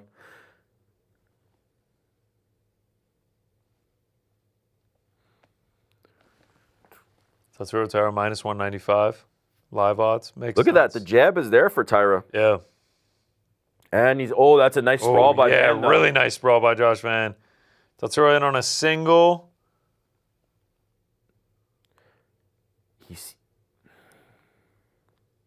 See if he can get him down again and start having some success there. I didn't give Taira enough credit for how explosive his takedowns were when I was thinking about this. Oh, man. Oh, nice knee from Taira. Oh, nice jab from Taira. Oh, nice combo from Van. Some good shots from Josh Van. Now he misses for Taira. Yo, these dudes are fucking sick. Oh, jab for Van. Oh, nice 1-2 for Van. Josh Van's getting loose now.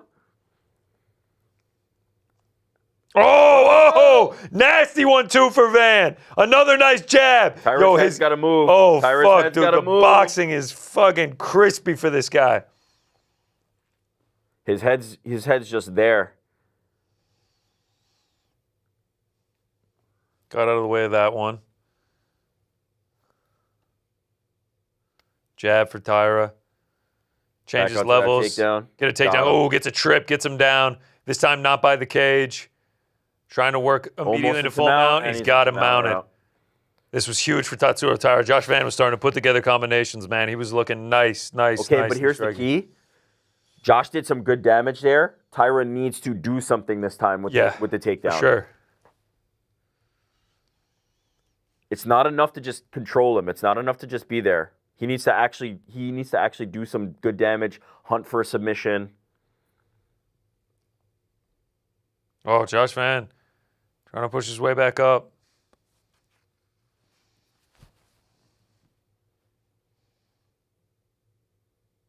Great defense from Van so far. Yeah, I mean, Tatsuro Taira's been able to do nothing with this. 2:15 to go, round 2.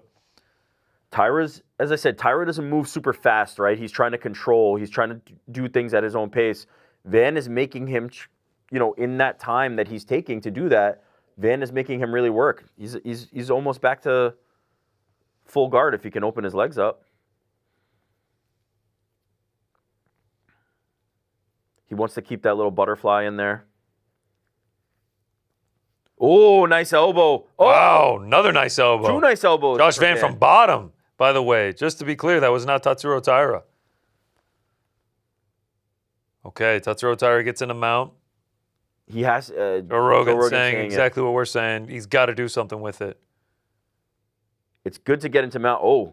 I mean, Josh Van will not remain there. No. He starts bucking and throwing him off as soon as he tries to posture up. There we go. Some elbow to the ribs for Josh Van.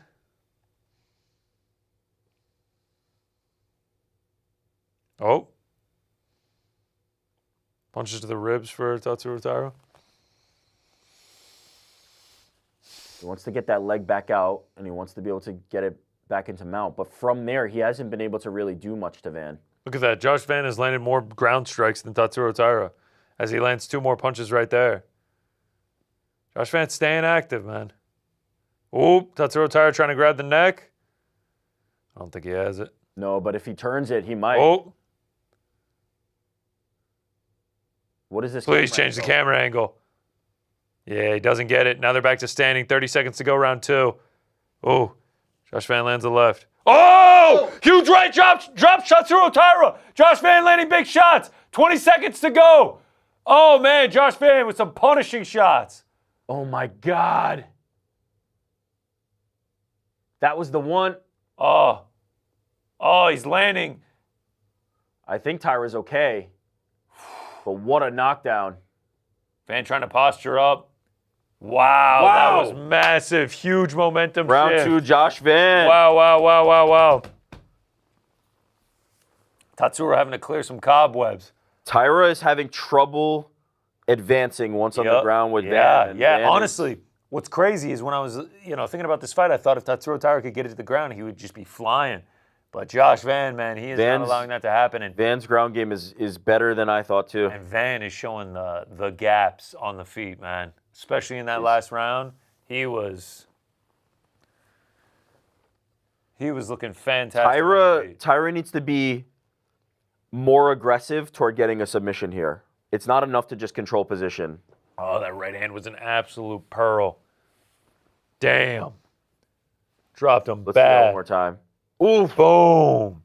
Fucking hell. Rocket. Josh Van minus 345 on the live line. The fact that Taira recovered from that. Yeah, how did Taira recover? What a shot by Van. What a shot. Yeah, a lot of people in the chat saying Tatsuro Taira's defense kind of non-existent, no head movement. Also, Josh Van is just nasty. Here we go. All right. Round 3 underway. Josh Van comes out on his bike, Confidence man. for Van's got to be. Jab. Oh. Taira immediately goes for a takedown, stuffed by Van, thrown off. Jab by Van. Taira throws a head kick. Beautiful jab by Van. Snapping Tatsuro Taira's head back. That jab is flowing right now. Jab for Tatsuro Taira.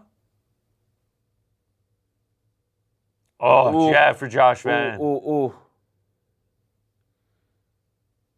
Cejudo saying 1-1. Yeah, I mean, as clear 1-1 as it gets. Jab for Josh Van. Josh Van is hunting now. Oh, man, nasty uppercut from Josh Van. Sick combo. Oh, look at the jab. If Tatsuro Taira cannot get these takedowns, man, he is in a world of trouble. But even if he can get Josh these Van's takedowns, throwing him off now. I mean, yeah, but at least it stops the offensive threat of Josh Van for a little bit. Oh, nasty right from Josh Van. Shots to the body as well. Taira can take a punch, but man, he needs to. Jab from Josh Van. The head movement is just not there. He's just sitting on a platter for Van. Oh, the jab almost knocks his mouthpiece out. Taira needs to change levels right now. His hair is just flying back constantly, dude. Not a the good jabs visual. are just landing. Oh, there it is. Oh, gets in on it. Oh! Knee from Josh Van. Oh, this might be the beginning of the end. He's putting together combos. This is it. Tatsuro Taira looks like he is in trouble, man. Oh, man. Jab from Josh Van. Taira's by game. Tatsuro Taira. Taira's game, but man, Josh Van is about to pour this shit on. Oh, jab. Tatsuro Taira bleeding bad now. His face is so red. Taira has no head movement. Oh, uppercut from Van. Uppercut. Fucking disgusting. Tatsuro just desperation shooting now. He's got nothing. 2:52 to go. He's bleeding bad. The jab is on point. The jab puts him down. And now Josh Van landing punches. This is going to be it. This is going to be it. Tatsuro Taira is staying alive, man. Credit to him. Josh Van landing punches. Ooh. Tatsuro Taira gets back up. Josh Van on the back. Oh, Van taking him down. Van throws him down. Yeah, Taira is out. Taira is bludgeoned, man. Oh, and a choke by Josh Van. He's cranking his face. Taira breaks the hands. He tries to get it again. He doesn't have it. He gets off of it. Goes for it again. He's trying to be the first to submit Tatsuro Taira. Oh, he's landing shots now. Oh, now he's under the chin. Now he's squeezing Josh Van. Oh, he's out. Taira has Minute nothing. 58 to go. Taira has nothing. They're back on the feet. This is just dead meat. Jab. 52-6 on round 3 significant strikes. Oh, Jab man. from Josh Van. Oh, man. Taira is tough as fuck. Tough as fuck. Taira firing back with a couple jabs. Yeah, this is over. Fucking imagine. He can't move his head. Could you fucking imagine? He can't move his head. Van is so precise. Oh, nasty right from Van. I thought Josh Jab Van was from about to Josh choke Van. out Tatsuro Taira. Ooh, feint on the takedown. Josh Van bites, but he's got the jab. Just keeps throwing it out. Uppercut. Another jab.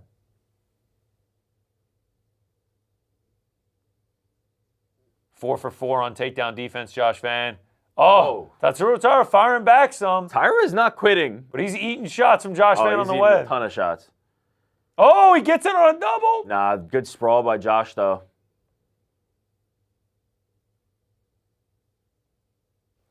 What a tough son of a bitch fucking Taira Taira is. is dude. a savage, man. Van is putting a hurt on him. Wow. Oh, Taira getting him down. Wow. I thought it was over for sure. Dude. I thought this was done 3 different times. Taira trying to get a takedown, 25 seconds to go. He gets it. Wow. Holy shit, man. Is there a chance that Josh Van gassed himself out? I doubt it, but fuck, that would be crazy. Oh, Tatsuro Taira lands a knee. Damn, Taira looks springy right now. Taira throwing rights, hooks. The problem is this is not the game against one of the best strikers in the UFC. Damn. Tatsuro Taira showing him love. Taira, 10-9 Van, but I'm actually gonna go 10-8. I'm gonna go 10-8. Bro, dude, he almost got him out of there more than once. At one point, it was at the end, he was there. I don't give a fuck. At one point, it was 52-6. Look at that knee, dude. He was beating the piss out of him. I know he got the takedown and stuff, I got bro. 10-9. I got 10-9, 10-8, dude. 10-9 I got Van. 10-8. I ain't afraid of a 10-8. What y'all got in the chat? Taira with the Rocky Balboa defense. Look at his fucking face. Sick fight, though. Taira is tough as nails, man. Bro, I'm cheering for the comeback. GC 10-8 is crazy. Look at his face, bro. Not crazy. Not he crazy. got bloodied the fuck up, I man. don't have it that way, but not crazy. He almost got him out of there on several occasions. That's crazy. Taira had his moments, the moments where him surviving. Yeah, the moments were moving his head directly into a Josh Van uppercut. Someone said fight of the night contender. My brother, I have news for you. This is the fight of the night. Yeah. This'll The flyweight division just always delivers, doesn't it? fucking love it. Pantoja watching this, getting hungry. Dude, Pantoja versus either of these guys would be so much fucking fun because he has the grab. Oh, big leg kick from Tatsuro Taira. Uppercut from Taira. Oh, but then he just. Oh, damn. 1-2 from Josh Van. Taira getting in on a double. Good sprawl from Josh Van. Pantoja grappling with Taira would be so much Oh, my God. fun. He got a takedown. Can he do anything with it? He has to hunt the submission. He has to do something. And Pantoja fucking striking with imagine? Van would be so much fun. 8 takedowns for Tatsuro Taira. Is Van tired is going to be the key here. We're going to see. But Taira can't win the fight by just taking him down, and that's what we've been seeing so far. He has to do damage. He has to try to get a submission.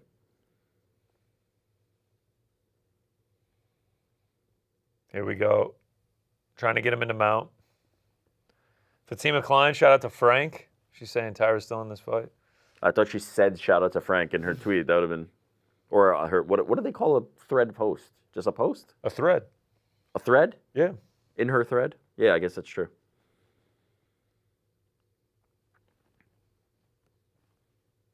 Taira keeping him down, but not able to do anything with it, just like we saw in the first couple of rounds. He has to get more aggressive. At this point, like, Half the he round works is in a about full to be mount, gone. bro.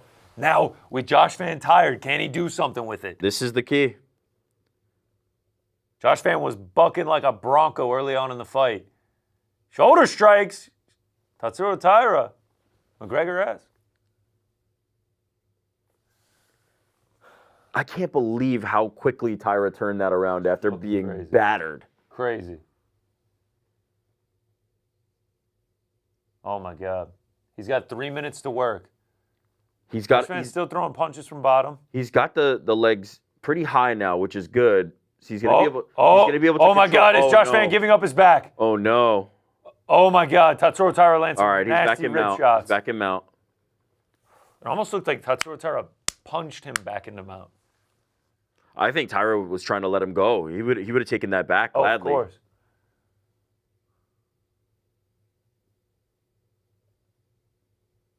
Yeah, Half so a round to the go. things defensively that Josh was doing in the first 3 rounds is not happening here. He's nowhere near as accurate. But Taira is also not close to a submission. He's keeping this mount, though, pretty well. All right, there's an elbow.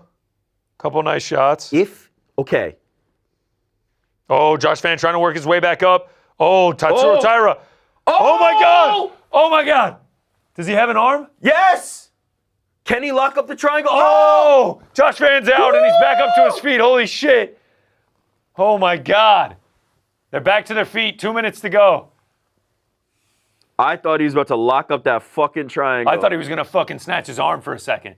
Well, the triangle armbar was there. Both guys jabbing. I got to tell you, Josh looks more tired now. Oh, nice one, too. Oh, man. Josh starting to put it together. Tatsuro Taira hitting his head in between shots. Brother, start throwing them towards Josh, man. Oh, yeah, that kick had DC nothing pointing on it. out, like, bro, Tatsuro Taira's shape is insane. Yeah. To get the takedowns that he got, to take the damage that he's taken. Minute 20 left. Jab from Josh Van. Jab for both guys.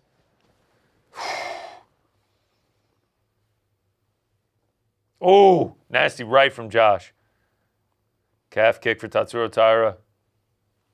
Jab for Tatsuro Taira. Man, I'm not used to seeing Josh like for Josh slowing Van. down to this level, right? Josh Van, yeah, man.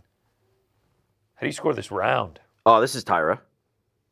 Oh, is Taira's Taira trying to round. get another takedown. 45 to go. Josh stuffs this one. Nice knee from Josh.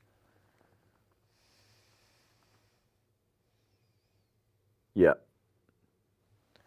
37 seconds to go. How do I have it so far? You got a 29-28, Okay, Josh. so I'll have if it you score even. for Taira, it'll be. Oh, yeah. You don't score it for Taira this one? No, I do, but Okay. I'm just saying I'd have it. Because you had the 38, 10-8. Because you had the 37, 10-8. God, this is a fight, huh? Yeah, Ryan Garcia pointed out as well. Good fight. Shout out to the flyweights, man. Perfect unsub style hero. matchup. In the moments where Josh was able to excel on the feet, we got brilliance. Oof. In the moments where Taira was able to get it to the ground. Oh, another nice jab from Van. Fuck, Ben. I'll go Taira, but I got 10-9 Van closed Taira. the distance. Van was still landing, dude. Yeah, I got 10-9 Taira, though. Look at Tatsuro Taira's face. You're still saying I'm crazy for that 10-8? All right, here we go. Round 5 coming up. I think a lot of people are going to have it 38-38. A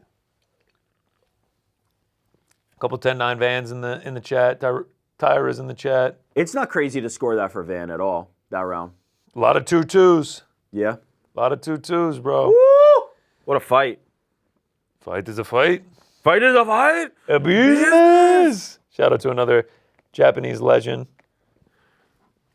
Kyoji Horiguchi. All right, baby. Josh Van, minus 425 on the live line, entering round number I'm 5. just saying, it couldn't be a bad idea to sprinkle a little bit on Taira when it's... Yo, y'all are going to be pissed when this is a draw. And old GC had that 10-8.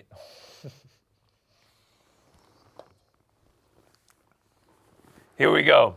Could be 2-2. Could be 2-2. Can you ask for anything more than it could be 2-2 entering round 5 of a title fight? Let's Great fucking fight. go. Shout out to the fucking hard-on Tatsuro Taira. Here we go. Oh, he comes out on his bike, throwing jabs and 1-2s. Oh, jab from Josh Van. Another jab. That jab for Josh Van is a fucking piston. It feels like Taira's willing to take it now, though, you know? Yeah. Like, it feels like Taira's kind of felt it enough that he's like, okay, I know I can take this. Oh, Ooh, nasty that one right you don't from wanna Josh take. Van. That one you don't want to take. Yeah, the straight is The is straight not what that you're follows looking to it, you don't want to face. take that one. Another jab. Josh Van just putting that volume out, man. Josh Van, most 100-plus significant His strike 7th. performances in UFC history. In UFC since 2003. That's when he entered the promotion. Oh, man. Tatsuro Taira trying to get a takedown. Doesn't get it. Van shoves him off and throws a jab. Tatsuro Taira right back to it. Stuffed by Josh Van. This looks like that third round. Ooh. Josh Van throwing combos. Nice knee. Knee from Tatsuro Taira. Ooh, body work from Josh Van. Yo, dude. Fucking sick. Oh, knee from Josh Van leaves him open. Tatsuro trying to get a fucking takedown. Hey! Josh Van sprawls. Jab for Josh Van. Body shot for Josh Van. Another jab. Oh, jab, uppercut. Oh, is he body shot, big right. Oh, man, he's hurt. Tatsuro drops him and it's over. Josh Van in still. Holy shit. Gets him out of there in round 5. Wow.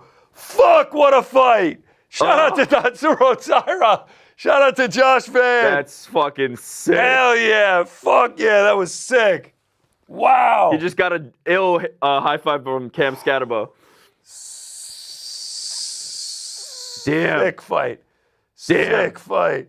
Fuck yeah. By the way, the stoppage was great. I know Taira at the very end was like, reacting like he was done. Woo! He was done. Great. Oh, what That's a how you fucking wake up fight. for the main event, baby. What a fight.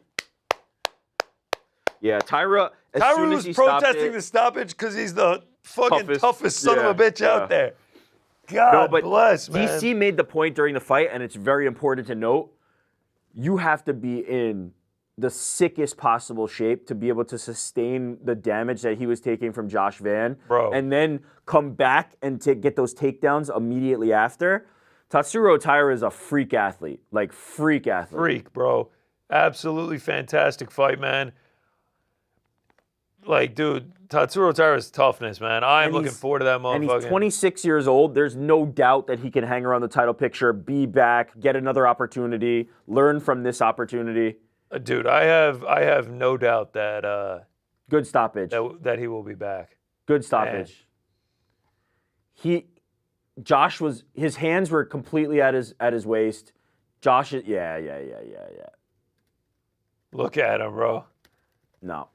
He's just such a tough SOB that he doesn't want it to stop no matter what, but great stoppage. Woo! I'm hyped. Damn. Shout out to Myanmar. Shout out to Burma. Y'all got a champion and still Tatsuro Taira pissed at the end, throws the mouthpiece. Look, I get it, because if Taira's not unconscious, he's in the fight and he wants to keep fighting. But his defenses were down. It was just going to be wow. Cannot wait to see those scorecards, what they would have been at. Obviously, it doesn't matter. We don't need him. Josh Van gets him out of there in that 5th round. Pantoja, rematch. You thought I was excited for that before this fight. Dude, Pantoja Van is up there in my top 5 of fights I want to fucking see. I need that rematch. I need that rematch. Just in this fight, though, the first round dominance by Taira, we were like, all right. Yeah. Good. Second round, Josh Van drops him, right? That nasty shot. We're both up on our feet like, oh my God, is this it? Third round, Van is getting loose with the striking, looking good. Somehow Taira kind of survives. Gets that takedown at the end, too, of that third round. 4th round comes. Taira controls it after taking all that damage in rounds 2 and 3 from Van. Beautiful back and forth affair. And then 5th round, fucking Josh Van getting the finish. Unbelievable. Unbelievable. Tatsuro Taira's heartbroken. No, he's icing his head with the fucking monster can. He's icing his face with a can of Monster. Be hurt for a few days, man. Maybe hold off on that. How does Josh Van look like he hasn't even been in a fight? I guess it answers your question. The style, right? The style difference. Oh, Josh Van. Man, shout out to fucking Josh Van. Look at that, man. Putting fucking Myanmar and Burma on the map, baby.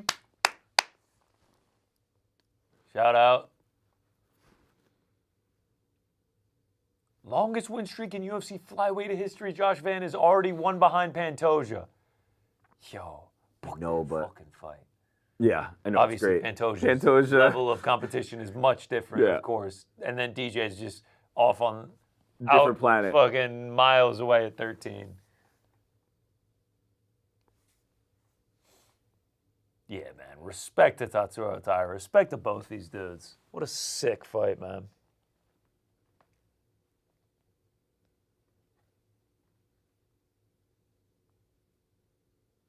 Whew.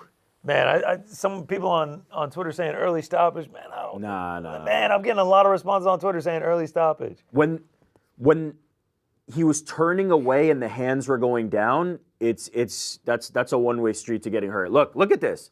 His hands, Dude, that left that he landed that just the last completely left. folded him.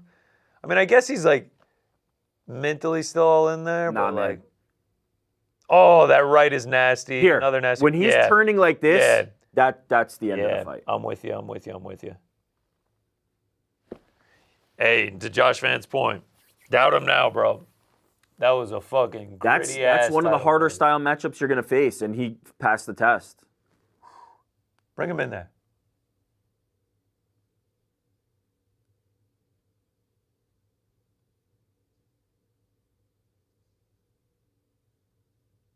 Says you better get your shit right. We can run it back if you want. Yeah, but Josh was like, what? fuck, bro, I broke my arm, man. I'll be ready to go. Also, like, I'm a That's- fucking G. Like, that is definitely getting memed for sure. The fucking Mendoza just like, what do you say fuck me for? like, bro, I gave you so much love when you won off of me getting my arm broken. Shout out to Yummy Sushi Fight Club with the Nike hoodies. oh, Pantoja versus Van, man. I need it. And talk about like, bro, It's so much better now, even. 10 because months of the drama. ago, we were watching Pantoja defending his title, Josh Van stepping in the cage, and now here we are, Josh Van defending his title, Pantoja stepping in the cage. I'm digging this camera view where it's like over your shoulder. It looks like cinematic. Yo, is that big Kyle Dawkins in there? Shout out. Khalil Roundtree. Lil Roundtree repping the Santos studio. Shama. Alex Pereira. Alex Pereira just gets the biggest fucking pops. When we were in Seattle and they showed That's the him, loudest the arena's been all night. legit. They just saw Van and Taira, and Alex gets the biggest pop. Hey, there it is, the Freedom 250 belt. Are to these it, the I suppose. scorecards for? Oh no, this is Volkov in. We got those Van scorecards? Not yet. Beat them to me. All right, right now we're sitting at Khamzat Chimaev, minus 440, so that line has come in significantly. Got as big as like minus 620 earlier this Okay, we just saw the striker beat the grappler. Any change in your? No, I still got Khamzat. Official pick. Damn. We do have the scorecards. Okay. It was tied on two of the scorecards. Okay, and then a 39 Oh, 37. sorry. No, I'm wrong. One of the scorecards was a 10-8 on the one that gave the split the rounds. All right, here we go. Let me take So, a peek. 38-38, 39-36? yeah, because he gave Oh, okay. Van the 38-37. Oh, okay. So he gave Josh Van 2 through 4. the fourth round that most people had for Taira, he gave to Van. Interesting. So if Taira, let's say Taira wins round 5. Okay, so there were 2 10-8s. Man, fuck y'all. If Taira wins round 5, it's a draw on one card. It would have been a split draw. If Taira won round 5, it would have been a split draw. Because it would have been 1 for Taira, One for Van, for Van, and one for draw. Wow. Wow. Holy shit. That would have been absolutely insane. Wow. What a fight, man. So if Taira won that round, the best he could have done was a draw. If Van won that round, let's say he didn't finish, he would have won that fight. So Van had it going. Good. Wow. What a fucking fight, man. I love the flyweights. I love Josh Van. I love Taira. I love Pantoja. I love Kopp. I love Horiguchi. Fucking flyweights, man. Fucking flyweights. Who else we got? There's probably some other dudes I'm not even thinking about right now. We don't have to lie to fit a narrative. It's a bad stoppage. Bro, he was getting Nah, battered, it's not, man. man. He got It's folded over. I'm okay with it, dude. Fucking Lonnie Kavanaugh. We got so many guys at flyweight. Oh, There's yeah. so many Shout out to fucking Lonnie guys at Kavanaugh. flyweight. Not for nothing, Steve Erceg back in the mix. Sean about to get ragdolled. Yeah, shout out to Steve Erceg. I need a pillow to hide behind. What, you nervous, bro? Damn, flyweight is sick. Shout out to the is sick, flyweights. Man, is good MMA. Time to fight pants. Yeah, That got pants. the energy back up. That got the energy back up in a big way. Commercial, Weidman and Poirier at the desk. Commercial, McGregor return announcement. Coach interview. Commercial, hype video. Commercial, walkout. So we think we're Chill, bro. He's predicting we get the McGregor announcement right now. These guys are Van Nut huggers, bro. We were giving Tatsuro Taira his flowers throughout the whole thing. Nut huggers. We pick. First of all, I picked Taira We to win the both picked fight. Tatsuro Taira. Also, is there anyone more cursed than the Japanese MMA fan base? Kaya Sakura, Kyoji Horiguchi has had a shot This at was it. a good showing, though. At least, like Yeah. Van This was sucks. close. Y'all are tripping. What we were tripping about? What part? Someone in the chat said Van sucks. I'm saying you're Van tripping. sucks? Bro. You're tripping. Van is fucking incredible. All right, we got the promo. All right, so no Conor announcement. It's not looking that Maybe way. Dana comes at the end of the press conference. What's up, guys? Attendance was Could 17,000, do it on the back end of this. Who knows? and Conor's back. Wait, isn't that literally how they announced it that last time? Yeah. Showed up at press conference. At the, All right, guys, T-Mobile Arena. Bup, At the bup, post bup. presser of UFC 300. So maybe that's what we get. 7-6 must have bet on Tatsuro Taira. Van would not beat me in a fight. Yeah. I'm on the Van. Who isn't? Who Yeah, is? we're in the van. We're in the van. Someone said Instagram live for the Conor announcement. Yeah. Showing From highlights cage from- side in the middle of the Khamzat and Strickland fight. What's up, everybody? That 2 more seconds could have been enough to change the fight around. Yeah. Showing the Khamzat highlights from the DDP win.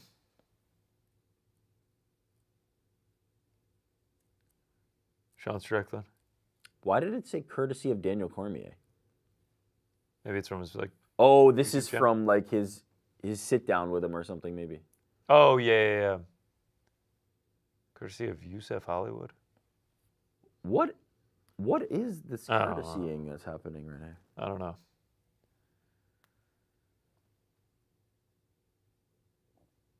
Whew.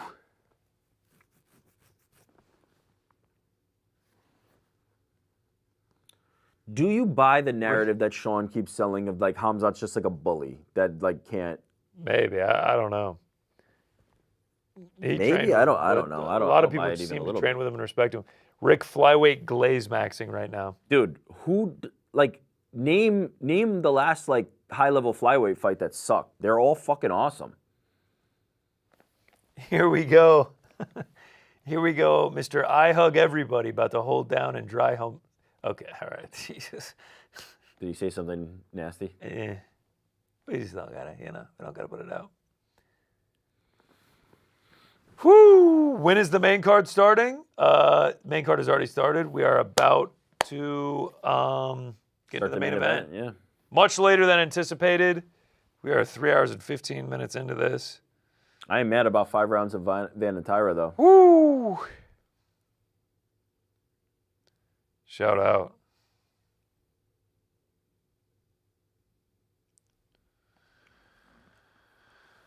Whew, man.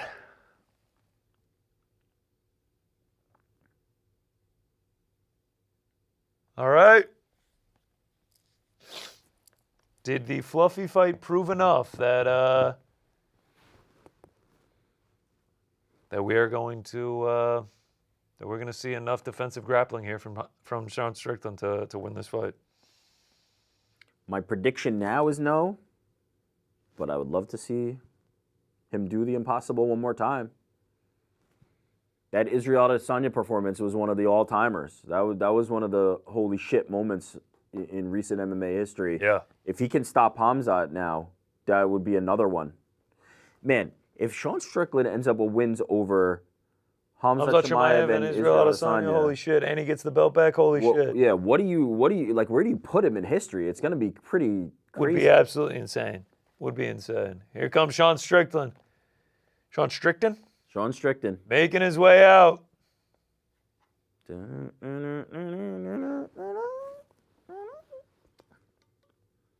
Here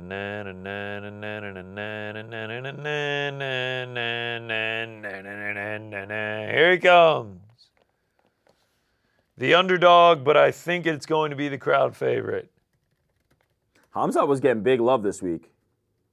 I mean, he's just such a huge star, but man, pop last night at the City Winery live show. Khamzat, yeah. Strickland, yeah. Okay. Big pop for Strickland as he makes his way in. Is he going to start doing the...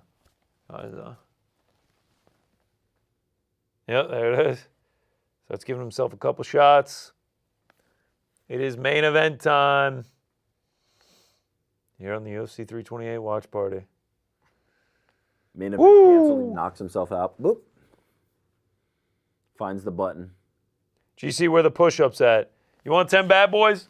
10 of these things before we get this thing going? Can you still see me? We're dropping chest to the ground, baby. 10 of them. Here we go. 1, 2, 3, 4, 5, 6, 7, 8, 9, 10. Woo! Here we go. Main event time. I said I'd do them. You got to do them at your house now. Wake up, baby. Wake up. Strickland's in great shape. Oh, man, you can't really see it. I'm seeing it on the restream now. Yeah, there they are, though. That's chest to the ground, baby. That's chest to the ground. Woo! This young man is like infatuated with Sean Strickland. Which man? There's a little kid that's just like staring at him. Maybe he's watching his hero. People sleep. Sean Strickland, second most significant strikes in UFC history, behind obviously Max Holloway. Yeah, but that's like the gap between Max and the field is. Of course. Yeah, this young man right here. Look at him. Someone said they did the push-ups with me. Let's go. Hey, 279 Canadian from Costa MK, GC. Thanks for following up on the push-ups. You're welcome, man.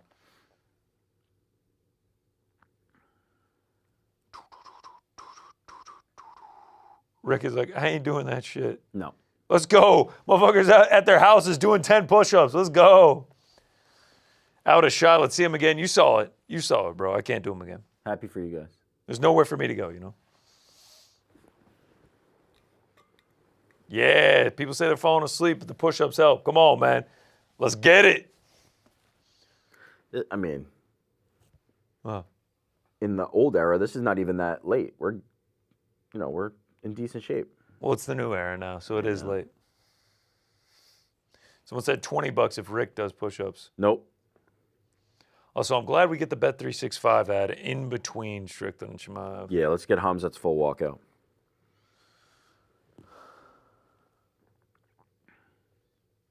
Hopefully, Khamzat just sprints to the cage. He usually comes out pretty quick, right? He still does the laser walk from Ocean's 12.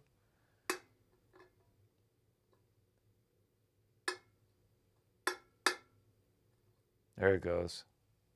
Some orange lights. Ooh, the wolf eyes. Noises.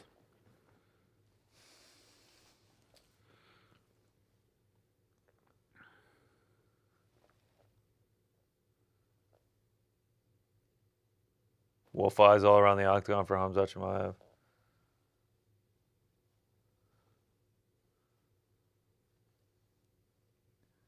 Khamzat is Shaq and Strickland is barbecue chicken alert. Someone says, I did 10 push-ups. Shout out. Now he's asleep. Yeah, now you're sleeping, bro.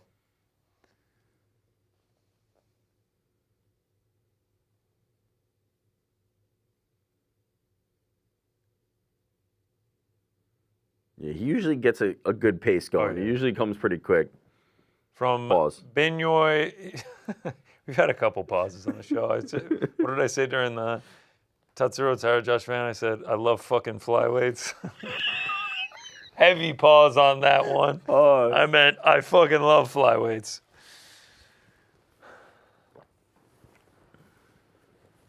There goes the run. Strickland looks ready to roll, man. That was actually kind of a cool camera angle. Strickland in the cage, With not him, even looking yeah. at him with Chimaev making his way in behind him. Cinematic. Remember? Is that Armin in the corner? Hey. Oh, of course. Yeah, bro. Remember, don't go anywhere after this. Uncrowned post-show. Pizzi, Chuck, Ben. the crack. You're getting it on a Saturday night? Shout out to man. the crackheads out there. Shout out to all the crackheads. My man Pete on his last leg. He's staying up late, as always. 5:05 a.m. Irish time right now. But he's going to be amped and ready to go. Hopefully Pete He just turned the Zoom on. He did 12 push-ups, and he was like, now I feel even more alive. Let's fucking go, Pete. Good Let's job, go. Pete.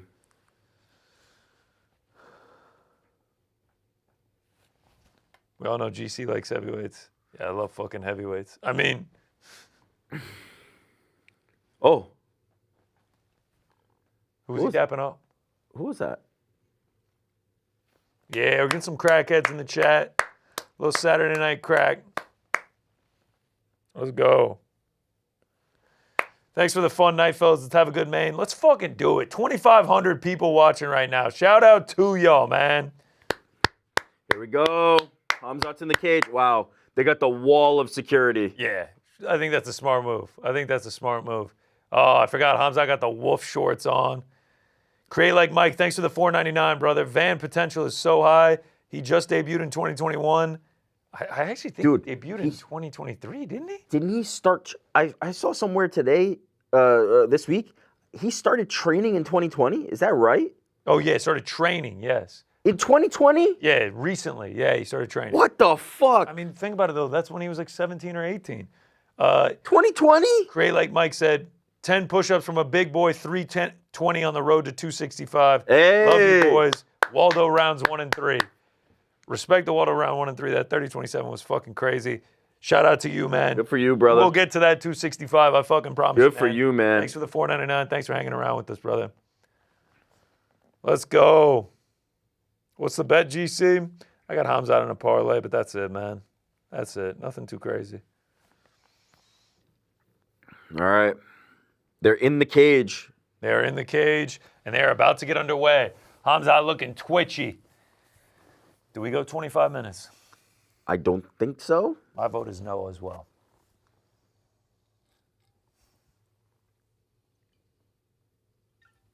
Okay, so Khamzat just turned 32. 93 baby? No, that would make him a 94. I was going to say, I got to ride with all the 93 babies. Let's see. Strickland's odds just say dog. Here we go. We see the tail of the tape. Listen to Plus Invest. I live in the UK. I managed to get 6 hours of sleep between Wardley and Dubois and this. Welcome, brother. So he went from one main to this main. Shout out. 2,600 people watching. Let's go.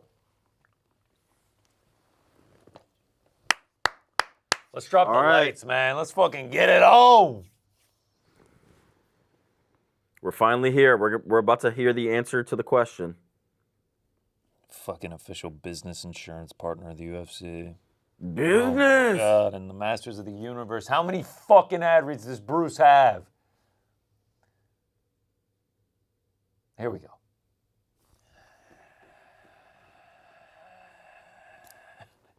Oh, Jesus Christ, let's get on with it. Come on, Sean Strickland, Khamzat Chimaev. Boom. Let's go. Whew. It kind of feels weird because like I can't hear the crowd at all. Yeah, they're very, I don't know. It has to be the miking. It has to be the miking. It's time. Oh shit, we're getting some fucking super chats. Fuck, Lex Friedman sending $100. Appreciate you, brother. Lex. He said, let's fucking go. I'm running on the treadmill, hoping this to be a long, close battle. Unlikely, but would be epic. Yeah, we'll fucking see, man. There's nothing better than when like a nice treadmill runs times out with like a game you're watching or a fight you got on. Shout out to you on the treadmill. Lex It's fucking, I don't know where you're at, but 12:10 Eastern. Lex is locked in tonight. Is tonight's Rick's last night? Thank you to TWH Blue Jays for the $4.99. It's tonight's Rick's last night. Sounds like he is Goldberg at WrestleMania 20. I don't know the reference, but shout out to Brian Hurst. Thanks so much for the $4.99. Favorite show, boys. We appreciate you, man. We appreciate you. Man, shout out to all y'all, man. Thanks so much for being with us. We're about to get underway here in the main event. I'm fucking hype. Lex getting love in the chat. Brian Hurst getting love in the chat. Let's go. Almost 3,000 of y'all watching right now. Khamzat's like, come. Yeah, Khamzat getting held back. All sorts of security. They got the big bald beard guy in there. I'm going to look like that soon. Y'all sleep, man. I'm starting up on the creatine. That's what I'm going to look like. Which one, Khamzat or the security? Security guard behind him with the tats, holding them back. That's going to be me soon. Y'all sleep, man. Y'all sleep.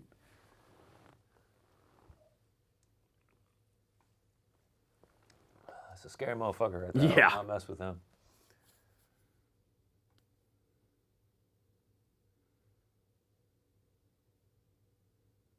Whoo! Gives the fist bumps to Bruce.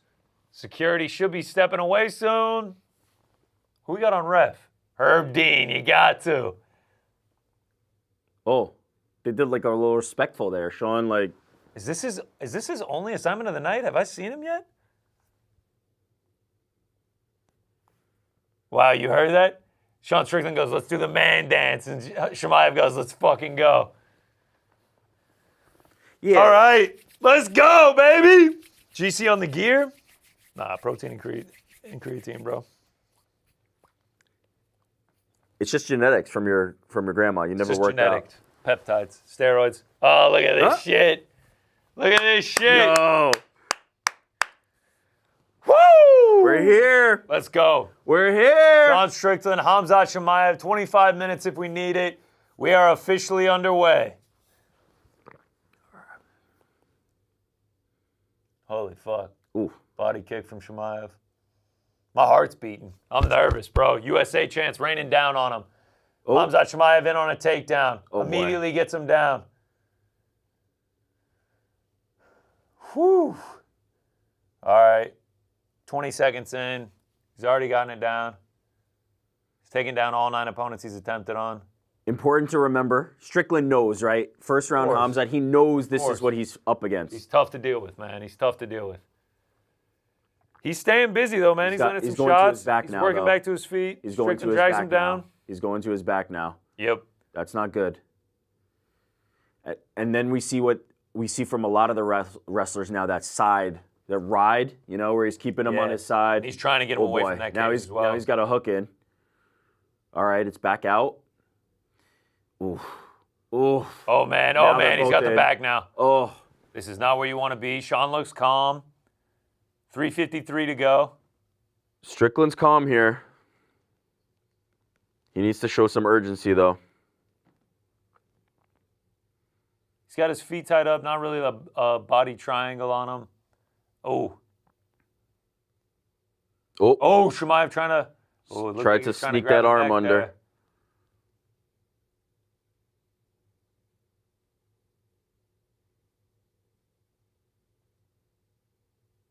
Nice shot by Chimaev.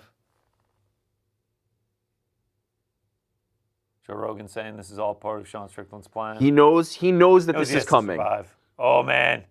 He's on a the little back, high, but he's though. high there. Oh, no. Strickland rolls with it. He rolled right into it. Oh, man. Now he's got that body locked up. Oh, man. 3:03 to work now for Chimaev.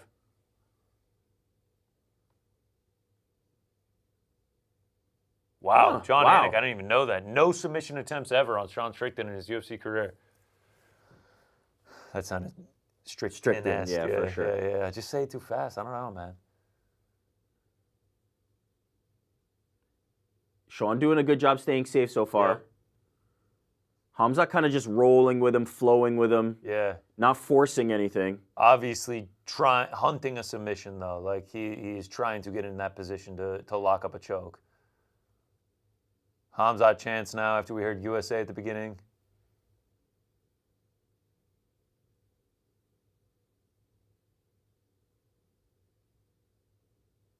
Oh, man. Ooh. Now he's... Ooh. There you go. Almost got into Strickland mount. trying to Now work he's- his way back up. He keeps trying to get that second hook in on the back. Just hasn't been successful with it. Yeah, DC talking about he's just riding with it. He's never like overcommitting. Ooh, Knee to the nice knee to the back. side.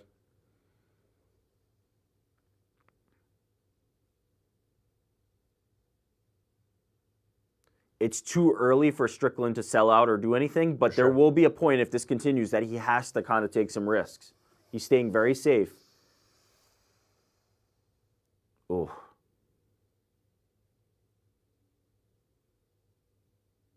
$90 seconds to go here, round one. Look at how he just flows. Look at how he just flows with him. God. He's got him in Now full he's in mount. mount. Now? Yeah. Not a good spot. Strickland's arm is stuck under too. It's Oh, stuck- man, yeah. His arm is stuck under his. He's able to get it out. Man, they really are just like, Chimaev just flows. Flow. with He's it, just huh? flowing with him. He's just going. Oh, Oh, picks him up shit. and slams Sean Strickland down. Looks like he's on the back now. 53 seconds to go. Got Yeah, some. I mean, Strickland hasn't really been in much trouble to this point. He got some altitude on that slam. Yeah. I mean, picked him up down, dropped him heavy, but like that's not gonna put out Strickland. Strickland, look at the time. 30 seconds to go. All things considered, for the first rounds we've seen Khamzat put on people. Oh shit! Trying to get under the chin. Oh man. He might already be. Oh, he's on a face crank. Strickland trying to break the hands.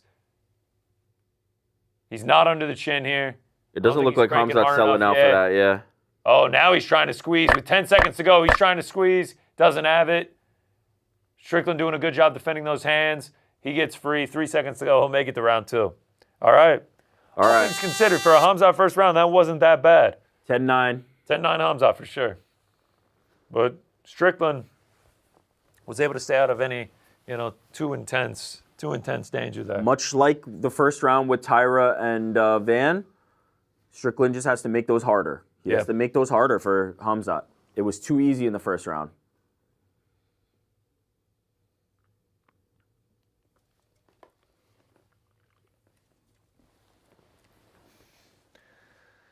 Eric Nixick saying, you know when he's going to shoot. When you start backing up to the cage, that's when it's going to come.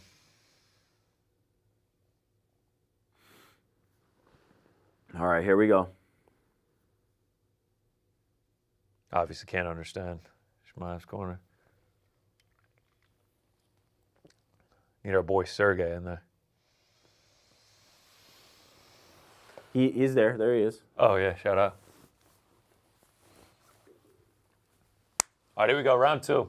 Let's see if it's more of the same, or if Strickland can kind of pick up something here.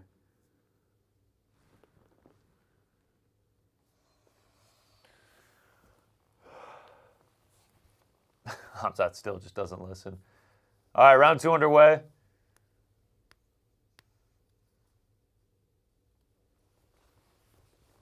Oh, all right, Strickland. Throwing some jabs out there. There we go. Another jab for Strickland. Oh. Both guys landing. Chimaev stepped into southpaw for a second, back to orthodox. Leg kick for Chimaev. Strickland, while they're on the feet, has to get some respect. Yeah. Ooh, Ooh, nice that's a right nice for shot. Strickland.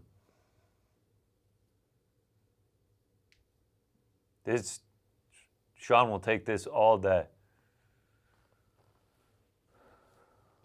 Definitely over the alternative, yep. Khamzat feinting that takedown. Right blocked by Khamzat. There's a right by Strickland. Jab for Sean. Khamzat's really willing to play on the feet. Yeah, man. Sean having some success. Khamzat landing some as well. Yeah, kind of just feeling each other out. I mean, 90 seconds in, no attempts. Ooh. Jab for both guys. Right by Sean. There's the shot from Sean. DC saw it coming from a mile away. A nice sprawl by Sean. Yeah. Sean ends up on Khamzat's top. gonna have to try and reverse it. This is big for Sean Strickland right now. Oh, Khamzat closes up his guard.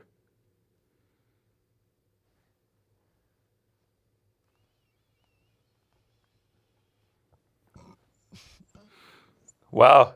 John Anik saying he can't remember a louder And arena I was like, than when Sean Strickland got on top of Khamzat Chimaev. 2:53 to go. Left hand from Sean. Ooh, looks like a cut has opened up. A little blood there on Khamzat.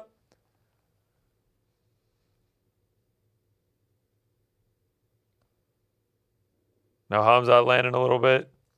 Khamzat getting the knee shields in there. Yeah. Khamzat trying to work his way back up. Sean lets him up. They're back to striking. 2:20 to go, round 2. Nice defensive sequence there. Oh, Khamzat got one. Nice, both guys landing. Khamzat going for a takedown. Sean sprawling. Oh, what happened Now there? Khamzat laying down. Oh, man. Sean's starting to land big shots. Holy shit. Sean's starting to land shots on Khamzat.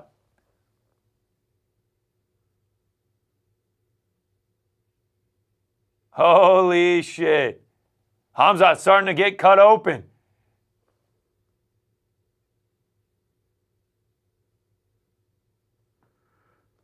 Sean landed some shots. Ooh, this is getting interesting. This is getting incredibly interesting. 90 seconds to go. I don't know what that was from Chimaev, Yeah. but he does not seem to like this, man. That might just be pure energy. Like, he might have just not had the energy to stay on the feet.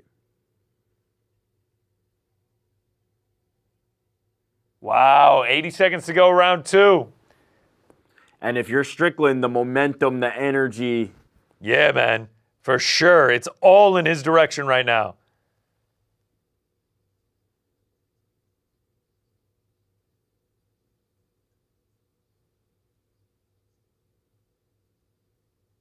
Sean landed some short strikes there. Yeah, Joe Rogan pointing out how discouraging this is for Khamzat. 45 seconds to go.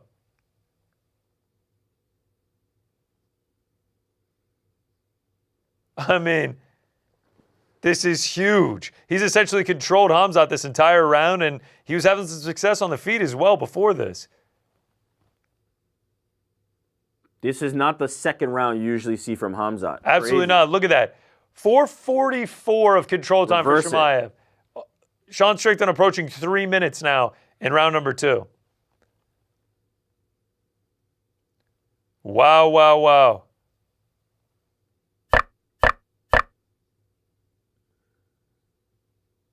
Five seconds to go here. That is a All right. 10-9 Sean Strickland. We I are thought 1-1 going into round. 10-9 Strickland. I thought there was a chance that this could happen, but I thought if this happened, it would be like 3rd round, 4th round. Your live odds. Tell me. Sean Strickland, minus 166. Oh, boy. Wow, wow, wow, wow, wow. They're telling Khamzat to just breathe. Telling him to calm down. He just took off his ankle braces? I don't know. He said something to the corner, I thought. I can't really tell. They're saying everything's all right. It's 1-1. Holy shit. Wow. Sean Strickland minus 200 live odds entering round 3. It's feeling like momentum has turned already. Holy shit, man.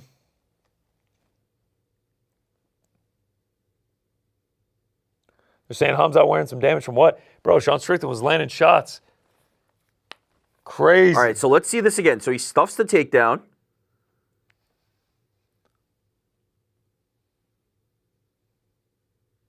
Ooh, that's just like... That's not good optics. Yeah. That is not good optics. Not having the Wow. energy to do that. Here we go. Round number 3. Khamzat lands it right.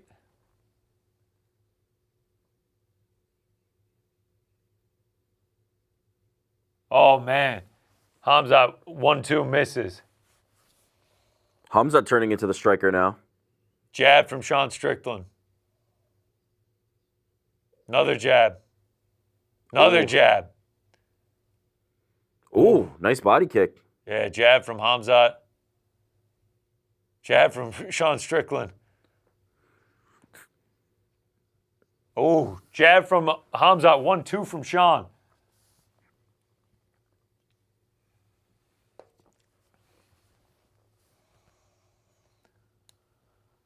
Mike Bisping saying he's going to finish him here. Dean Thomas saying he can't believe Khamzat Chimaev pulled guard twice in round 2.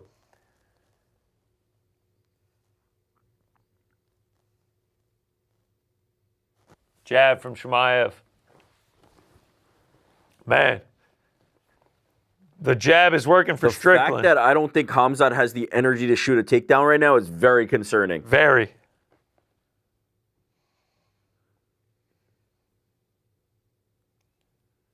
Jab from Strickland. DC saying exactly that. I mean, Sean having the success on the feet, man. Ooh. Jab from Strickland, man. Strickland starting to pull man. apart. That 1-2 is working well. Another jab from Strickland. Oh, my God. Another 1-2 from Strickland. Another jab.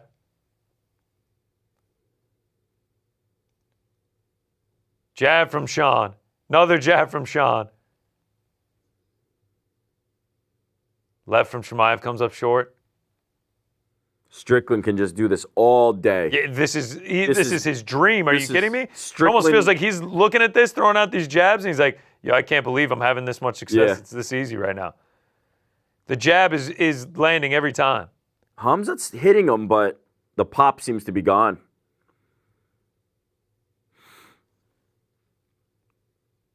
Oh man, 1-2 from Sean.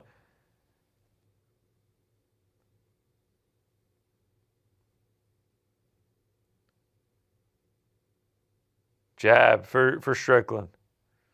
The jab is just piston-like right now for Sean Strickland, man. It's very similar to the fight we just saw in the co-main. Khamzat is marching forward, though, like with energy that you wouldn't expect from a guy who's tired. So maybe put that into takedowns. I'm not sure. This is bizarre, but it's interesting. Wow, fuck you, Khamzat chants raining down. As Sean is just putting that fucking jab out. He's just feeding it to him. Khamzat's striking is not there. Like No. Nothing is there for him right now, it seems. Ooh. He's landing decent shots. Yeah. But But nothing that like Sean Strickland is wearing to. No, and the volume that Strickland's throwing back is 3x, 4x. Yeah, it's the occasional jab to snap Strickland's head back. Yeah, like every time he lands that jab to snap his head back, Strickland's throwing that overhand right.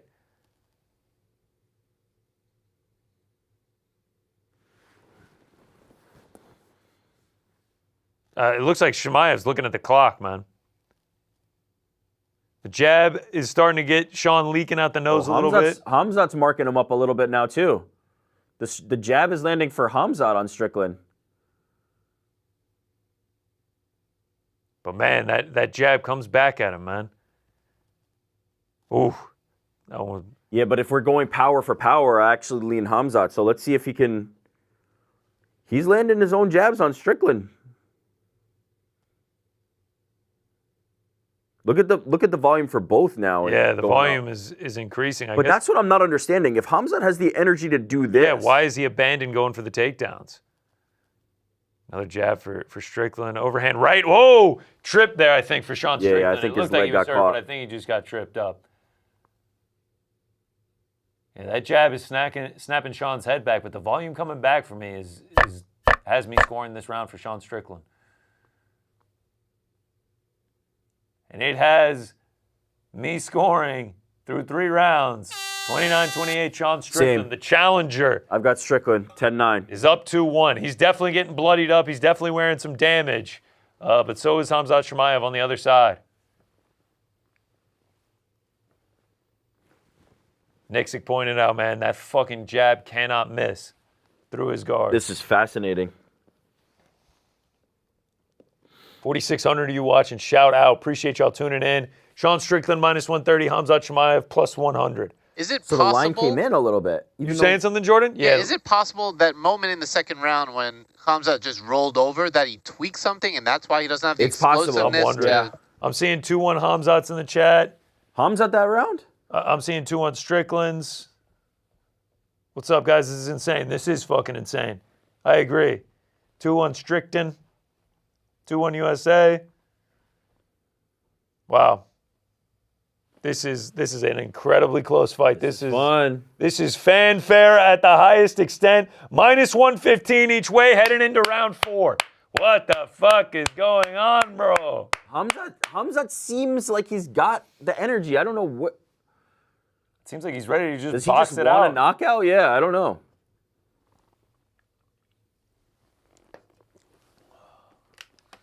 Jab for Khamzat Chimaev. Another jab for Khamzat Chimaev. That jab gets working for Sean Strickland. We're seeing the game plan that DDP kind of used, which is to be the aggressor in a way that Sean Strickland is the one having to up his pace. Chimaev is pressing hard. That was the first round Chimaev did not attempt a takedown since the Gilbert Burns fight in 2022.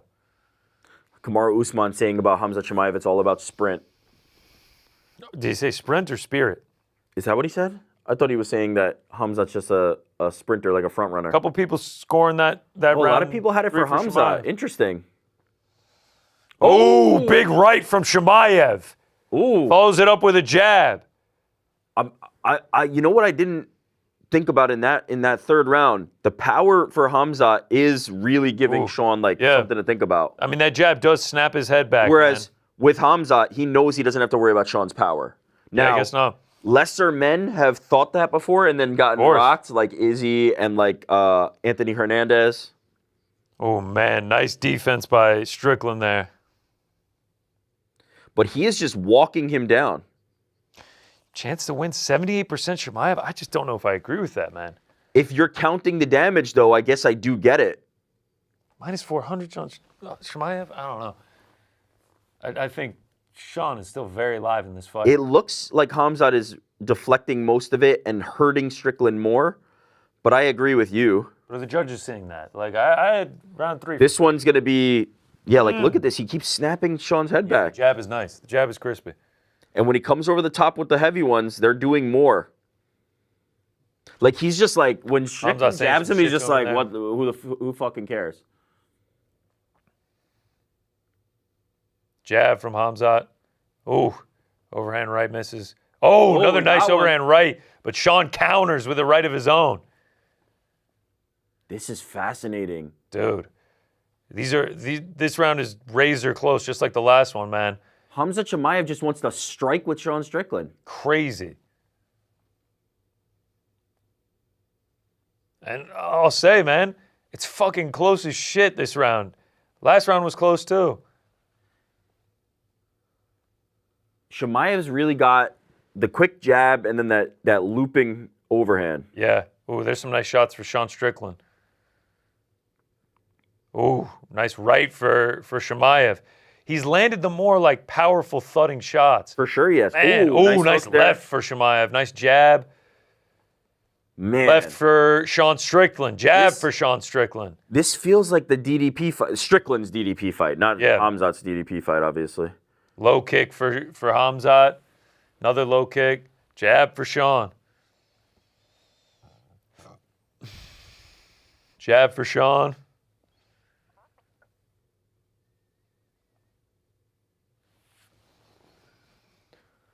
Body shot for Chimaev, another one.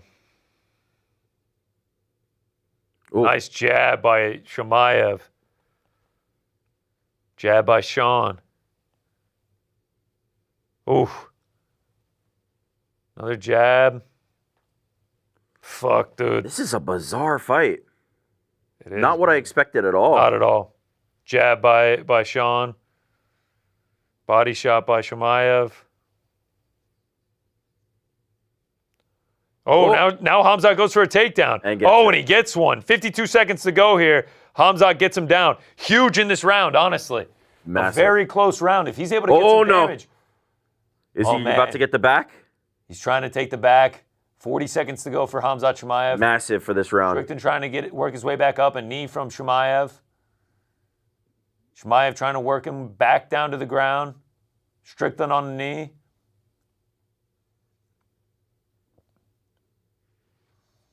Oh, couple nice shots there for Chimaev.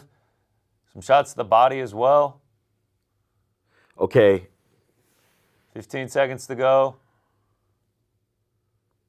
Chimaev working him back down. I've got Khamzat this round. Mm-hmm. That third round is going to be very important in this fight. 10-9 Khamzat. 10-9 Khamzat. I've got it fucking 38-38 heading into round number 5. I got it 2-2. 1 felt clear. Woo! Wow. 2 felt close but clear. Yeah. 3 felt not clear. 4 felt clear. 1 was clear. 2 was clear. 4 was clear. 2 was close. What? No. 2 was when Strickland came on. Fair enough. No. That was absolutely for. 3 was I don't know. Yep. And 4 was Khamzat. 3 was close. I scored it for Strickland. I think 1, 2, and 4 are clear. 3 is a toss-up. Up for grabs. I think right now, best case scenario for Strickland, it's 38-38. Best case scenario for Khamzat, it's 39-37. Yeah. For Khamzat. 3-1 Khamzat, 2-2 Strickland. I guess that last round was close, too, dude. That last round was fucking close. There's a world where you score that for Strickland as well. Fuck, I don't these think scorecards round are gonna 2 be and spicy. 4 are like out of the question to have the opposite way. 2, I disagree hard on, man. 2 was the clearest one. That was where Khamzat, No, 1 was went the clearest one, but 2 was second clearest, I guess. 2 was where Strickland Strickland got just turned it around. 3 minutes of Khamzat control wasn't time. landing anything big there? Oh, No, wow. in round 2, he didn't land anything? No, that was the one okay. where I thought it looked like he was going to finish him. All right, Chimaev immediately going for takedowns at the grab beginning the of round fence? 5. 5,200 of you watching, shout out. Round 5. What I don't understand, if he could have done this in rounds 2, 3, and 4, where was DC it? keeps saying he thinks it was an adrenaline dump. He obviously doesn't know, but as a fighter, that's his idea. fine. Adrenaline dump was fine, but he was walking Strickland down. Yeah. He clearly has the gas tank. Oh, shit. Strickland tried to throw. Strickland tried to throw, unsuccessful. They're both back up to their feet, still locked up against the back of the cage. And now he's trying to get him. Khamzat trying to trip him. 4 minutes to go, round 5. He's moving to the back. This is a bizarre one. I got to be honest. But Strickland's defense does make it. I think at least 2 of the judges have it 38-38. That's my guess. Knee by Strickland. Back to striking range. Jab by both Jab guys. by Khamzat. Jab by Strickland.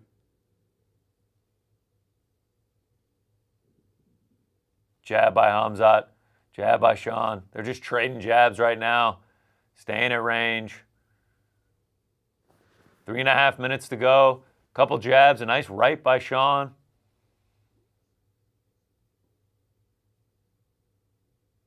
Jab from Sean. Oh, man. Khamzat very clearly unbothered by Strickland's punches. He doesn't really feel like he needs to. That one kind of, yeah. Oh. Jab by both. Yeah, DC just pointed it out, man. There's 3 minutes to go. This is anybody's round. This is anybody's fight, in my opinion. I got it 38-38 here. Body shot for Chimaev. Jab for Sean. Nice one, too, for Sean. Nice jab for Sean.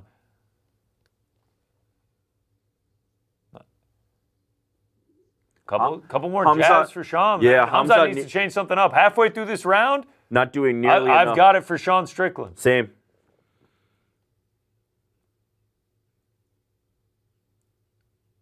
Whew.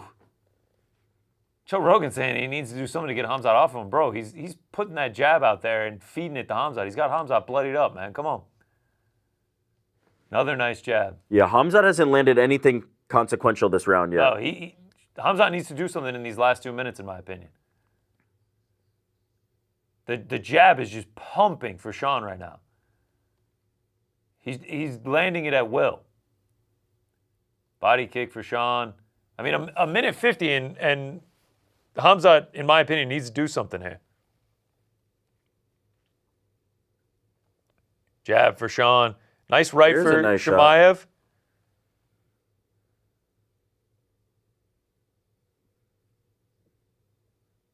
Strickland just out-volume him right now. Yep. And I don't even know if they got it up. Geez, live odds right now, minus 500, Khamzat Chimaev. So does everybody That seems think that crazy he to me. won Oh, round wow. 3 then? I don't know. We'll figure out in a minute. Khamzat Chimaev trying to get a takedown. He needs to do something with this, in my opinion, to get himself a victory here. Obviously, the scorecards are going to be very interesting to see what happens. This would be the second takedown of the round. If he can do some damage, He needs to do some damage. it'll look pretty good for him. 55 seconds to go. I'll say, of all the outcomes, I did not see it going this way. Hell no. I did not see a razor-close fight. These scorecards are going to be contentious among the fans for sure. Look at that. Khamzat not able to do much with it. Lands a body shot. Lands a nice body shot. 36 seconds to go. They're in the middle of the octagon. Look at the volume for Strickland. Yeah, man. Sean Strickland just out-voluming him here. Oh, big right by Chimaev.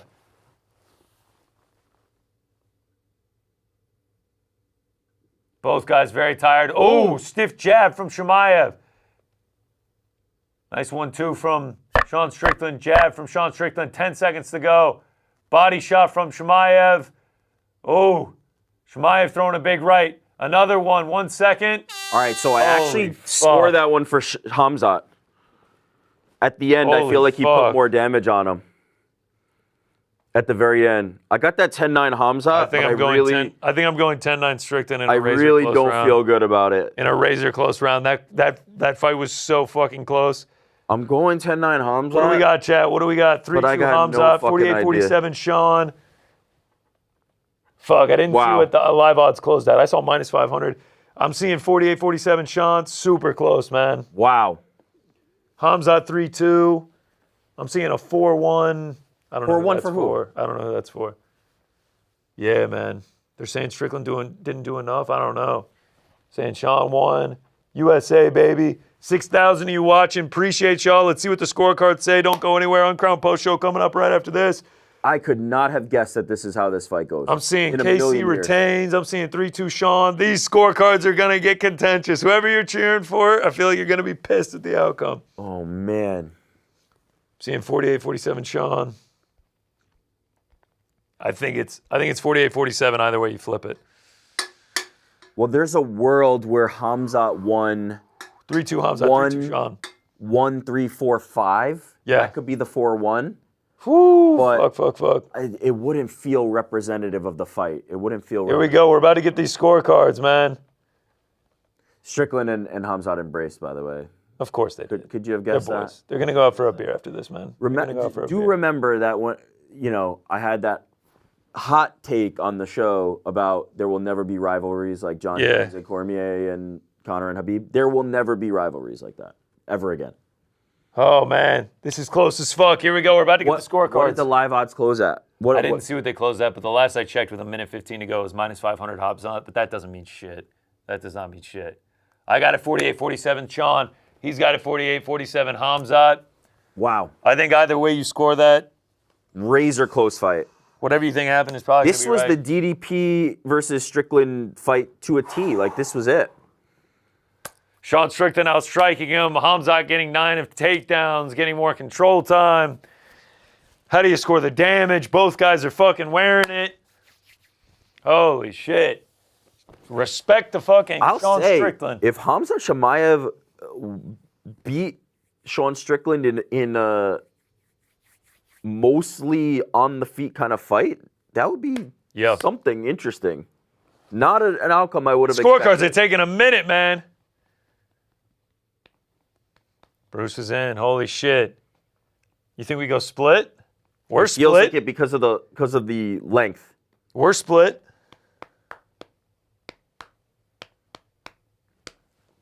Holy shit, both guys think they won. Oh my split. God, it's split. Holy shit. Holy shit. 48-47. And wow, Sean Strickland! Holy shit! And new 48-47 split decision win for Sean Strickland. Does it again! Oh my God, he shocks the world again as a plus 400 underdog. He did it again! Wow. Takes Khamzat Chimaev, though. Now has Khamzat Chimaev and Israel Adesanya on his Holy ended shit. both their win streaks. I guess Holy Israel shit. Adesanya. Khamzat's Khamzat putting the Chimaev belt puts on the him. belt on him. Wow. He did Wow, it wow, again. wow, wow. Holy shit. Sean Strickland takes the mouthpiece out. Wow. Wow. Wow, wow, wow. Sean Strickland by split decision. He takes the mic. Wow, Joe actually gave him the mic. Apologizes to his American fans, Christian fans. Wow, he says he went too far. Whoa. Says he respects everyone.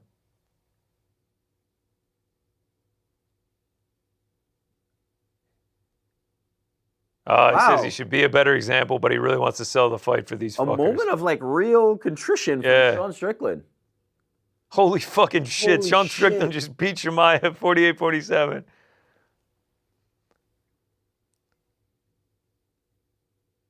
Khamzat Chimaev throwing his gloves into the crowd, already out of the octagon and back to the locker room. Wow.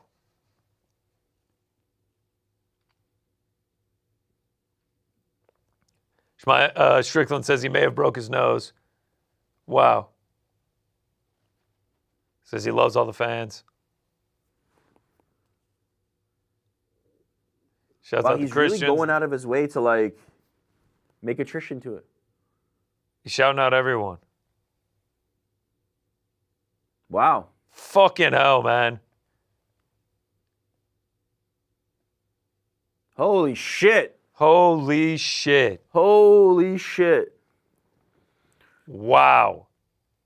I mean, the fight itself is like incredibly bizarre.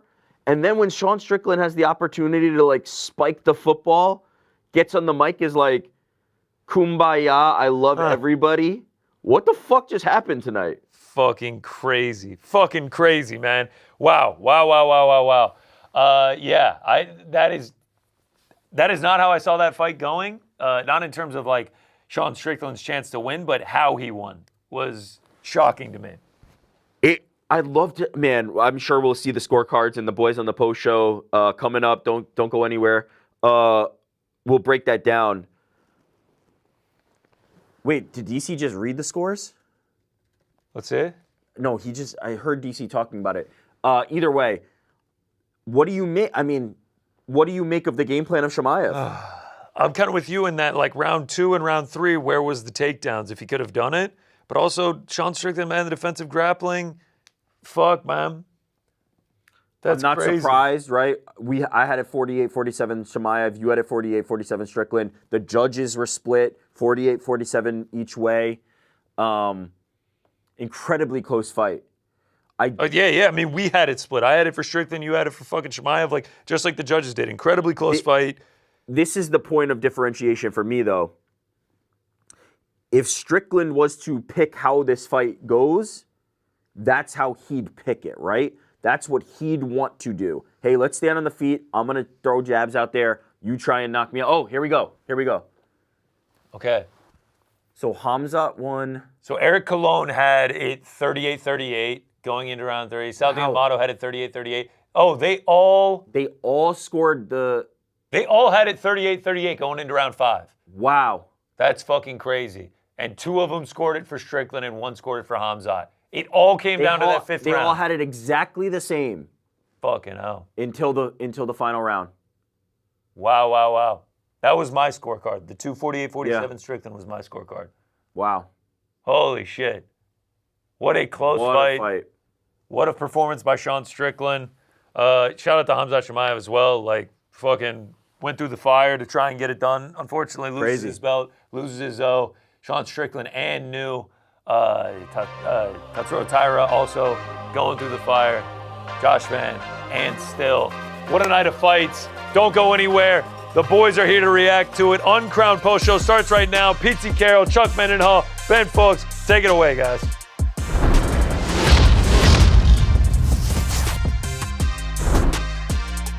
What a night in New Jersey, ladies and gentlemen. I cannot believe it. Sean Strickland has done it again.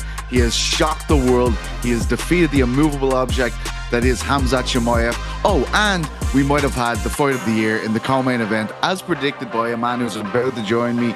Chuck Mendenhall and Ben Folks are here today to talk about one of the most amazing cards of the year. Let's be honest, these top two fights are absolutely insane. Chuck, before we get into the flowers for the co-main event, which you absolutely will get, all three of us lads, we were on the crack on Friday and we were saying, what would have to happen for Sean Strickland to win this fight?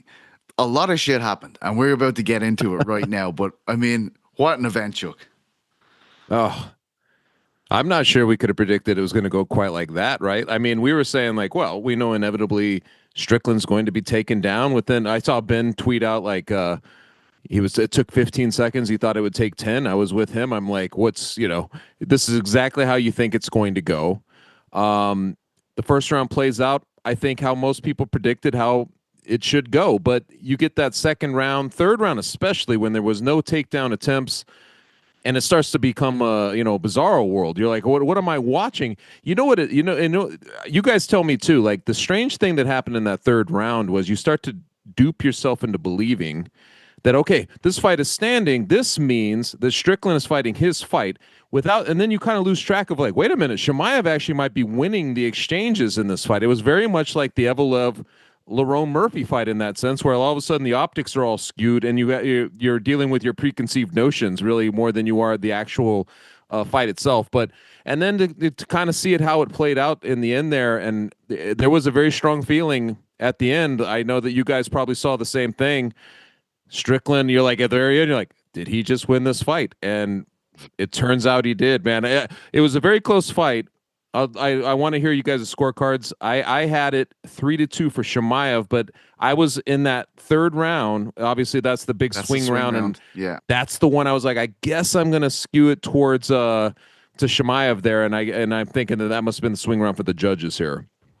That's what I thought too. I mean, and that third round, I think it is close. That's the one where you kind of look at it and you're like, that could really go either way. And I scored it for Chimaev, but I could understand what people might be thinking if they give that one to Strickland. But I also think this is a concept that came up when I was at the Combat Sports Officials Summit in Las Vegas, where they're like, don't give sympathy rounds, meaning where one guy was doing really well and then the other guy comes back, but he's not necessarily winning, but you just start saying, hey, he's doing better. And so you give him that round. Or a guy comes out and he's doing better than you expected, either because of these preconceived notions you had going into the fight or what you saw earlier in the fight, and you give him that round. And I kind of feel like maybe that's what's happening a little bit, just because everybody who knows what they're looking at is watching that third round and thinking, if we're standing up the entire time, we're doing what Sean Strickland wants to do. Right. We're not doing what Chimaev wants to do. And yet he was, I felt like, landing the bigger shots. Again, I felt like this is, in some ways, once it turned into a stand-up battle, it was a typical Sean Strickland fight in that you're watching him and you're going, why don't you just do a little bit more? Why don't you throw something behind that jab a little more often? Because it's just so much jabbing. Jab, jab, jab, back up, circle away, jab, jab, jab. And you're just like, just a little more, man. Just a little bit more. Because when I was watching him, I was just like, you're doing much better against Khamzat Chimaev than anybody expected. But I don't know if you can jab your way to a world title. I think you need, especially because Khamzat, he's landing some of those right hands. You know, he smashed on Strickland's nose. He seemed to be landing the more impactful blows, even when it was a striking fight. And so that I wonder how much that played into it for the judges, is them just being like, hey, the fact that we're even standing here trading punches means that Sean Strickland is having his way, when in fact he's backing up a lot. He's the one sort of just like throwing out that jab at times, like as if he's just telling Chimaev, like, get off me, leave me alone. And it didn't really seem to be hurting Chimaev very often. I had it the same way as Eric Collin and Sal D'Amato had it. So that is, Chimaev wins the first 10-9, Strickland wins the second and the third, Chimaev wins the fourth, and Strickland wins the fifth. I'm perfectly fine with people having Chimaev in the third. Like, I get it. It's bigger blows against volume. I think they put up a stat at one stage, and I think it was like 30 strikes to 51 or something, in Strickland's favor. But as Ben said, I think Chimaev's were a lot more impactful. It's amazing that he was even in this situation, though. And the second round was massive. What happened in the second round? What happened to Chimaev in the second round? Because you're looking at it and you're like, because I think we all kind of had this concept of Chimaev, right? Where you're like, hey, he exerts a lot of energy with his wrestling. If he can't get you out of there early on, if he can't submit you early on, then he will start to fade. But nobody thought he was going to fade in the second round. Right. He's dominating. Pulling guard. Pulling guard. Yeah. Well, and especially like not only pulling guard, but just like that body language of I'm shooting in, and I'm not necessarily shooting in on a good shot or like a well set up shot. I'm shooting in on a shot where I really need this to work. Like, not that I've made it work. Like, I really hope it does. And then when it doesn't, him falling to his back is just kind of like shit. Like, I don't have a plan from here. And that was really stunning to me. I mean, he came back, he found his second win after that, but I was watching that and being like, what is happening with you right now? And you could see the frenzy in the corner at the end of the second. Yeah. You're saying things to him that you're saying to a defeated fighter, a guy where you're like, I hope he gets back up off the stool now. They were saying, you're fine, mate. Like, everything's okay. It was kind of like, don't panic was the was the tenor of the conversation. Like, while everyone is screaming, you know, everyone's like, calm down in the corner. You're like, oh shit, man, this is not good. It's crazy that it's come out like this, because the whole feeling of the event obviously was about this blood rivalry. Dana White saying beforehand, this is the most heated blood rivalry we've had since Khabib v Conor. And the language that was used ahead of it certainly spoke to that. Inside the ring, when the boys get there, there is uniforms everywhere. There is the head guy of the security team that is telling everybody, as these two guys are facing off, he's speaking to the security team saying, stay focused. It's this dude here with the chain. He's talking to security guards and he's telling them to stay focused as these two dudes are suddenly high-fiving each other, at the start of the fight. And that looks like the crying Michael Jordan meme telling him to stay focused. I know. That looked like Michael Jordan, the one dude. He was wearing the jeans and everything. But these guys like had such a fierce rivalry, and inside the ring, it didn't really give us that. And then at the end of the fight, we have Sean kind of, you know, hat in hand saying, listen, I hammed this up. I went too far with my language, all this kind of stuff. I mean, it's pretty unbelievable. We talked about this, by the way. We were like, you know, yes. we'll remember we were talking about the props. We're like, something happened afterwards. And we're like, I don't know. And we're basically pointing out, like, Sean Strickland's a different guy at the end of the fight. He's always is. He's always kind of more like, guys, I appreciate you bearing with me through that whole thing. And, you know, it's just a ruse. Well, Thank you for coming out. This is his therapy, right? Like, fighting is his therapy. It is. Therapy is not going to be his therapy. So fighting and sitting in the front seat of his car talking to people on Instagram, those are his forms of therapy. And so it's like, I think that by the end of a fight, he's kind of like worked through some stuff. He's sort of like the out of control kid who just like needs to get it out of his system, and then he can calm down and be normal a little bit. I wondered as I was watching this fight, and I started to think about, okay, these are guys who have sparred together in the gym before, and it feels like we've fallen into a sparring match at some point in the fight. Like, it just had that like the rhythm and the intensity of that felt sparring-ish. I couldn't tell how much of that is especially. Yeah. I was wondering. I was like, some of that might be that's what Sean Strickland likes to do. Like that, when things are going well for Sean Strickland, it often feels like he's just sort of sparring. And I couldn't tell if it was just because there's a familiarity there. Like Khamzat just very friendly. We went from just like the menacing glare across the cage to start the fight as usual to just all like, of a sudden, hey, it's like Pat Barry against Crow Cop. They're hugging each other. yeah, it's just I love high-fiving. you, man. We're all happy to be here, like that kind of a thing. Yeah. Yeah, that I thought was very strange. That was not exactly what I expected, especially as you said, where you bring out the entire security apparatus of the state of New Jersey to prevent all hell from breaking loose, and instead a sparring match breaks loose. Did it affect you guys, I guess, that they were that friendly? Because honestly, the fight, the way it played out was dramatic enough. I mean, you didn't really need the bad blood in the end. But it was I think weird. it was living off the fumes of the bad blood. I think the fight was living off the fumes of the bad blood, even though we had this kind of reconciliation before the fight actually happened. Like we had this kind of glove touch. I still think it was off the fumes of that because the fight wasn't that eventful, really. Not really, in the sense that the only thing that was strange about it was, I mean, there were a couple of factors, but like the big one was obviously the second round, the takedowns are stuffed. By the third round, there are no takedown attempts. And that's surreal when you've watched when you've watched Chimaev this amount of time. You're like, wait a minute, what is going on? So that whole round played out in a sense of pending. Like you're like, okay, well, what are we doing? Very much like the Evelo fight, wasn't it? It's like you're waiting for him to get busy with Lerone Murphy and to do something, even though he's kind of winning the fight the way he's fighting. But it's like you're waiting for something else that you're used to seeing to happen. That third round was very bizarre that way. And I'm sure if Chimaev goes back and watches the tape and, thinks about it, that's going to be the thing that'll bother him the most is that third round. The thing that was very telling for me in the third and the fourth round was that Chimaev was getting what he wanted in terms of we're standing up, we're striking, but you're backing Strickland up. He's backing up toward the fence. At times, his back would touch the fence every once in a while, but he's backing up past that warning track, that black little line that fighters often call the warning track. That's where you want him if you're Khamzat. Yeah. And that was something that Sean Strickland's corner was warning him about. Like, hey, you get past that line, if he backs you up toward the fence, that's when he's going to shoot.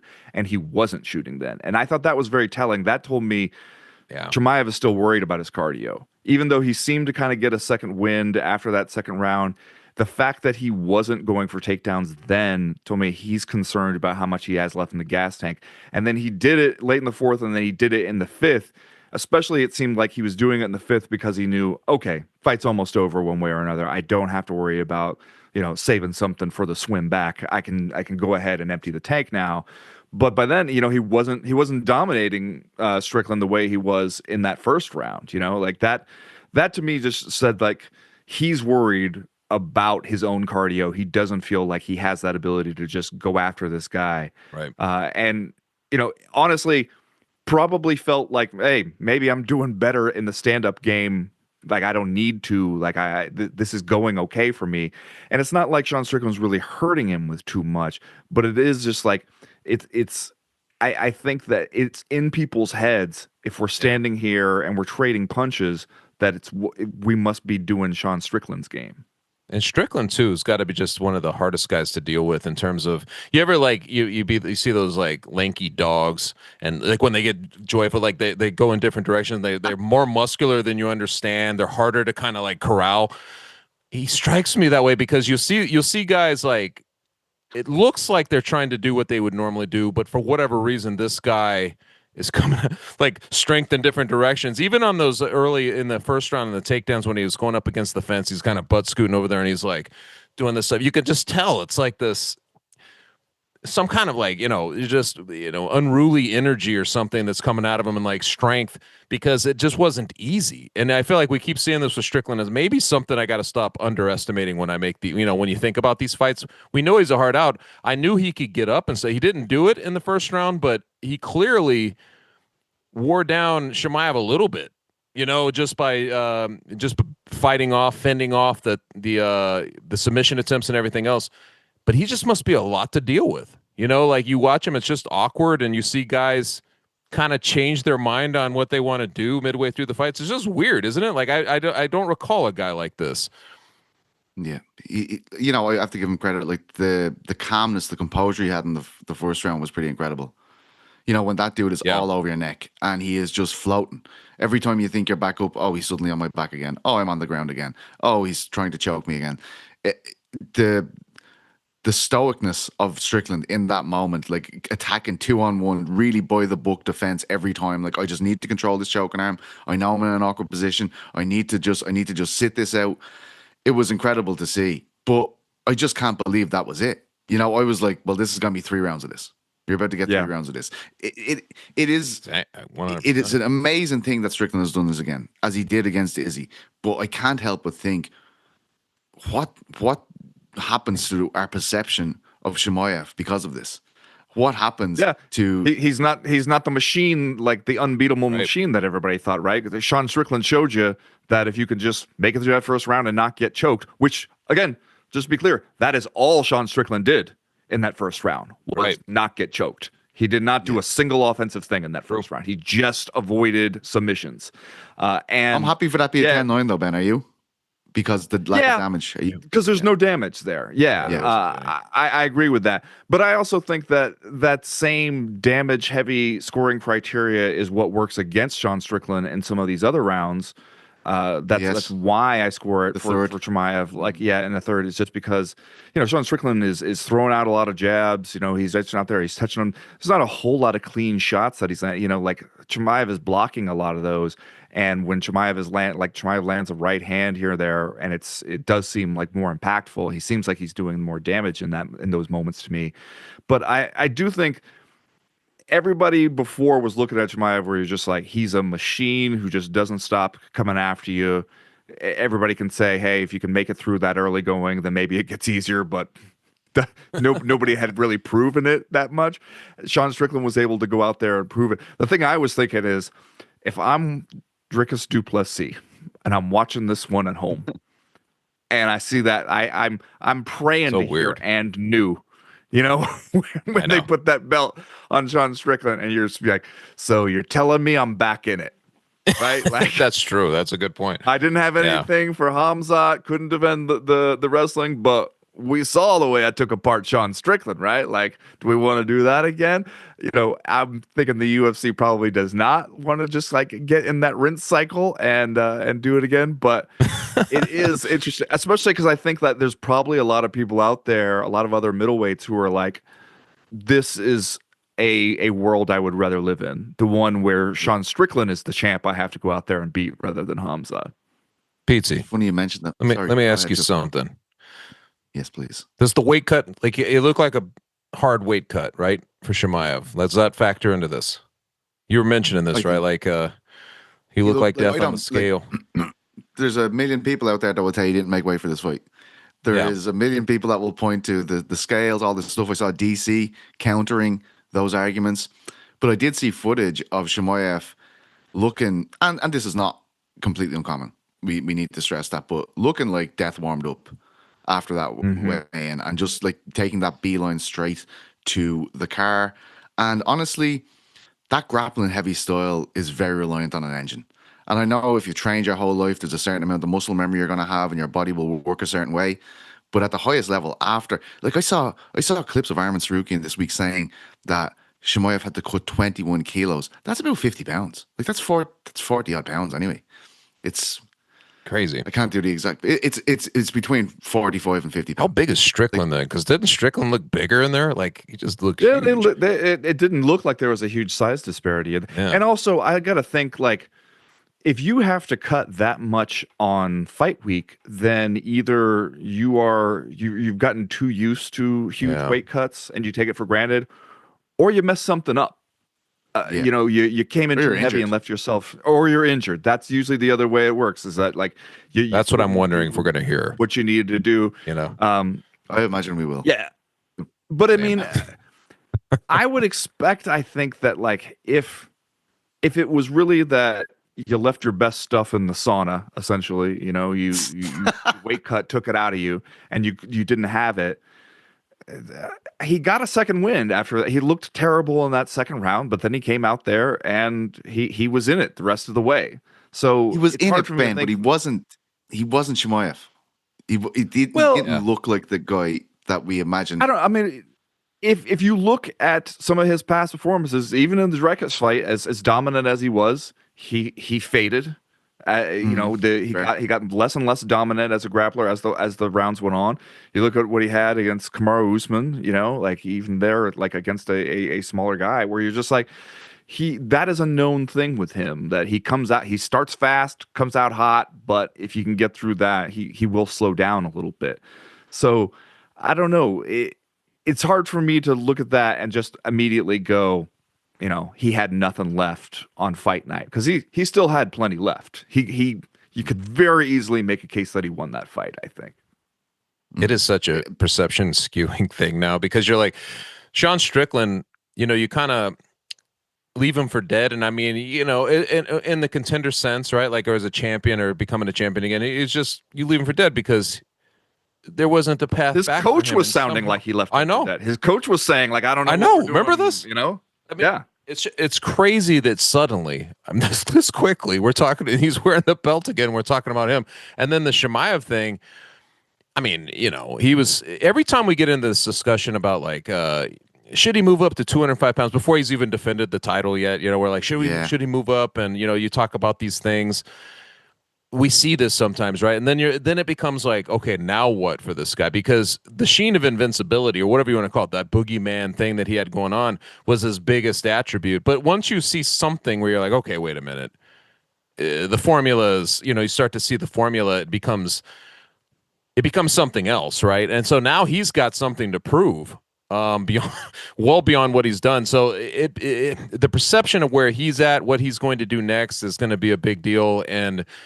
And then for Strickland, it's even harder, because to put him back into a space where you're like, okay, he's the champion, and like, what does that mean going forward? Is wild, because I think I never even imagined that we'd be here. I just never imagined that we'd get back to a Strickland era. I wasn't even sure he could get back to that he could get back to a title shot, just because I felt like the UFC was like, okay, we've heard enough of him on the mic. We don't want him anywhere near the belt, but here he is. It's a crazy turn of events, man.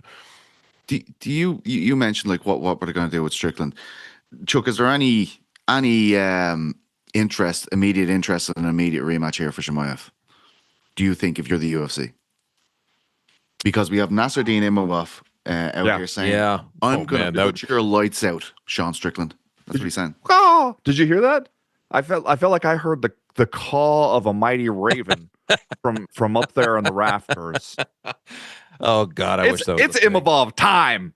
Damn Imagine if Imavov's like his avatar time. was a raven. You know, it's like, oh, you think it is? I mean, see, I will say this. What did you guys think? People who have no idea the context of the Raven here. I know. For your information, Ben has said that Imavov, if he had a gimmick where he had a raven and that flew up into the rafters while he fought and then flew back down onto his shoulder afterwards, people would be a lot more interested and talk in to him a little bit shot. in his ear. You know, they need to have a mystical kind of connection, him and the Raven. If he had that, he'd have been in this title fight.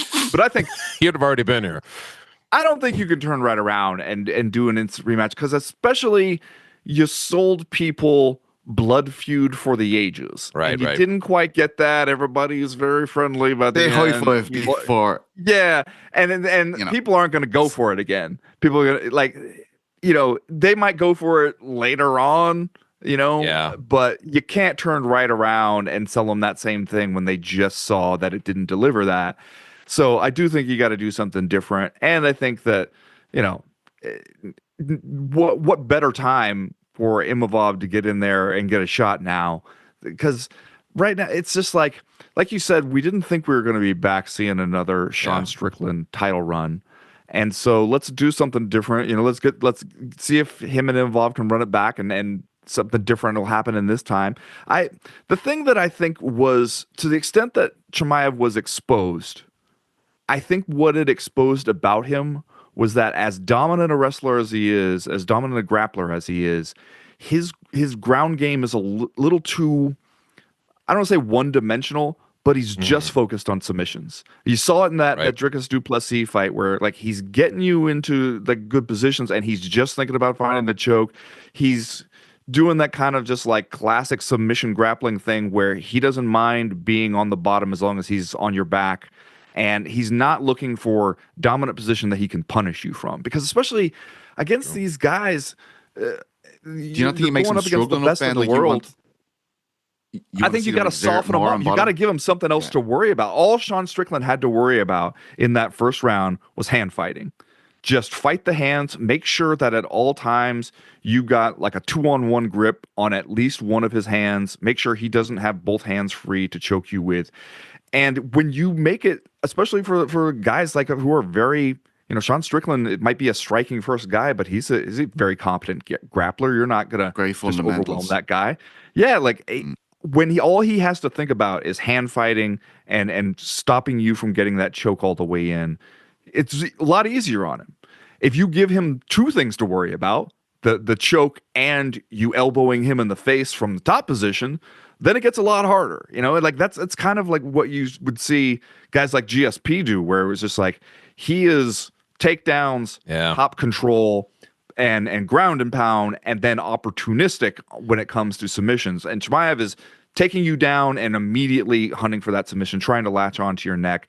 And it just makes it a lot easier for people to defend against when they know I'm only defending against that. He's not throwing a bunch of different stuff at you. He's just trying to do one thing, and you know what that one thing is. Did you guys get a big fight feel when they got in the cage? This was one of the rare times, and it's I admit you get jaded. You watch the sport so much, you see so many main events. Sometimes you're just completely immune to it. But this is one of those moments, man, when these guys got in there.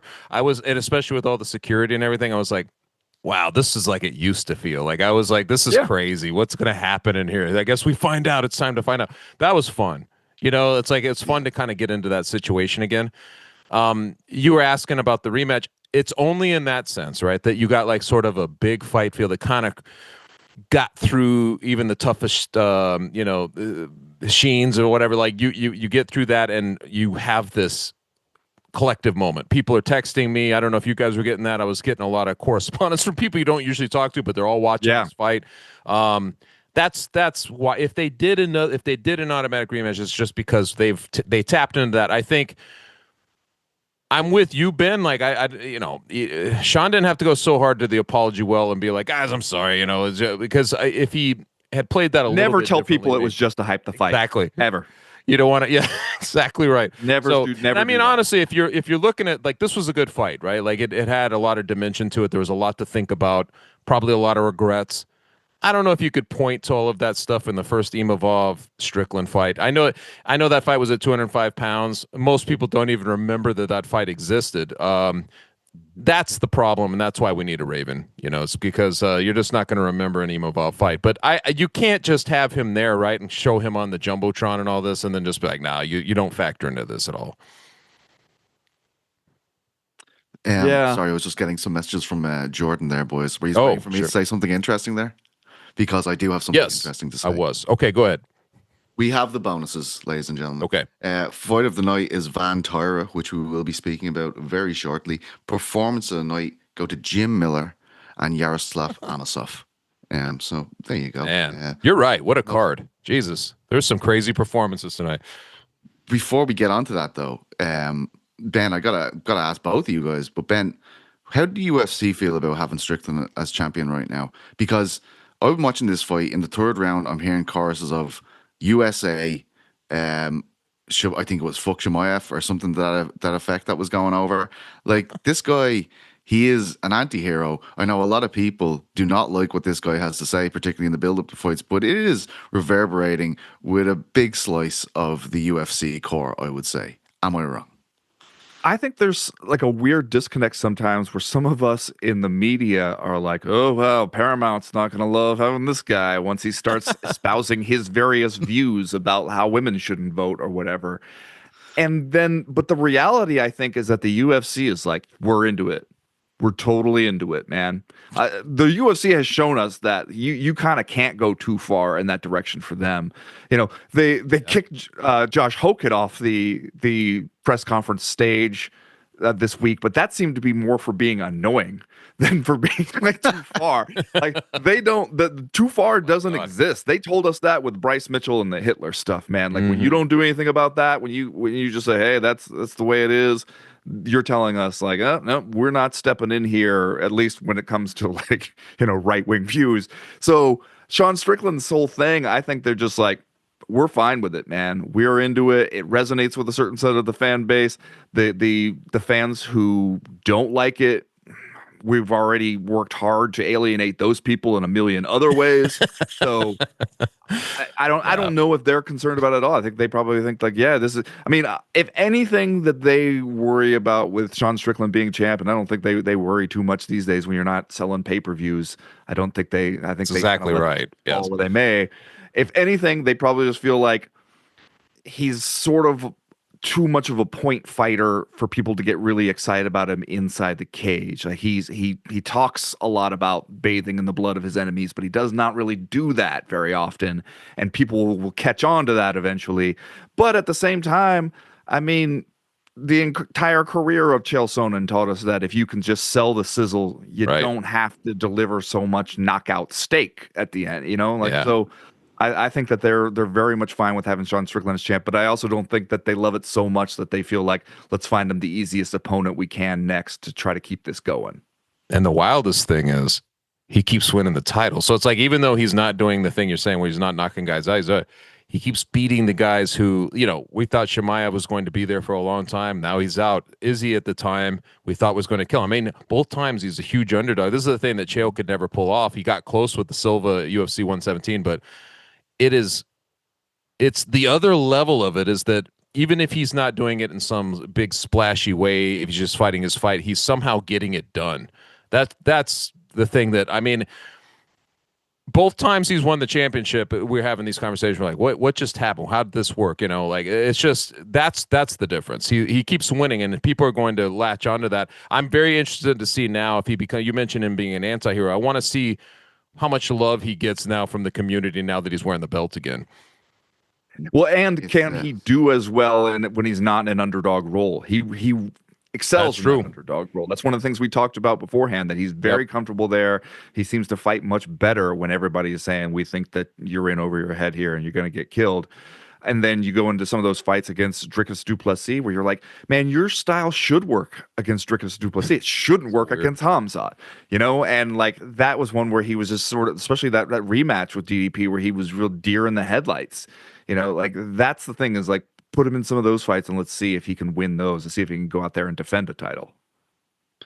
We better talk about the co-main event, and I will preface this by saying on Friday's show, Chuck Mendenhall, the marvelous mind that he has under that hat there, he said that this event gave him the same kind of feels as a Robbie Lawler v Rory MacDonald, which was the co-main event to Conor McGregor v Chad Mendes. Now, Chad Mendes and McGregor were all over the headlines that week. It was McGregor's big coming out moment. They had the big entrances, all of that stuff.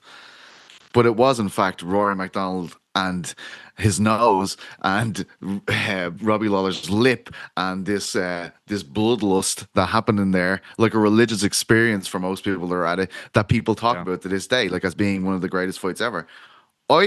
I think we had Chuck being very right, because that for me is fight of the year so far. What an unbelievable fight between Joshua Van and Tatsuro Taira.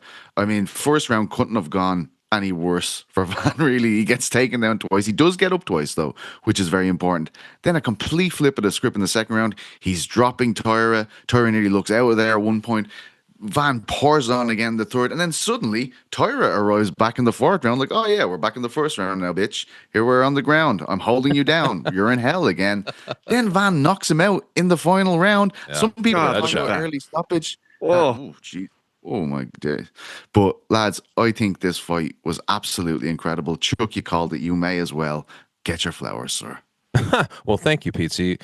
It did have that feeling, and part of it was just the youth, right? Like they mentioned that they're both born in the 21st century, 50 combined years. You just kind of knew that they were going to go out there and put on a show, but I didn't think it would kind of go. I didn't think it'd go like this. After Tatsuro took him down in that first round, it felt like we'd already established. Again, both of the co-main and the main had this element where you're like, okay, here we go. This is what it's going to be. And neither fight ended up being that way. Yeah. This one, to me, man, like from a writerly standpoint, like you think about it and you're like, it was this close to being one of the biggest lessons for Van. Did you see, like, he basically goes for, he just has to land a couple more punches. What was it was it the third round? He just a couple more punches. The fight is over. The referee's leaning in and he goes for the submission. He's like, I want to prove a point, which I appreciate. Choke. Right, yeah. Yeah, which I appreciate. I knew exactly what he was doing. You're like, okay, this is an awesome moment. But man, when in that next round, when he found himself, or was it later in that round when he's back on his, he's on his back third again. And fourth. Yeah. Fourth round, and you're like, I was like, he's going to have the biggest regrets when he goes back and watches this. But it worked out for him, and he ended up doing the thing that I guess a rising, budding star does, which is get the knockout anyway. So it had everything, man. I mean, that fight kind of had everything. Both guys, what we thought they were very good at, showed that they're very good at those things. Both guys showed a lot of heart. I mean, what else do you want in a fight like that?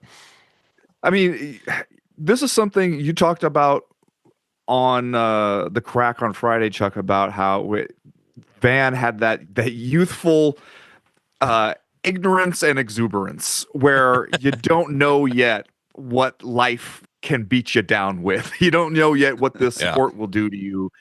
And there was some of that, I thought, that was on display for both of these guys, because for one thing, like, you had Van getting dominated on the mat early on, but then you're looking at his face during those moments and you're like, he doesn't seem concerned.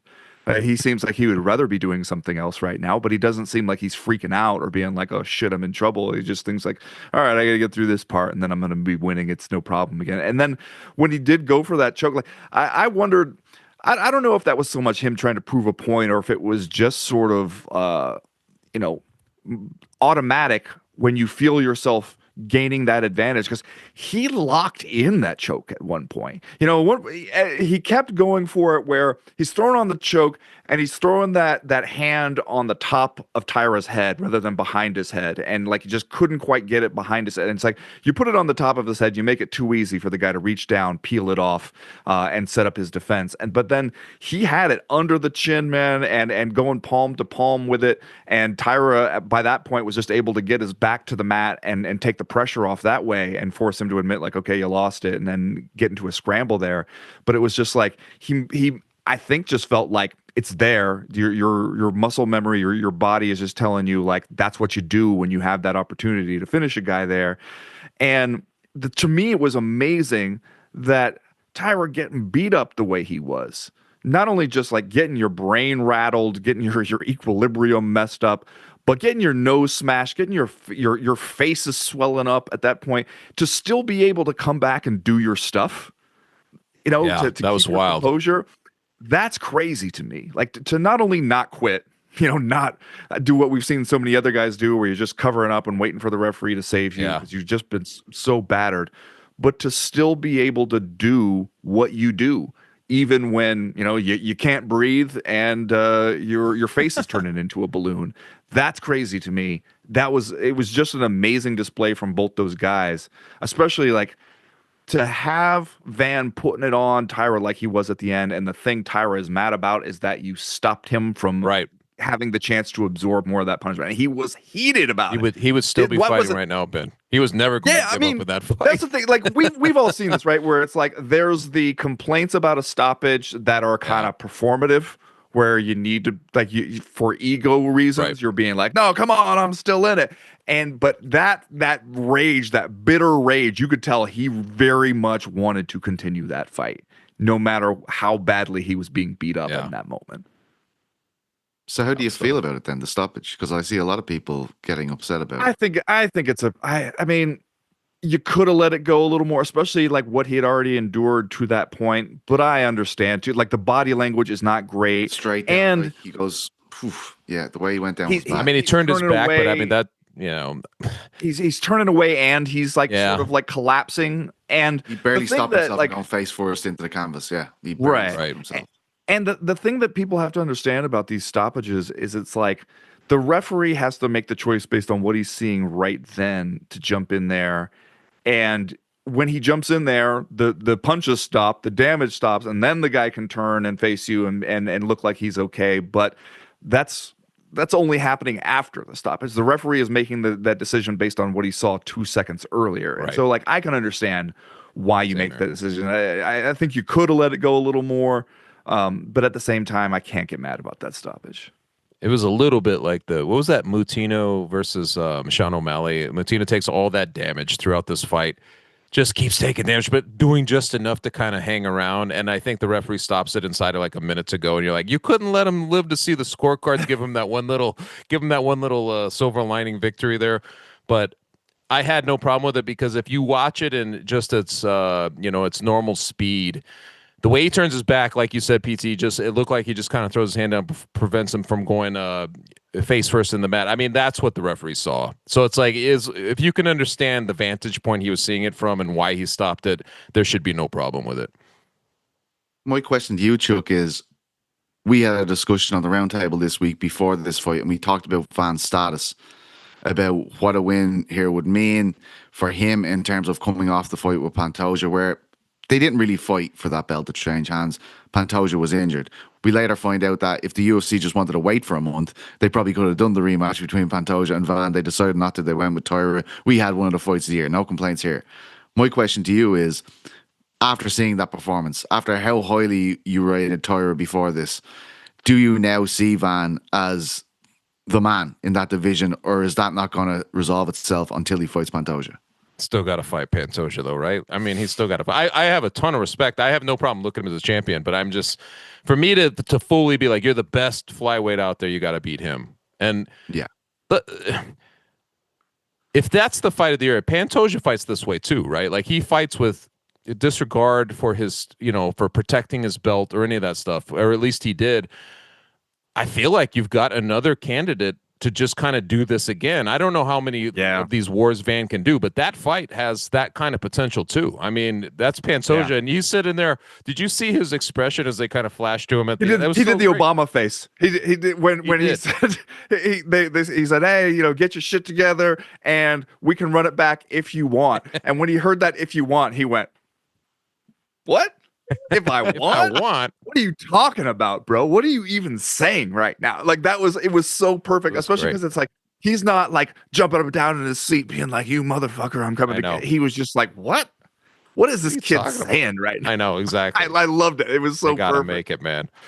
But I could totally agree with you, Chuck. Like stylistically, especially after you saw what Van and Taira were able to do together, it just makes you think, man, we can get through without any weirdness, injuring somebody between Pantoja and Van. That one looks like stylistically very similar, like it could be just an absolute banger of a fight, and made me go once again for maybe the 1,000th time. Can you believe there was ever a time when the UFC was like, maybe we should get rid of flyweight? I was thinking that. We should just do away with this weight class. What the hell were you thinking? I don't know, man. It's one of the best things you have going consistently. The same way I know when I see some heavyweights on the undercard, and I'm like, well, this could be absolute trash that you're serving me up.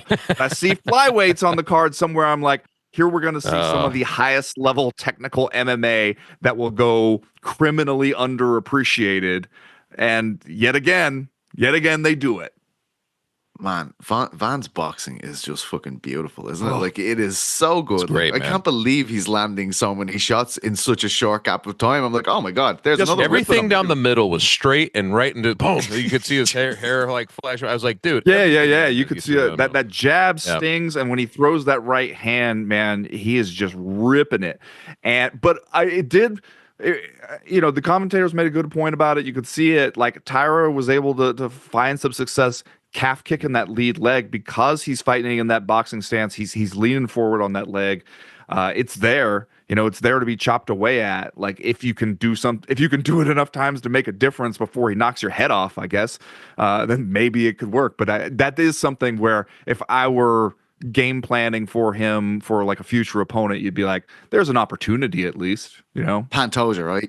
I mean, he is looking at that. Like, he is going, holy shit, man. This is a very durable guy, a guy who is no stranger to being in a dust up. I don't think his hands are as quick as Van's. Probably don't think he's as sophisticated with just his hands, but he can strike, man, and he likes kicking away that lead. And he knows he can. So that's why when Ben was saying, like, in that first round when he's kind of, in the other guy's domain, and you're like, you see him sort of like, all right, play this out. We'll get back to square, and then when I do that, I'm going to beat his ass. It was almost like watching like Kobe Bryant or somebody like that, where the team's going on a little 8-0 run, and you see him like, all right, get this out of your system, then I'm going to systematically tear you apart. That's what it looked like to me, and he did. And he still had to overcome more of that too. But that kind of poise and that kind of confidence, and you put it all together, it makes for that kind of event, right? It makes for that kind of fight where you're just going to get wild outcomes. I mean, I was last year, I think I voted for the Royval Van fight as fight of the year. For him to do it, another one that could be considered a fight of the year. I mean, this guy's a godsend to the UFC, isn't he?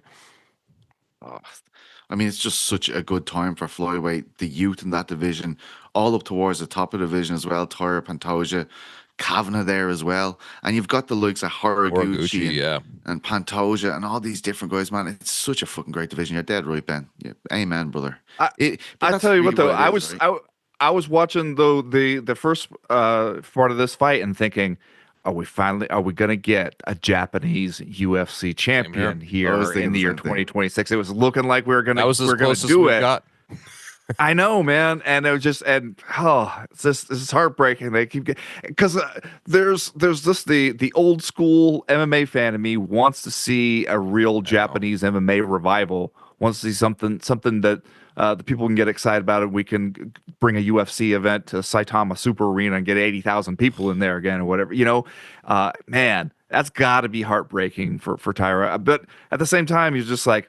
It is one of those fights where I know it's got to be a bitter loss for him, but I feel like nobody really lost that one because it was just such an incredible display from both those guys, and you can't come away from that not feeling like Taira got that dog all up in him, man. He's still young guy, still gonna have 26, yeah. At least he's 26. If he was 36 and this happened, you'd be like, that might have been his shot, man. That's it. That was it. He'll be back, especially at flyweight. Yeah. Well, I'm going to give you guys a quick rundown of what's being said at the press conferences because Aaron Bronstetter, the fantastic man he is, does a lovely thread. Well, let's hear it. Do you want me to hit you with it? Of the press conference thread, yeah. We talked in the lead up to this event on the Crack on Friday, and Ben told us that King Green, formerly Bobby Green, had lost a lot of jewelry. Up to the $300,000 worth of jewelry is what he said. That's a lot of Cuban links, as we said. Yeah. That is a lot of kibble and a lot of Cuban links. He made a big appeal for a bonus after his first round finish of Jeremy Stevens, who did not make weight. Don't worry, guys. Even though he didn't get a bonus, wait till you hear what Dana's going to do for him. Quoting Aaron Bronstetter now, White says that King Green will get his own custom shorts in lieu of earning a bonus. He says that King Green deserves a ton of credit for facing Stevens despite him missing weight, and when they were determining the bonus, they took into account the quality of opponent. So, how do you think? Got a nice shiny nickel for you. This is like, when you're working at a job and they're just like, hey, we know the conditions have been tough lately. Everybody's been working really hard. Pizza party, guys. Pizza in the break room. You all get 15 got some frozen minutes, pizzas. Eat as much pizza as you can. Then get your ass back to work. Custom shorts. I mean, but there is a part of me that when you were setting it up, I was like, don't give this man more money to buy more jewelry. He needs to learn a lesson from this. This is not the sob story that I think, like, it's Jim Miller's out here being like, I'm buying my own health insurance, and then my son has a rare form of cancer, and I've been at this for, like, Jim Miller should be a multimillionaire for how long he's been in the UFC, if the UFC is really like the NBA of mixed martial arts. King Green has made some poor choices. He messed up. He was financially irresponsible. You don't leave people in your house like that if you don't trust them while you go off to train. You got $300,000 worth of jewelry. If you give that man a $100,000 check because you're just like, hey, we feel really bad about all the jewelry you lost, go buy some more. Man, that's not We're not the helping spirit him of the game, at that man. point. We are enabling him at that point. I don't. So it's Who not was it? exactly Kevin Garnett, like you said, was wearing the fake. Which guy did you say that? it was NBA Chad Ochocinco who would, Ochocinco. would Okay, right. where he would say like, "Hey, people see I'm a pro athlete. They assume Right. these are real diamond earrings. They're from Claire's. Somebody need to take King Green down to That's what I was Claire's. gonna say. I'm telling you, man, I got 2 daughters. You think I haven't been up in the Claire's? I know They you've been to always are Claire's. running some kind of deal where it's just like buy 7, get 15. They won't even let you go in there and like buy just one thing. There's always something like that. Take King Green down there, man, and just we can get this sorted out. We don't need to be doing all of this. Well, maybe with the custom shorts, a trip to Claire's, that'd be pretty good. As a package deal. It is. You roll up in there in Claire's on the barter system, and you're like, "Here's these custom shorts. What can you do for me?" Like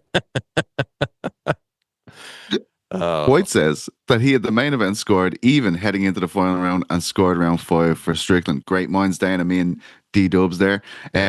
White says, and we will get to this because there was some contention about the scorecards on Volkov and Waldo Cortez. White says he thought that Waldo Cortez Acosta won the fight, but the matchmakers had it for Volkov. He says that the first round was particularly close.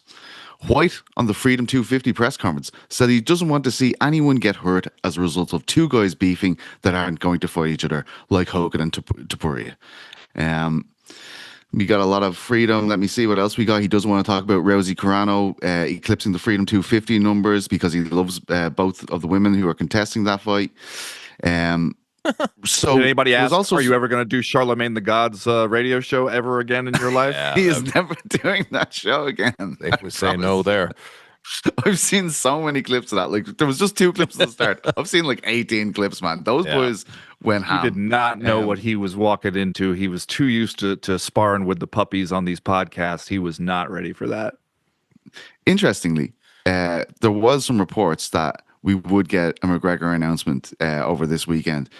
White says to the people there is no deal with Conor. He is still confident that McGregor is going to fight this year. More confident. Wait, is than he was extremely last year. confident? The extremely is gone. Just shit. down to confident now. All right. Downgraded to confident. He had gone up from very confident last year to extremely confident. Now he's just down to confident. Lucy's holding that worrying. football, telling Charlie Brown to go kick it. I'm telling you. It's a worrying development. Certainly a worrying development. If you want to see McGregor fighting. So Dana also said that he would be promoting the Fury Joshua fight. I believe it was in the stream with Nina Drama. He says at the press conference, White on whether he will be promoting Fury Joshua. Let's see what happens. What? All right. Fair enough. You're walking these ones back pretty quickly here. Just saying stuff. I guess you get out there in the nightclub with the cigars and everything, and maybe you just you start to feel optimistic about the future, and we're making big promises, and then in the harsh light of Newark, it's like 2:00 in the morning or whatever there, and you're just being like, I don't know, you guys. Actually, now that I think about it. Let's just see. Let's see what happens. You see that he arrived by helicopter onto the roof of the arena. Do we have the video? I believe we have the video for the beautiful people in case they haven't seen it. Jordan, do you have the video of the helipad? Look at this. Look at this. That's living, baby. Probably just whacking a cigar and a whiskey into him there before he gets out and goes to the fights. That's living, guys. Look at that. Is it just is the traffic just too bad or what? No, just flexing, bro. Just flexing. I mean, I happen to know like you're really that arena is really close to Newark Penn Station. The train runs right through there. Yeah, it is. Come on. Yeah. Would that make for a good Instagram post? Would it? No. Yeah, I would definitely. If you told me like your opinion doesn't matter to me, okay? Rolling up on public transit, I'd be like, yeah, let's see that. Let's see what that looks like. One more tidbit before we go back to the fights. White says tonight was the last fight on Jim Miller's contract, and he just signed a 5-fight extension. If he fights out that extension, he will have 51 fights in the UFC. And he'd make it to no, he probably. Where are we at? UFC 328. I mean, 400's a ways off, fellas. I don't know about that one. Yeah. To me, the most insane stat I heard was that how he hadn't fought in 15 months or whatever it was because of his was it 15 months, something like that, like just a little over a year, that because of dealing with his son's cancer, and that was the longest layoff of his career.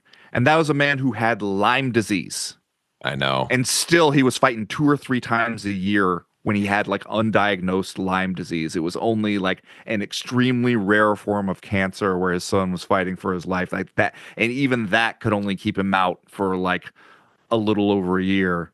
All of which is to say, Conor McGregor, you ought to be ashamed of yourself. You can't get in this cage. We go from extremely confident down to confident. Meanwhile, Jim Miller is out here just clocking in. Jim Miller should get that fight. He's earned it, you know. Be good fight. Should get the McGregor fight. Volkov v. Waldo Cortez Acasta. I had no problem with Volkov winning the fight. A lot of people seem to be upset with the 30-27 Chuck. Did you see this? Well, the 30-27 was the I thought that Waldo won because of that, right? Because that third round, was it not definitive for Waldo? I mean, I was watching that, I was like, okay, wait, if it's 30-27, this has to be for Waldo. But like the first 2 rounds, the way I scored it was for Volkov, even though the first round Very was, close. you know, it was kind of it was close, but I felt like Volkov was doing more. Like he was just landing shots, kind of piecing them up a little bit. That's the only reason. But like honestly, man, if you forgot about this fight, you'd be forgiven, right? That third round, though, Okay, I have no idea. I have no idea how you could give that to Volkov. Did you see it that way, Ben? Like, what did you see there? Here's my hypothesis, and I want you guys to tell me if you think I'm way off base. This is it is almost midnight here in the One True time zone, and so this is the kind of thing I'm going to say when my brain starts to get a little fried for being up past my bedtime, off my usual sleep schedule. It's nearly 7 a.m. here, Ben. Just for the record, it's nearly 7 I know a.m. here, this. okay? I hate no one can complain when you're around PT about this stuff. I hate it. Is Alexander Volkov the best heavyweight who also kind of sucks? It's a big field we're talking about there, though. I know, but he's like of the heavyweights where you're just like, you kind of suck. Like I can't. Like I kind of hate having to watch you, but you're the best of those. And I think of Nelson Algren had a line in one of his like boxing short stories where a guy, like a manager, tells a guy where he's like, "You're an agony fighter. You won't fight, and you won't let anybody else fight. You know, Right. you won't go in there and do anything that'll get the fans excited and make any money, and you won't let anybody else do it either." And that's kind of how Volkov feels to me sometimes. Where I'm just like, you are the anti-fun out here, and it's frustrating to watch, but you're also still like good in a way. And I just It's like every time some fireworks would start up a little bit, like Waldo come in there and slam a couple, he would leg kick him and be like, "Don't come in here," you know. And be like, Go away. That was effective enough, you know. But that was it. Yeah. That was kind of how he'd end the sequence. That's how I was scoring those first 2 rounds, by the way. I was like, leg kicks will land, and I guess, you know, that'll do. that's what I was doing. Brady and Joaquin Buckley, right? Crazy, because the bookies were in fits. Like I was out at this wrestling thing today, and all I was seeing was these messages about the line move and all this stuff. Yeah, It's what was that flipped from about? I Brady didn't to- understand that. I just think it was like the way Dana's saying it anyway. He just thinks it was that close of a line that if a big amount of money went on one of them, was going to flip in a certain way. He thought it could flip like that, and in the end, it kind of seemed harmless because Brady absolutely destroyed Buckley. Like he became the best value bet of the year. Yeah. At plus whatever he was. I don't know if you plus saw 130. I saw this being posted on Twitter where it was like videos from Joaquin Buckley's like training camp where he's like, "We're just boxing. We're not wrestling or doing jujitsu or anything. We're out here boxing." And you're just like, well, maybe that was a mistake. I mean, I do think hopefully we can get to a place now after something like this where just because we see huge line movement, it doesn't necessarily mean that there's something up. Because we've sort of gotten programmed, because we've had a few instances where it seems like some shit is definitely going on. But I think that what it's easy to forget for people is that, especially for undercard fights or fights that are not being super heavily bet on, like the handle, like the betting handle on those fights is not massive. So it probably doesn't take that much to really start to move it, you know? And whoever the idiot was that bet big on Buckley is having a rough night. Right. And see, that's the thing, is like, like they say in poker, don't assume intelligence. Like just because we Right. see something happening, you see people throwing a whole bunch of money on Buckley, don't assume that it's Right. because they know something. They might just be dumb. They might be like degenerate gamblers who are ruining their lives, and we shouldn't stain fighters' professional reputations just because someone out there is being like, "Hey, I'm gonna throw the mortgage down on Joaquin Buckley," because maybe people are just idiots. 30, It should also be said, 25. like, they could, it was nasty, but they could be degenerate gamblers having the time of their lives as well. Okay, that's also a possibility here, Ben. All right, they don't have to be True. ruining The their lives. rush you get from losing 30 grand on Joaquin Buckley of a Saturday night, I'm sure there's nothing Can you that can imagine? match that. Imagine losing a big sum. You see him taking down that first time, and it'd be like, oh my God, what have I done? Oh my God. At that point, you're Krusty the Clown betting on the Generals against the Harlem Globetrotters. You're just you did it to yourself. We had that. What happened there, We Pete? mentioned that. Sorry, I had a bit of an explosion there. King Green, we talked about, got some of his money back for the old jewelry getting stolen. Atiba Goautier goes to the second round with Ozzy Diaz. Put him down. Ozzy didn't like the stoppage, obviously. He was having one of those moments. I'd say it was more towards the end of, protesting. I did get dropped there. I kind of woke up though when you were over me, and I got to make a meal of it now. Atiba, obviously an absolute savage, calls for style bender afterwards. If Chuck, if I'm style bender's manager or coach, if I'm Behrman here, I'm saying absolutely fucking not. That's what I'm saying to them. No, he shouldn't. He should not take on the guy coming up the rungs that fast. I mean, what you want to see from, I'd rather see Izzy take time off. I don't want to see him go against that guy. Yeah. It's a weird call out, isn't it? How many has Izzy lost in a row? Like 4 or 5 fights? I mean, that doesn't seem like a realistic option. I know our producer Jordan was probably very excited to see the Tate brothers congratulating Atiba afterwards. I can only imagine Ben was also very excited about that. Did you see Andrew Tate shaking hands with him afterwards? No, the Tate brothers are in there, huh? They're in there. They're welcome to come to these events, huh? There they are, the lads. Amosov, beautiful. If you haven't seen this submission, go and find it. It's kind of like the Mighty Whiz Bar, as he wanted to call it. Terrible name. Yaroslav Amosov kind of took Joel Alvarez down and immediately had him in an arm triangle. It was absolutely fucking beautiful. He was looking for that arm triangle the entire time, Yeah. which I respect it. I love the arm triangle for that exact reason, because it's just like you can isolate it even when the guy sees that you're going for it. You can still get it, and it's the move that you can get without really risking position, without burning out your arms or anything. Like it works great for MMA and for like no-gi jiu-jitsu and stuff. So I like it.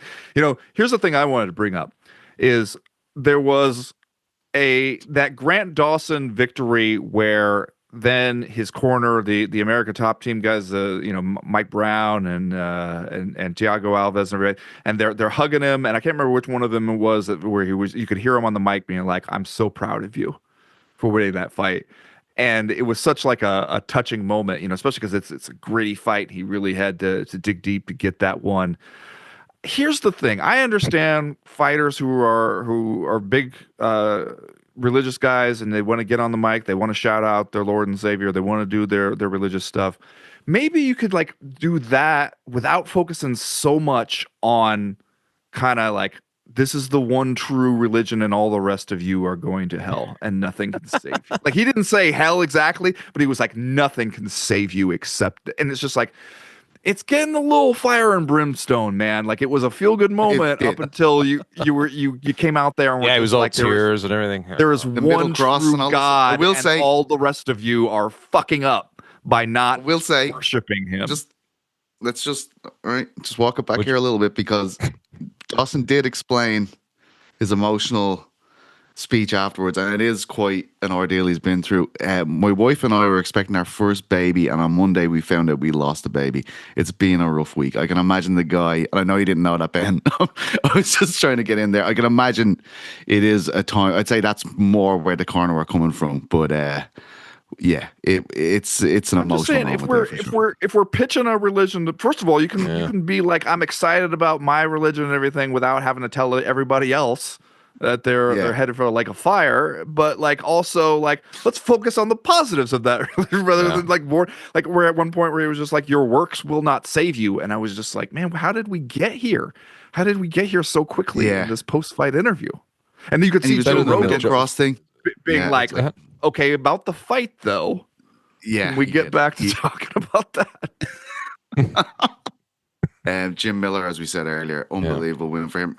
Another big underdog win for Roman Kopylov against Marco Tullio. Pat Sabatini got a win over William. What was that? Sorry, Chuck. The Kopylov thing. I mean, it's like he's again. You got a guy. All you got to do is land another punch or two, and then he's like, "I'm gonna tie you up." And like, I was like, "What is he doing?" This drives me nuts when guys do this. And he did it twice in this fight. I just couldn't understand what he was doing. Doesn't he want the $25,000 guaranteed, like whatever finish bonus? I mean, then he goes to decision. He could have easily had that money. What's going on there? It's true. It's true. I do agree with you. I was frustrated to watch for sure. Pat Sabatini, you really enjoyed that one, Chuck. I saw a tweet you put up there. Oh my God, during that fight. Yeah, I was driving. I was driving for that one, and I had it on a little phone there and watching it. Wasn't looking at the road, and that was bad. That was a bad time. Don't do that. Did you guys enjoy that? Did you like Sabatini? Don't do that. Sasarkoyev got a win over Santos. Jose Ochoa got a win over Clayton Carpenter to open the card. Also, a lot of action going down in the UK at the Co-op live. Dubois v Wardley was an unbelievable fight. Still got to watch that. I missed it earlier. Fucking unbelievable heavyweight fight. Dubois was down twice, once in the first, then again in the third, comes back and finishes Wardley in the 11th. And Wardley, his face was like a fucking butcher's block, man. It was an insane fight. Massive underdog loss on the undercard there as well. Dave Morrell, who's only previously lost to David Benavidez, lost. He was something like no joke. Like I think he was like 1-18, like with that much of a favorite. And he got knocked out in the final 30 seconds of the last round by Zach Chelly. Absolutely insane. Really just fucking crazy fight. Before we move on, lads, I did want to say we had some inductions into the Hall of Fame, or we will. They were announced that there will be some inductions to the Hall of Fame. One of them is Tom Gerbasi. We spoke about him a lot on the show around the time of his death. Chuck, how good is it to see Tom being recognized by the UFC, a company he gave so much to in his position as editor for so many years, decades, really? Yeah, I really wondered if they might do something like this, but it still caught me off guard. I don't know how you guys felt about it when they flashed him up there. You're just not used to seeing him in a spotlight. He's one of those guys who did the work behind the scenes, and he did it for so long and so prolifically that he just became ubiquitous, right? Like every time, I don't know how many times, man, in the past, this guy came to my rescue for different reasons. Like you just needed a number or you needed some information. He was always right there. He'd get right back to you. But he just was the guy who kind of told the UFC's history, in his own way for a long time. And, multiple books and everything else he's done. I thought it was a very good gesture for the UFC to include him there. And I think that's where he belongs, man. You know what I mean? I think he gave a lot to that company, so that's where he belongs. Yeah, he is. And also Chris Weidman was inducted into the modern wing that we saw today as well. That was announced on this card. So there it is, lads. Jordan, this is Ariel's job usually. Am I fucking up to it? Am I forgetting something here? Or am I? Super chats? Something, Jordan. Is there super chats, Jordan? No super chats. So, lads, UFC 328. We're missing one note. You forgot one. Dana White said that Khamzat told him he's going to move up to lightweight, or wants to move up to lightweight. Light heavyweight. Light heavyweight, sorry. Oh, wow. That's the end of I wondered. I would advise against that, honestly. Yeah. After what we saw. I don't know about that idea. The appetite can't be there for that now, right? Like, that can't be the move. Yeah. I don't know. Have to think about that one. My God. Well, it's been an action-packed evening, ladies and gentlemen. UFC 328 is in the books. Thank you for joining me and my lovely friends, Ben Folks, Chuck Mendenhall. If you go back to Friday's episode of The Crack, we predicted pretty much this whole thing apart from the main event. All right? We did give ways it could happen, and I suppose in a roundabout way. Yeah. I was closest to being right. Ben, how do you explain this again? What did we say? right even when we're wrong, you know? Yes, thank you. That is exactly it. In the spirit of Ben, folks, have a wonderful Sunday. Enjoy. Watch these fights again. They were that good. The top two, unbelievable. Fantastic night of fights at the Brew. We love you very much. See you on Monday. I've been Pizza Carol. They've been Chuck, Brandon Hall, and Ben, folks. Lots of love. Mwah.